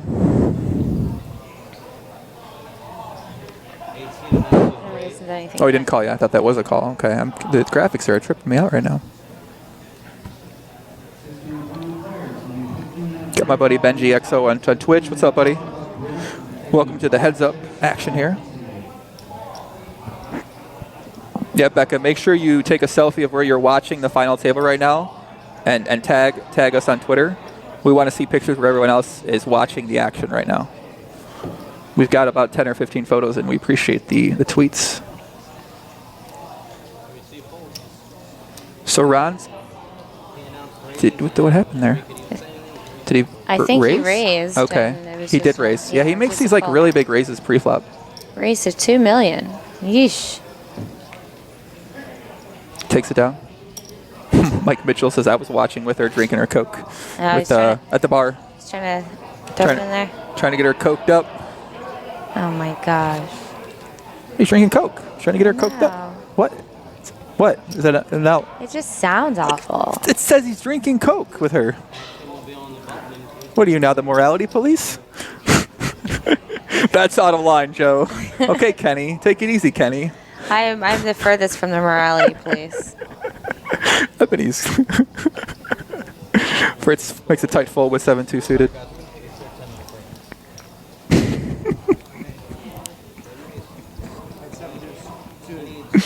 See the chip counts.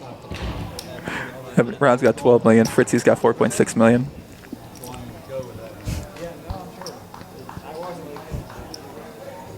We're on break. How long's the break? Oh, all right. 10 minutes? We got a 10-minute break, guys. All right, guys, 10-minute break. Be back soon. All right. My ears.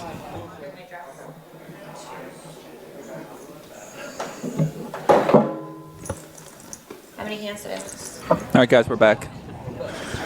We just came back, yeah.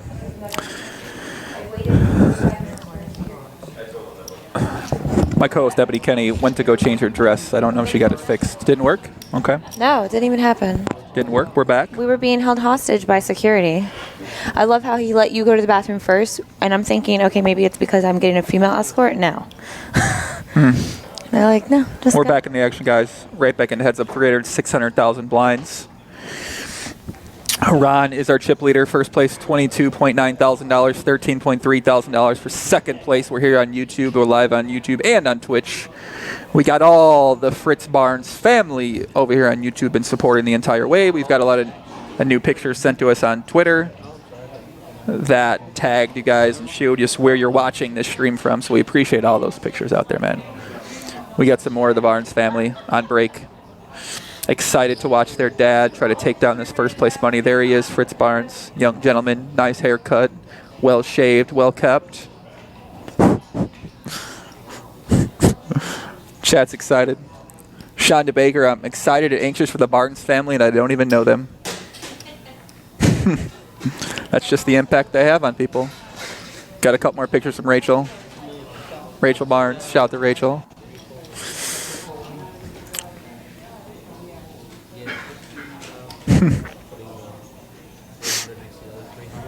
Alan says couldn't do a pick tonight, sorry. It's okay, buddy. So Fritzy's got 4 million in chips. Ron's got 13 million in chips. The blinds are big. Fritz has 6 big blinds. We'll see what happens here. You back, Ebbs? You back? I'm back. I'm back. Welcome back, Ebony Kenney. Thank you. I'm not changed yet, but working on it. Waiting on my dress. Why don't you get the dress brought down? I am. Oh. I'm waiting on it. From the powers that be. Mm-hmm.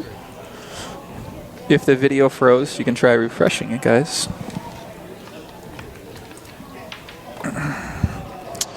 Let's see how this heads-up battle plays out here. Do you know where Ron is from? Yeah. River Chasers. He's River Chasers, yeah. Mm-hmm. And where'd my paper go? I had it. Fritzy's in the tank here with 10-4 He's from Delran, New Jersey. He's the one with 10 grandkids. Nice. 3 children, 10 grandkids. So Fritz decides to limp here pre-flop. I'm guessing he was thinking about if he should fold or if he should just call or if he should potentially raise. And we've seen Ron. Man, I like the way Ron plays. Shows aggression. Ron. He switches it up a lot. It's good. Ron raised, takes it down. Nice hand. Ron, man. Obviously, Ron's got the chip advantage right now. I feel like he's playing a little bit more aggressive than Fritzy. I don't necessarily think it's a bad that Fritzy's not playing aggressive at some spots. I like, in that situation right there, some people might just go all in with that hand because the blinds or the stacks are so short. But I don't mind trying to limp in there, see a flop potentially, and then when it's checked you on the flop, just betting a lot and more than likely taking it down. We've seen Ron have a propensity to bet his hands when he has a hand, so I don't expect Ron, if that hand, for instance, if Fritz calls and Ron checks the big blind, if Ron checks the flop, I expect Fritz to be able to bet the flop often and Ron will just fold because he is showing such an he's showing a high aggression factor post-flop and on the flop. This is getting, okay. You're getting so fancy. Well, yeah, kid, I'm sorry. They told me I get excited. I want to talk some strategy sometimes, There's no limit. It's okay. It's okay. You're allowed a little. It's fine. Ron makes another big raise and takes it down. But the point being is that, so It's actually potentially a bad strategy by Fritzy just because Ron is so aggressive. And I think that Fritz is getting probably information from people that are watching. I'm sure someone's texting him being like, Ron's getting a little aggressive with some speculative hand. So it actually makes Fritz's limp there bad because if Ron's going to be raising so often, well, he's just sort of giving away some chips. So an idea he could potentially do is actually min raise or raise a little bit more than minimum or go all in. But it's, those are I think we're going to see an all-in here by Fritz. They're high variance. So Fritzy's once again pretty short. The blinds are 300, 600. Wow, that's huge. Yeah, he goes all in. Yeah, Fritz goes all in. So this is once again a spot where if Fritz just calls the button here, as he did last hand, Ron might choose to raise this hand right here. But because Fritz showed the first aggression, he puts Ron to the test instead of Ron being able to fold out the king 7, now Ron has to fold. So this is basically what I was saying the last hand, where if he makes that play with 10-4, well then Ron might fold his hand, whereas when he just calls in with 10-4, Ron has the option to show aggression. He knows that Fritz has been raising all in that situation with a strong hand, so if Fritz just calls him pre-flop, he must not have a strong hand, therefore he's going to fold. Ebony's got her change of outfits in the room here. Jeez. Never a dull moment at the Bar Poker Open. It's true. Don't forget, guys, you got to check out barpokeropen.com and see if there's any bar poker leagues in your area that are participating. All right, we actually had someone on Twitch say,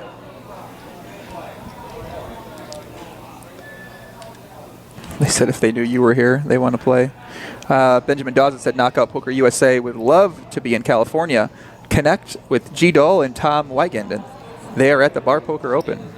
There you go. Nice. The potential California League is showing some interest on Twitter. Shout out to them. Shout out to Benjamin Dawson. I like it.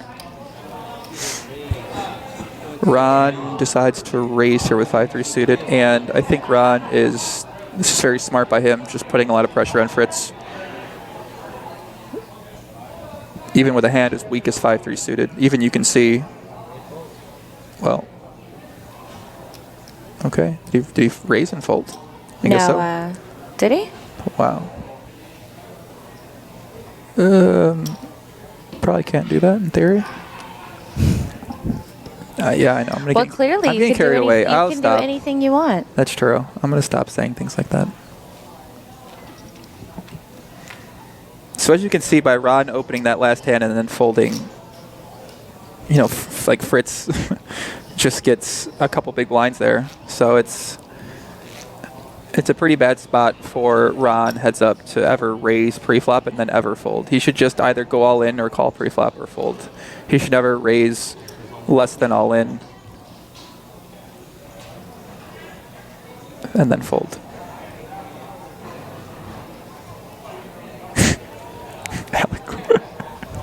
I expect Fritzy. So this could be an interesting spot if Fritzy just called here. Potentially induce Ron to make a raise. It also, I'm gonna get into it here. I mean, either way, he has to have a plan. Right. No matter what happens, whatever he decides to do, whether it's calling, raising, whatever, he needs to have a plan. In this situation too, he could just call. And if Ron raises and he goes all in, well, now Ron has to be worried about that. So now he knows if Fritz limps the button, just calls, and anytime Ron raises, he folds, well, now he can just keep sort of raising and raising and raising, and Fritz can't do nothing about it. But if this is a spot where Fritz decides to just call, Ron raises, Fritz goes all in, Ron folds, now in that situation, Fritz can limp the button more often. He can just call the button. Because Ron saw him raise, he's going to be less inclined to potentially want to show aggression because he has to be scared of Fritz fighting back with him in that spot. Well, and now we don't have to worry about any of that because Fritz chooses to just go all in. He takes it down pre-flop and now's got $6.6 million to Ron's $10 million. I like it.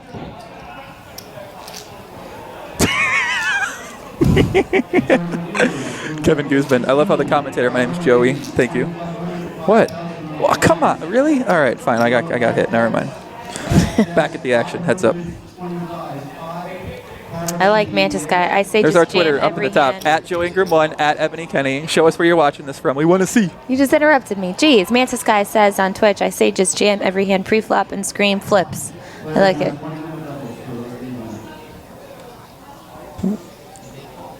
What? He's saying that he should, that everyone That's a terrible logic, though. It's not logic. He's just being ridiculous, and it's ridiculous is entertaining. You'd like Twitch if you find that comment entertaining. Did I interrupt you? I was thinking about what that guy said. Sorry, I feel like I haven't interrupted you the whole time. I know you've been. I'm good at that. You've been doing well. That's when you do podcasts with conversations with people, you can't interview them. No one likes somebody if you interrupt them, guys. If you're the type of person who you have a conversation with someone and you interrupt them, people don't like talking to you. I promise. Well, it's not even a conversation. Most people are just waiting to speak instead of actually listening. That's the problem. Now we're getting into it. Yeah. Now we're getting deep into life. Life. Wow, this took a turn. Freight train Fritzy coming through the station. Choo choo. Chipping back up here.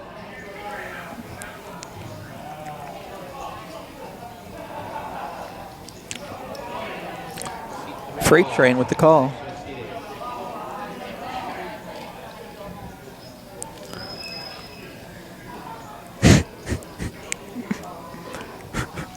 I love these nicknames for him. Fanny Pack Fritz, Family Man Fritz, Freight Train Fitz.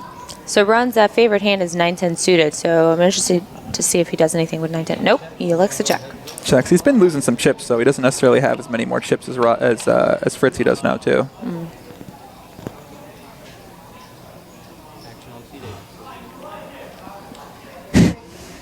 That comment got the Fritz family fired up.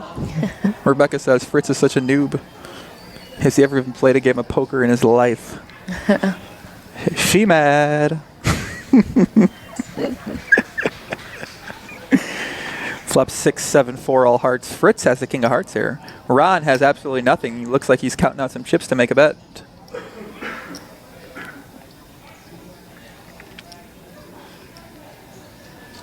Looks like he bet about $1 million. Yep, 1 million. Fritz has bottom pair and a king high flush draw. So he can definitely has a draw to a strong hand. I think he's going to call here. I don't think he's going to raise.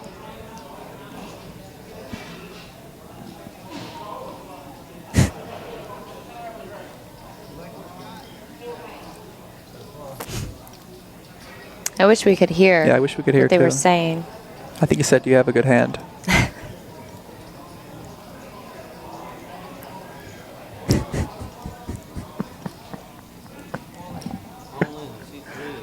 He goes all in. He said, "Do you have anything good?" Okay, that's a nice act. He goes all in. Ron's got a fold, takes it down. Ron, freight train pulling into the station, or it plows through the station, doesn't it? A freight train. It's like a runaway freight train. Oh, yeah. Freight train Fritzy back up in the chip lead. We are even in chips, guys. 8.6 million to 8 million chips is anybody's game. Wow, the chat is really sensitive. Barnes family, you guys can't be so sensitive to the chat. When someone says a comment like that, I'm going to show you guys some comments I get. You guys can fight. You guys need to fight for me, man. Get some mean shit said to me. People on the internet be mean sometimes. Sometimes? Mm-hmm. They're not mean to you, Ebony, are they? No, everyone is super sweet to me online. All right, actions on Ron. Let's see what he's got. We've not seen two. All we need to see is two good hands here. Yeah, we haven't seen really anything. I don't even think we've seen an ace heads up.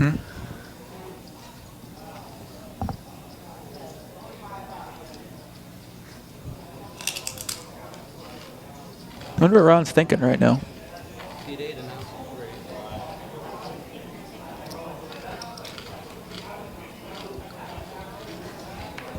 Oh, Kevin Guzman just lost all credibility with that last comment he made after his earlier comment, so you guys can disregard his previous comment that he said in the chat. He just suggested someone tell him to start limp re-raising. Oh, there's an ace. See what Fritzy does. Ace-8 offsuit. Ronnie makes another big raise pre-flop, 2.3 million. Chase Beard says, love the commentary. Thank you. Y'all gotta be quiet back there. See what Freight Train's gonna do. Freight Train decides to fold the ace-8 offsuit. It's interesting. That is crazy. Take it down. Nice hand, Ron.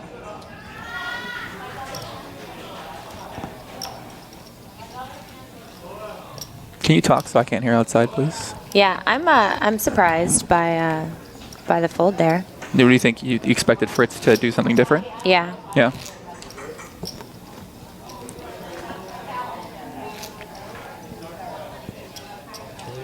Even in chips.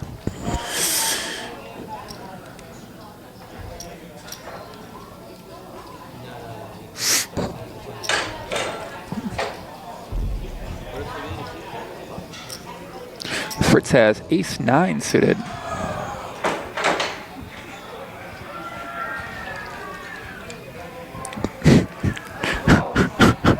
Where exactly did Fritzy come from? Is this a nickname? Did people not call him Fritzy? I thought No, someone you else did. I thought someone in the chat called him Fritzy, and then I called him that. You totally did that completely on your own. Oh.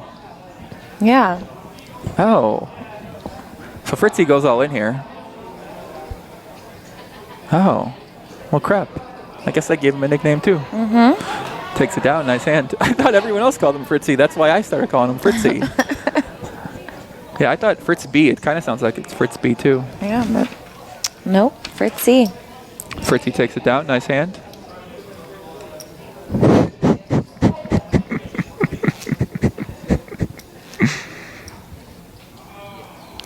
So I wonder what Fritz's family thinks about. He's about to make the move to North Carolina, and he's been in Pennsylvania since 1973. Wow, really? Mm-hmm. If only we had his whole entire family in the chat to ask them that question. I wonder what his family does think about that. I wonder.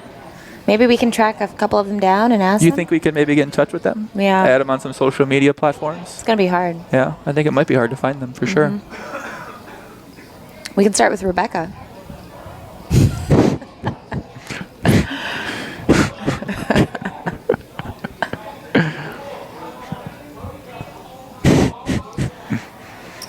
Ron elects to call her with 6-2 clubs. Oh, and I forgot to say thank you to Chai. He said a nice website to me. I appreciate it. What's on your website now? I haven't updated in a couple months, but so same old, same old. Cool. Same old, same old. Fritzy checks with King-9 suited. Flops Queen A3. No one's got anything. I'm a little surprised Fritzy didn't decide to raise this hand pre-flop. Beautiful hand, King-9 of clubs. Yeah, I'm surprised the aggression has slowed down quite I'm a not, bit. man. They're playing for $23,000. Yeah, it's a lot of money, especially for these guys. You know, it's they love the game. They play for free. You know, they got a chance at $23,000 and almost $10,000 between first and second. What would you do with $23,000? Did we establish that? We the established teeth, right? this, Yeah. the teeth, yeah. What would I do with $23,000? You'd probably make it rain somewhere. What does that mean? I don't know. What does that mean? That means you just throw the money up in the air and literally make it rain. Make it rain money. Oh, okay. Fritz takes it down, takes a little chip lead here. So you think if I won $23,000, I'd make it rain? Sure. Do something different. Are you trying to say I don't make it rain already? There you guys see the payouts again on the screen. What We does were make just it rain talking about them. What does, chat does, what does that, I don't know. Lee says I would take Becca to a nice restaurant. I would take her to that restaurant in Vegas. What was it called again? Joel Robichaud. Robichaud, MGM Grand, your favorite restaurant in Vegas? It's been my favorite dining experience ever. Perfect, okay. Yeah.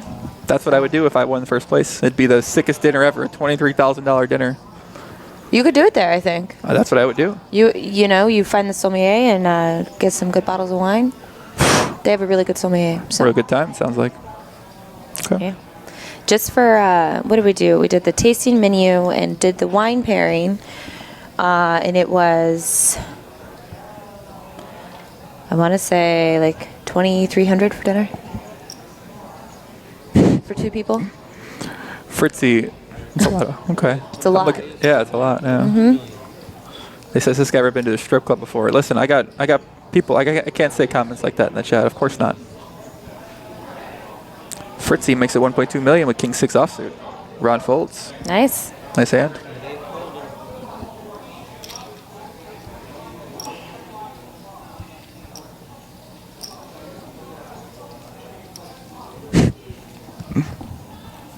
What are you looking at?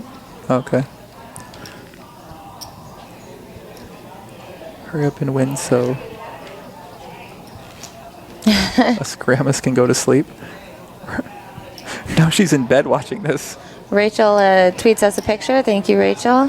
Thanks for the pictures of you guys watching this. Rachel Barnes tweeted us a photo of her in bed watching this now. So she went from the bar with a laptop on the table to watching her dad play to now she's in bed watching her dad play. So the answer to that question was, we're kind of sad because Philly will always be home, but we can't be hypocrites and expect them to stay there forever because we all move too. There you go. Home is where the heart is, right? It's the truth. So, North Carolina, that's what it'll be.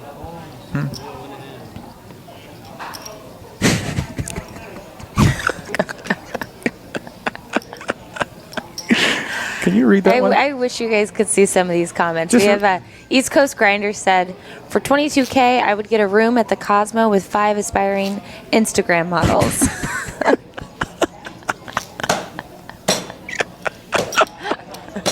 That's fucking great. Another F-bomb drop by. I think you have to be able to spend way less than $22,000 on 5 Instagram models, kid. No, if they're aspiring, you don't need more than 22,000. It's another topic for another time. Fritzy's got an ace here. Ace 5. Raises it up. 1.2 million again, it looks like. Yep.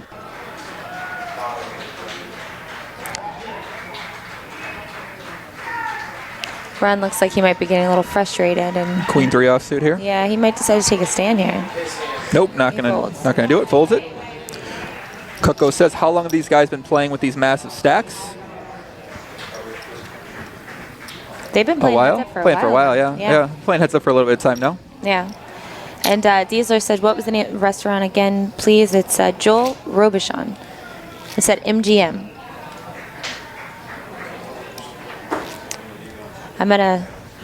We need to tweet them, and Joel Robichon? I need to get a free meal from there. You think they'll give you one? Is that how it works? A popular kid like you can do things like that, right? I mean, the sister restaurant, when I went there, I ate there several times. And they have a sister restaurant next door. And actually, the first night that I ate there, I was with one of my best guy friends. Ron's got Queens on the button now. But we got a tour of the kitchen and got to pick out our desserts. Guys, the chef decided he liked me and came out and introduced himself to me. He's all in. It's going to be a quick fold here. I can't imagine you and Fritzy going to a place. Like, everyone loves Fritzy. Everyone loves you. You guys get tours of, like, the world or something like that at these places, dude.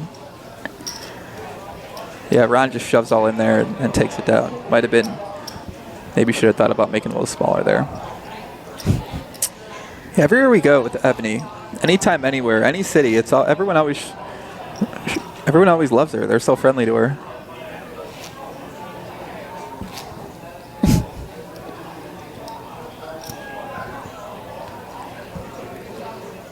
Mine? Okay. Can you take a picture?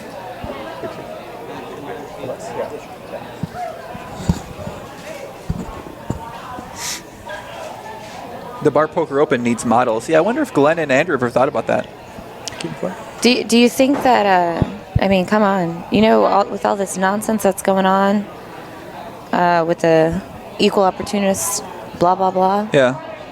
You don't think the Bar Poker Open needs any, like, model women or something? No? Nothing like that? Listen, I definitely think to me, why wouldn't you want to have some brand ambassadors, period? That's a good point. Who cares what people think about them? Why not get attractive people who are well-spoken and can talk about your brand? So if it comes by way of models, then what's the problem with that? I see your point. I think a lot of guys would also agree with that, too. Yeah. Let me see. Is it good? It's good. Nice. Thank you. Put it up, Ebs. Ron's all in. Ace 3. So Ron has taken a stand against these $1.2 million raises from Fritzy. Fritzy's looking. What's he looking at, Fritz? Fold the hand, buddy. 9-8 offsuit. He loves these little non-suited connector hands like this.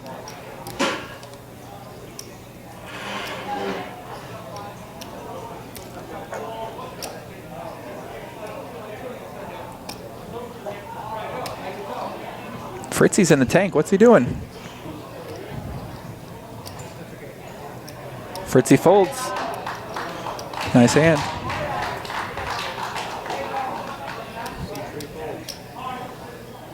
Nice hand, nice hand.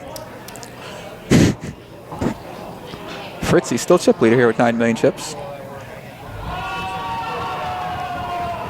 It's interesting the way that these players have been able to battle back and forth. You know, slowly, but yeah. Yeah. Evan says, this seriously feels like a dream. Can you believe Dad has already guaranteed $12,000? That's awesome. A couple people asked if you've seen Ebony. She should be on camera, not a podcast. Well, luckily, my podcasts are actually on video. Yeah. So you can video see podcast. me and Ebony on video. Multiple podcasts with her. Showing off her beautiful face.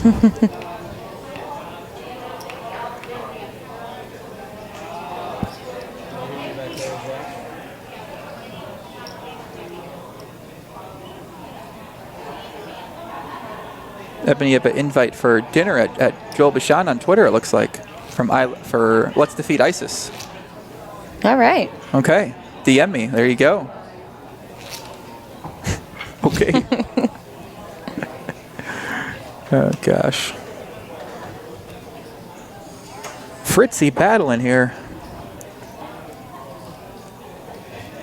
At this rate, you guys are going to miss the player. Yeah, they're for Bar Poker Open's having a after party at Murmur here. That started at 8 o'clock, and now we're 11:20, it looks like, so. Might be at a little time. Put your phone away, Ebony. Sorry, I got a lot of text messages. Okay, big time. Hey. Dealer's giving him an extra shelf here, it looks like. Setting up the deck for the cooler hand, it looks like.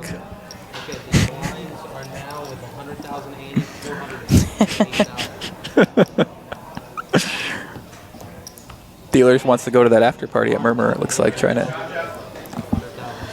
I really, I think I'm coming down with something. Don't want to go to that after party, I gotta wear a diaper. Oh, yeah. Ebony playing the tag team event. Has to wear a diaper tonight, so. An actual diaper, I'm not kidding when I say a diaper, so. A real live Giants Depends diaper and a binky. Ron's got Jack 5 suited here. 800,000 to call, is that correct? The blinds are 1.6 million? That can't be true. Is that accurate?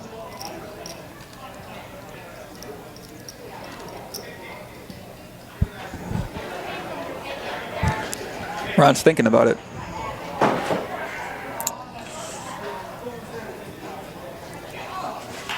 Or the blinds, is that accurate? 800,000, 1.6, that's not right, it's 300, 600,000. Yeah, that graphic's incorrect. I don't. Yeah, I think it's.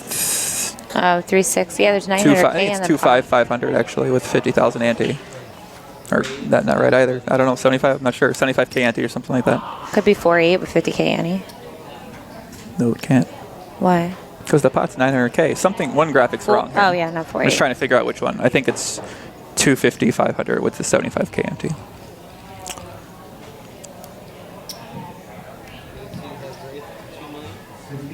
Looks like Ron just raised 2 million. Okay. Yeah, the 400, 800. Something's not right. All right, cool. Fritz folds. Ron takes it down. They're still battling, guys. Still pretty even in stack size here.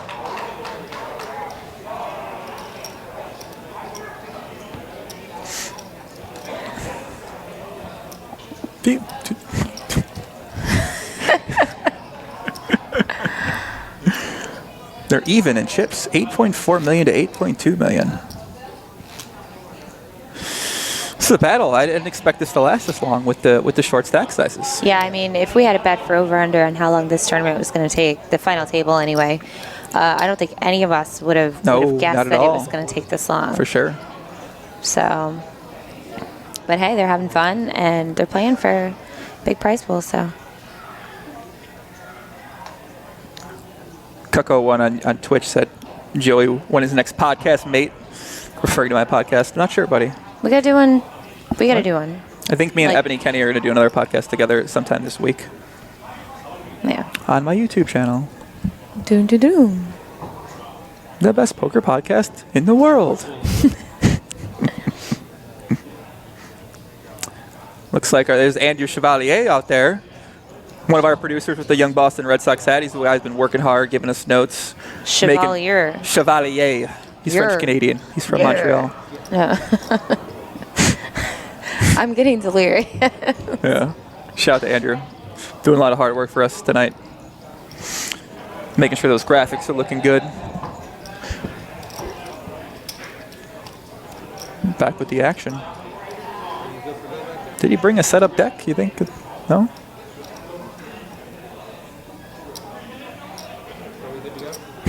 You talk. These things that you're saying. No?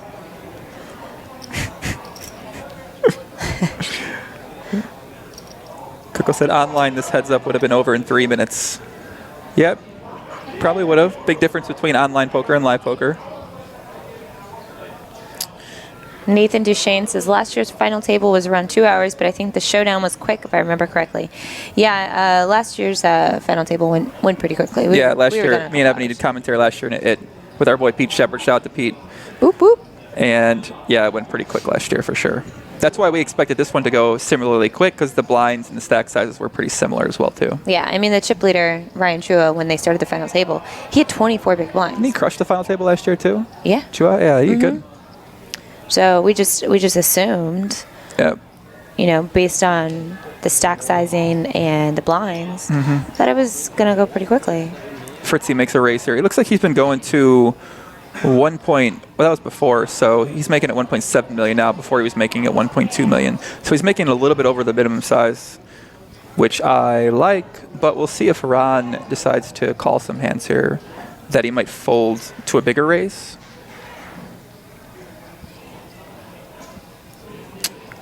East Coast says, when's the next Bar Poker Open event at the Borgata? I'm pretty sure that's going to be next year around the same time. And then they're also planning one for the summer in Las Vegas. Yes, Las Vegas, I said correct. So if you guys play in your Bar Poker leagues, you'll get a chance to potentially go to Las Vegas during the World Series of Poker next year. Details of that are still pending, but that's what the powers that be have told us. Yeah. And by the way, guys, some of these prize packages include hotel stay. Really? So, yeah. How do you know? It says so. Wow. You know, I know. For a Vegas trip, and you get to stay, they get the hotel package too? Well, it says the top 3 at any Bar Poker Open sanctioned nightly event advance to online qualifiers, and the first place in the online free roll wins a full expense paid trip. Wow. So, pretty sick. It's cool stuff.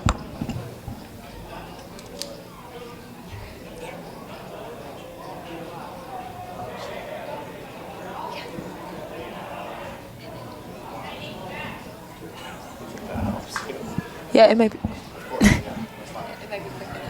Ron goes ahead and folds 9-7 offsuit on the button there. What about airfare? I imagine they'd probably do airfare for that to Vegas. I mean, I'm sure that's something. It says all expense paid trip, so. Yeah, I would imagine it includes airfare. And me and Ebony will be there next summer too. I'm sure you guys want to see Ebony, of course, but small consultation me. No, anybody. Everybody's trying to see you, Ebony.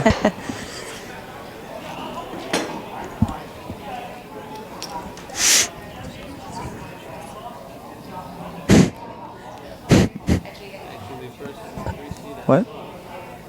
What do I have to do? Fritzy 10-5 offsuit, I expect him to fold this hand? I can't do it.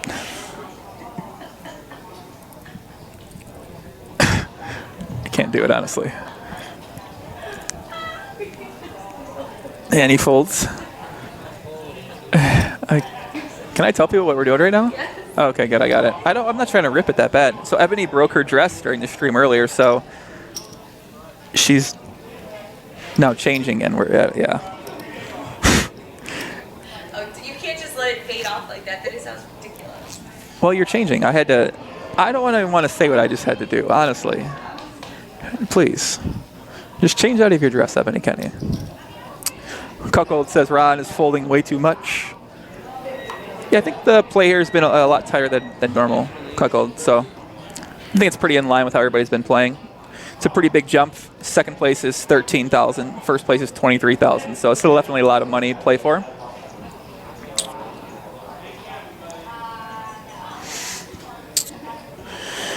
These are not good hands. Ron's got 10-4 clubs.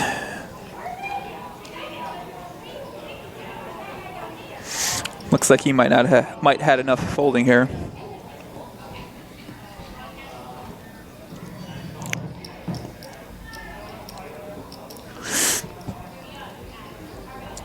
Looks like he's thinking about calling. Looks like Ron's not being as aggressive as he was earlier. He was raising a lot of hands pre-flop earlier, had a lot of success with that strategy.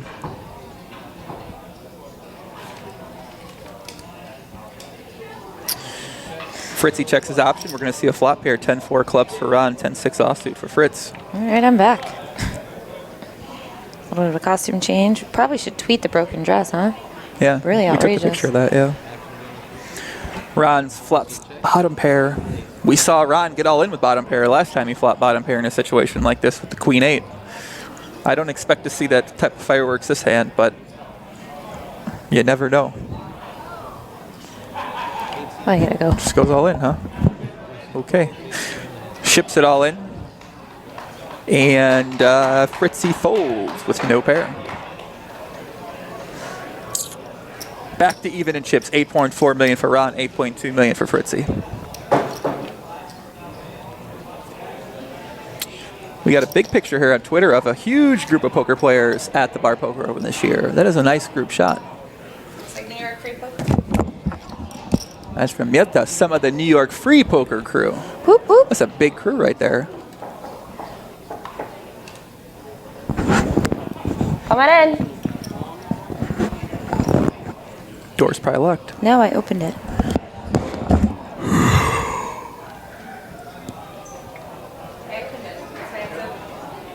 Fritzy's got King 3 hearts.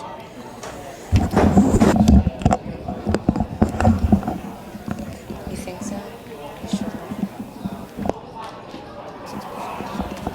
Okay. Looks like he's counting out a raise here. Blinds are 400, 800,000.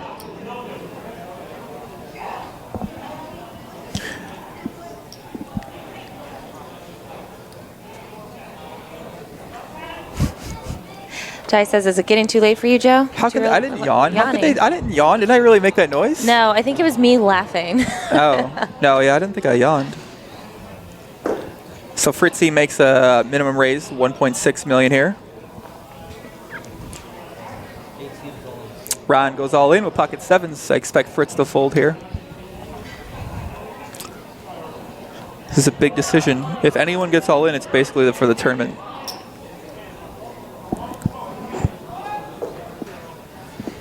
Oh, they're calling you out. They said it was a yawn. That was not a yawn. I'm not yawning. Get it together, Joey. Get it together. Ebony's changing, guys. I'm not looking, but you know. Now I'm just putting on shoes and socks. So Fritz is thinking about this here. I expect him to just fold. He folds. Nice hand. Jenny on Twitch. Jeannie says, hi guys, great broadcast. This is Jeannie from EPT. Just wondering if they decide to chop and play for the win, would rules allow them to? Is there no chop allowed? No chop? All blood? No chop, guys. We talked to the powers that be. They said no one's allowed to chop. No chop here.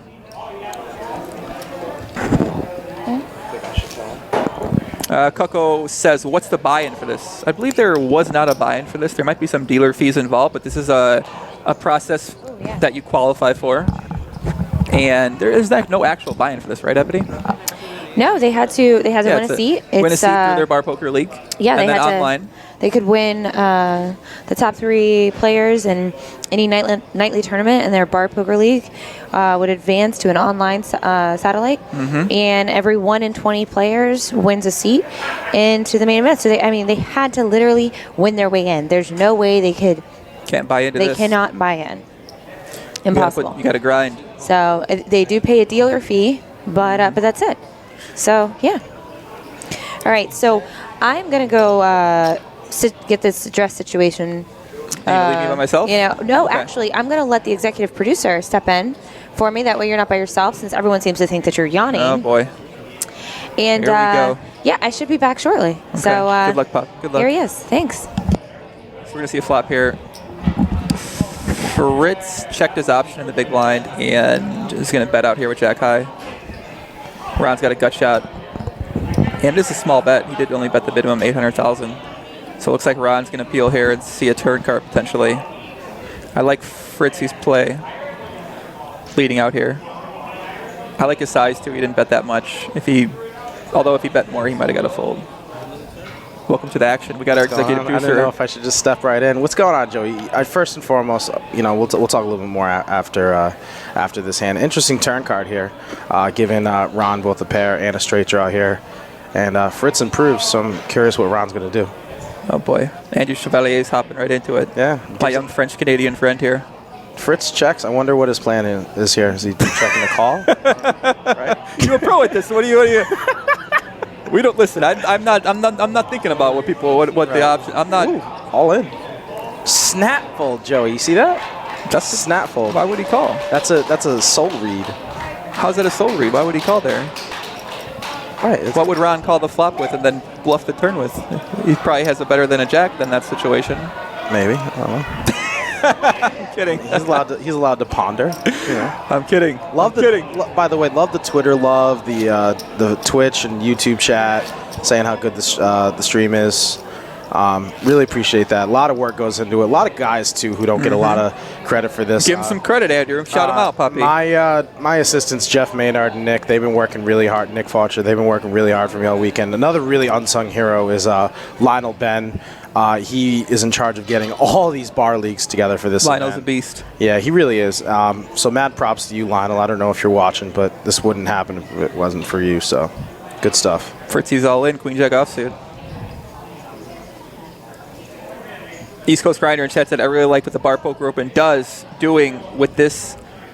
It introduces more players to a game with a friendly atmosphere. I think that's a big thing a lot of poker players like about the Bar Poker Open is that it is friendly. And that's the goal, too. I mean, the best thing about this is I played the team event. I played a Friday event. I don't get to play a lot because I'm filming and running the stream. But the few times I got to play, I met just people I never would have normally met if it wasn't through this event. So meeting people from Virginia, Tennessee, all over, 12 different states, Joe. It's bananas. It really is. And just the turnout here, the support of the camaraderie between teams, leagues, it's absolutely amazing.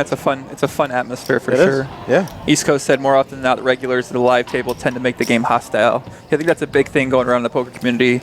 A lot of discussion that I have on my podcast with different guests is how to make the game a little bit more friendly and how to have it not be such as, that hostile atmosphere. And I think the Bar Poker Open does a really great job of mixing competitiveness, but also with fun, with friendliness, and with, having fun and just enjoying themselves. So mixing alcohol and poker is always going to create a nice little. We don't drink around here. We don't drink around here? No, Andrew. My mistake. My mistake. What's your drink of choice, Joe? I think the audience wanted to know. Either a margarita or a Jack and Coke. Yeah? But a margarita right now. Yeah? For sure. Griff from River Chase, Andrew Griffin from River Chase, his favorite drink is Jack Daniels and Coca-Cola Classic. It's his favorite drink. So Jack and Coke. The more you know. The same thing. I just said Jack and Coke then. No, but Coca-Cola Classic, it's different. If he can identify which one's Coca-Cola Classic compared to Coca-Cola, I'll give him $200. USD? Yeah, $200, 200 USD. Wow. Let's see what's happening here. Fritzy's a little chipped down. 5.7 million left here. He's been kind of aggressive in these spots. Looks like he said all in. Oh boy, here we go. Snap call, right? Yeah. Here we go. Fritzy's gonna need some help, Joey. H-check off for Ron, playing for the title. Playing for 23K. Taking his wife on a longer cruise. That's what he told me. Ronnie Big Bucks, 5 cards away from the championship. Who? Ronnie Big Bucks. Is that his nickname? Yeah, it's his nickname, Ronnie Big Bucks. Ronnie Big Bucks? Totally made that up. I have no idea if that's his nickname. You can't just give people nicknames like that. They're going to get upset. What if his wife's watching? I asked myself, what would Joey Ingram do? I figured give him a boss nickname. It's true. Yeah. Here we go. Here's the flop. 9-6-3. No one improves. 3 to a straight 2 ways. 4-5. Yeah. I guess that's one way to call this. Oh, there you go. There it is, kid. There it is, Poppy. He gets an 8. This is it. Mas. This is it. Not a math guy, but I think he's at 10. Oh, my God. Holy moly, guacamole. Oh, my gosh. Never in doubt. Oh, my gosh. Yeah. The Fritz Freight Train coming through. Shaking his hand like it's over, though. It's not over. He's still wow. I think he was shaking it like it was over. I think he just likes shaking hands. I've seen it a lot here. We'll go segue into the friendly atmosphere that is. The Freight Train, Fritzy, man. That's a nickname right there. Gosh, how sick is that river? And just like that, we have switched chip stacks around. I believe Ron's got 4 or 5 million here. They just switched him. What would be a good Look at Fanny Pack Fritz. Can't even control his excitement. He's got to go shout at the crowd. He's got to go give his wife a hug. He's beyond excited right now. His family is in the chat. They're going crazy right now. Look at this. This is great. YouTube, Twitter, Twitch. What nickname would you give Ron right now? Or Fritz? What would be a good nickname for these players? Fritz has 5 nicknames. Freight Train Fanny Pack Fritz. Fanny Pack Fritz. Yeah. Freight Train Fritzy. Family Man Fritzy. Family Man. I don't know. Fanny Pack Fritz might have to stick. This match might never end. Pack it in. It's going to be a long ride. I like Ron. He's keeping his composure quite nicely. At first, though, he was like walking away, like, oh, that's it. The dealer is even saying, plenty of poker left. I like Fritz, man. He's a nice guy. Yeah, You heard our discussion earlier, right? Yeah. About potentially wanting to be included in the family and going there for Thanksgiving next year. That's I appreciate Bar Poker Open making that happen for somebody like myself. Thank you very much for that. Thank you for. Hey, we're happy to have you, man. Doing such a great job here on the production here. No rip, no East Coast Grinder, no rip. He's still in. Come on. It's 3-1. They've come back from worse, right? It's true. It's very true. Diesler loving the Fanny Pack Fritz comment. That's my boy Diesler. He's a very hardcore supporter in my Twitch stream and podcast. Oh, shout out to him. Much love for Diesler. Thanks for the support from my boy Joey Ingram. See what happens here. We'll see how he responds. I don't quite remember. I haven't been watching this at all. Just kidding. But has Ron really taken a huge hit like that? I don't think so. I mean, we haven't really seen any really big pots like that, so yeah, that's kind of the first big pot we've seen. Evan says, I'm sorry that I gave my dad the horrible nickname of Fanny Pack Fritzy. Horrible nickname? That's money. What that's a great, I love that nickname. Yeah.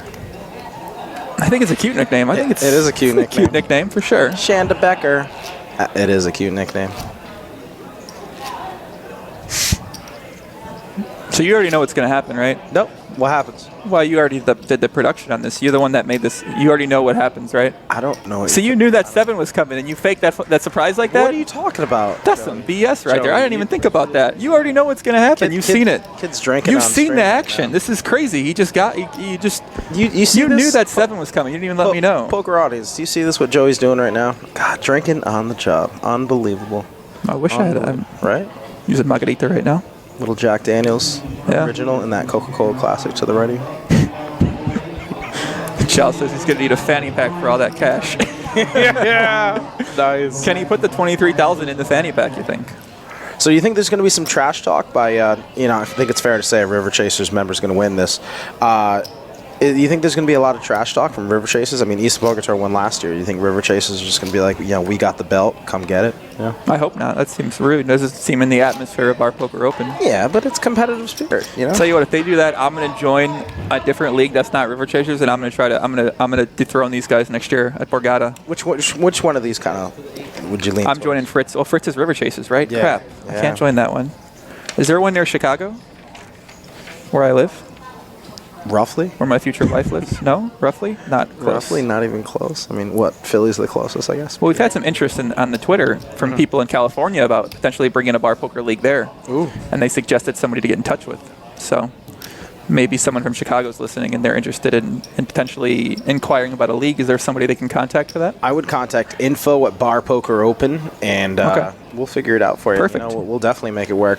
Probably be in touch with our boy Lionel Ben I was telling you about, who's single-handedly got these 16 different bar leagues involved in this. So it's awesome. Yeah, we'd love to do that. Met a lot of awesome leagues too, Joey. I don't know if you got to meet some of these guys, but we have a couple of new league owners that joined us. Any Two Cards from Georgia, Bumblebee Poker, Wisconsin, Deep Stacks from Missouri, Kings and Queens from Virginia, Knockout Poker. And I had the luxury of meeting Lou Stadler from Miami Poker Society. Oh, enough about that. This is it. No. Ron's got the best hand, A7 offsuit. Fritzy's got King 7. He shoved all in from the button, and Ron called. This is exactly what Ron needs, Joey. This is for, can Fritzy do it for his family in the chat? They've been showing so much support. Can he really take this down? Fritz is going to need some clubs or kings. It's a tense moment for me. You already know what happens. I'm not even going to look at you. Don't. Why? Here we go. Why don't you want to look at me? 7 does nothing. You gotta let the viewers process it. I won't say what happens. I don't know what happens. Yeah, you already know. Nah. Can Fritzy get a king here? Oh my God, too sick.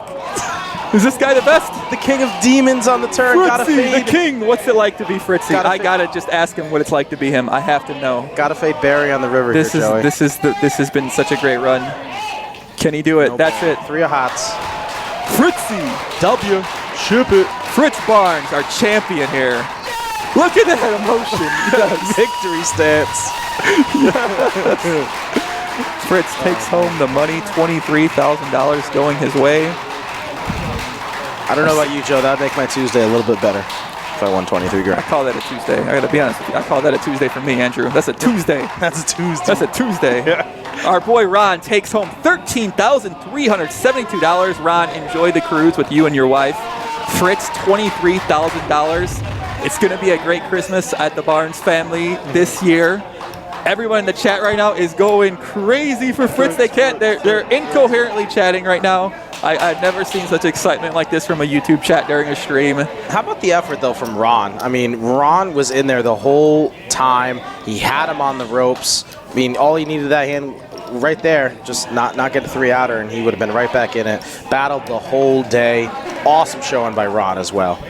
Take it down over $13,000 USD for his efforts. That's awesome, man. Yep. Congratulations, guys.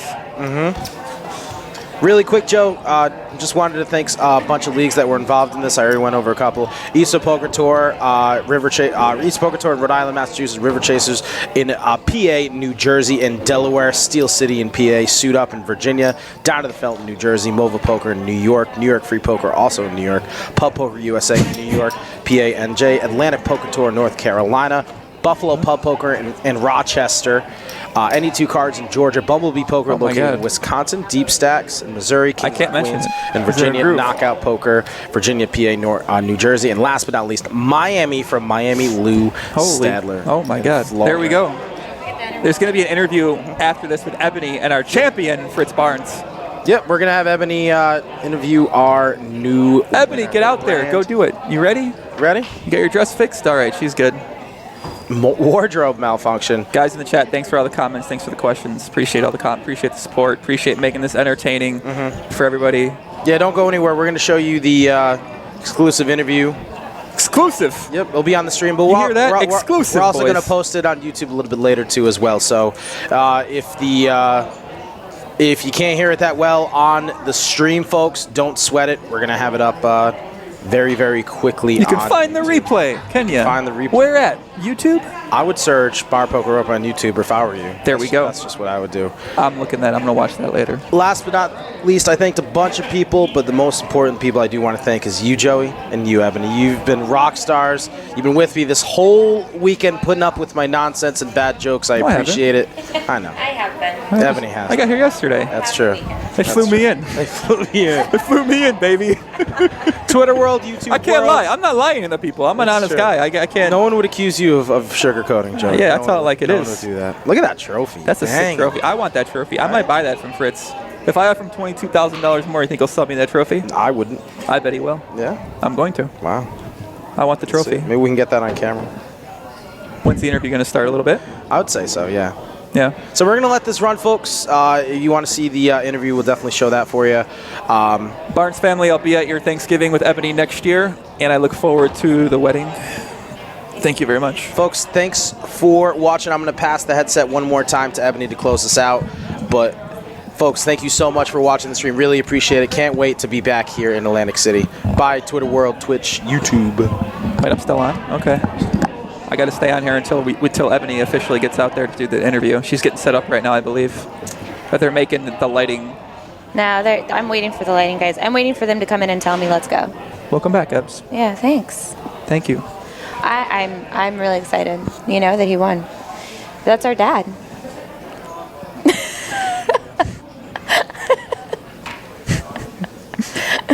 That's going to be my actual stepdad one day. Father-in-law. Father-in-law, sorry. Jeez. Sorry about that, father-in-law. When are you getting out there? What are you going to do the interview? Any minute. Yeah. Any minute. I'm just,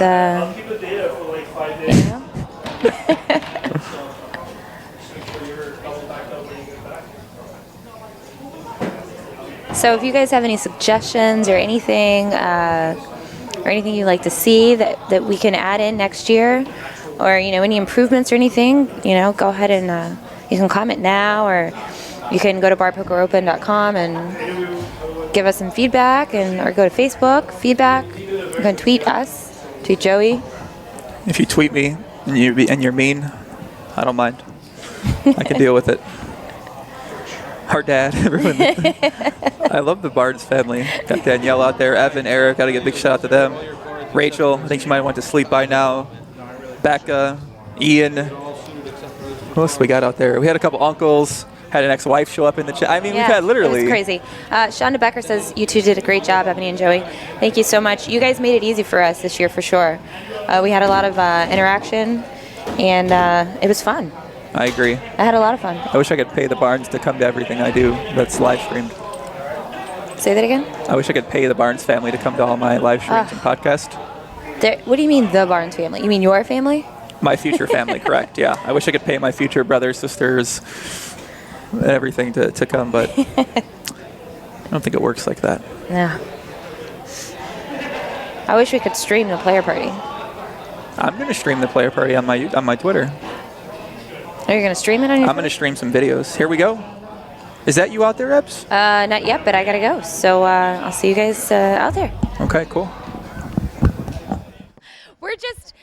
Hi guys, we're just totally casually, it's supposed to be the start of the players interview, the winners interview, but I kindly asked for us if we could hold off on the interview because my Cowboys are playing and it's in the division, anyone that watches football, but whatever, this is important, so we'll just keep it rolling.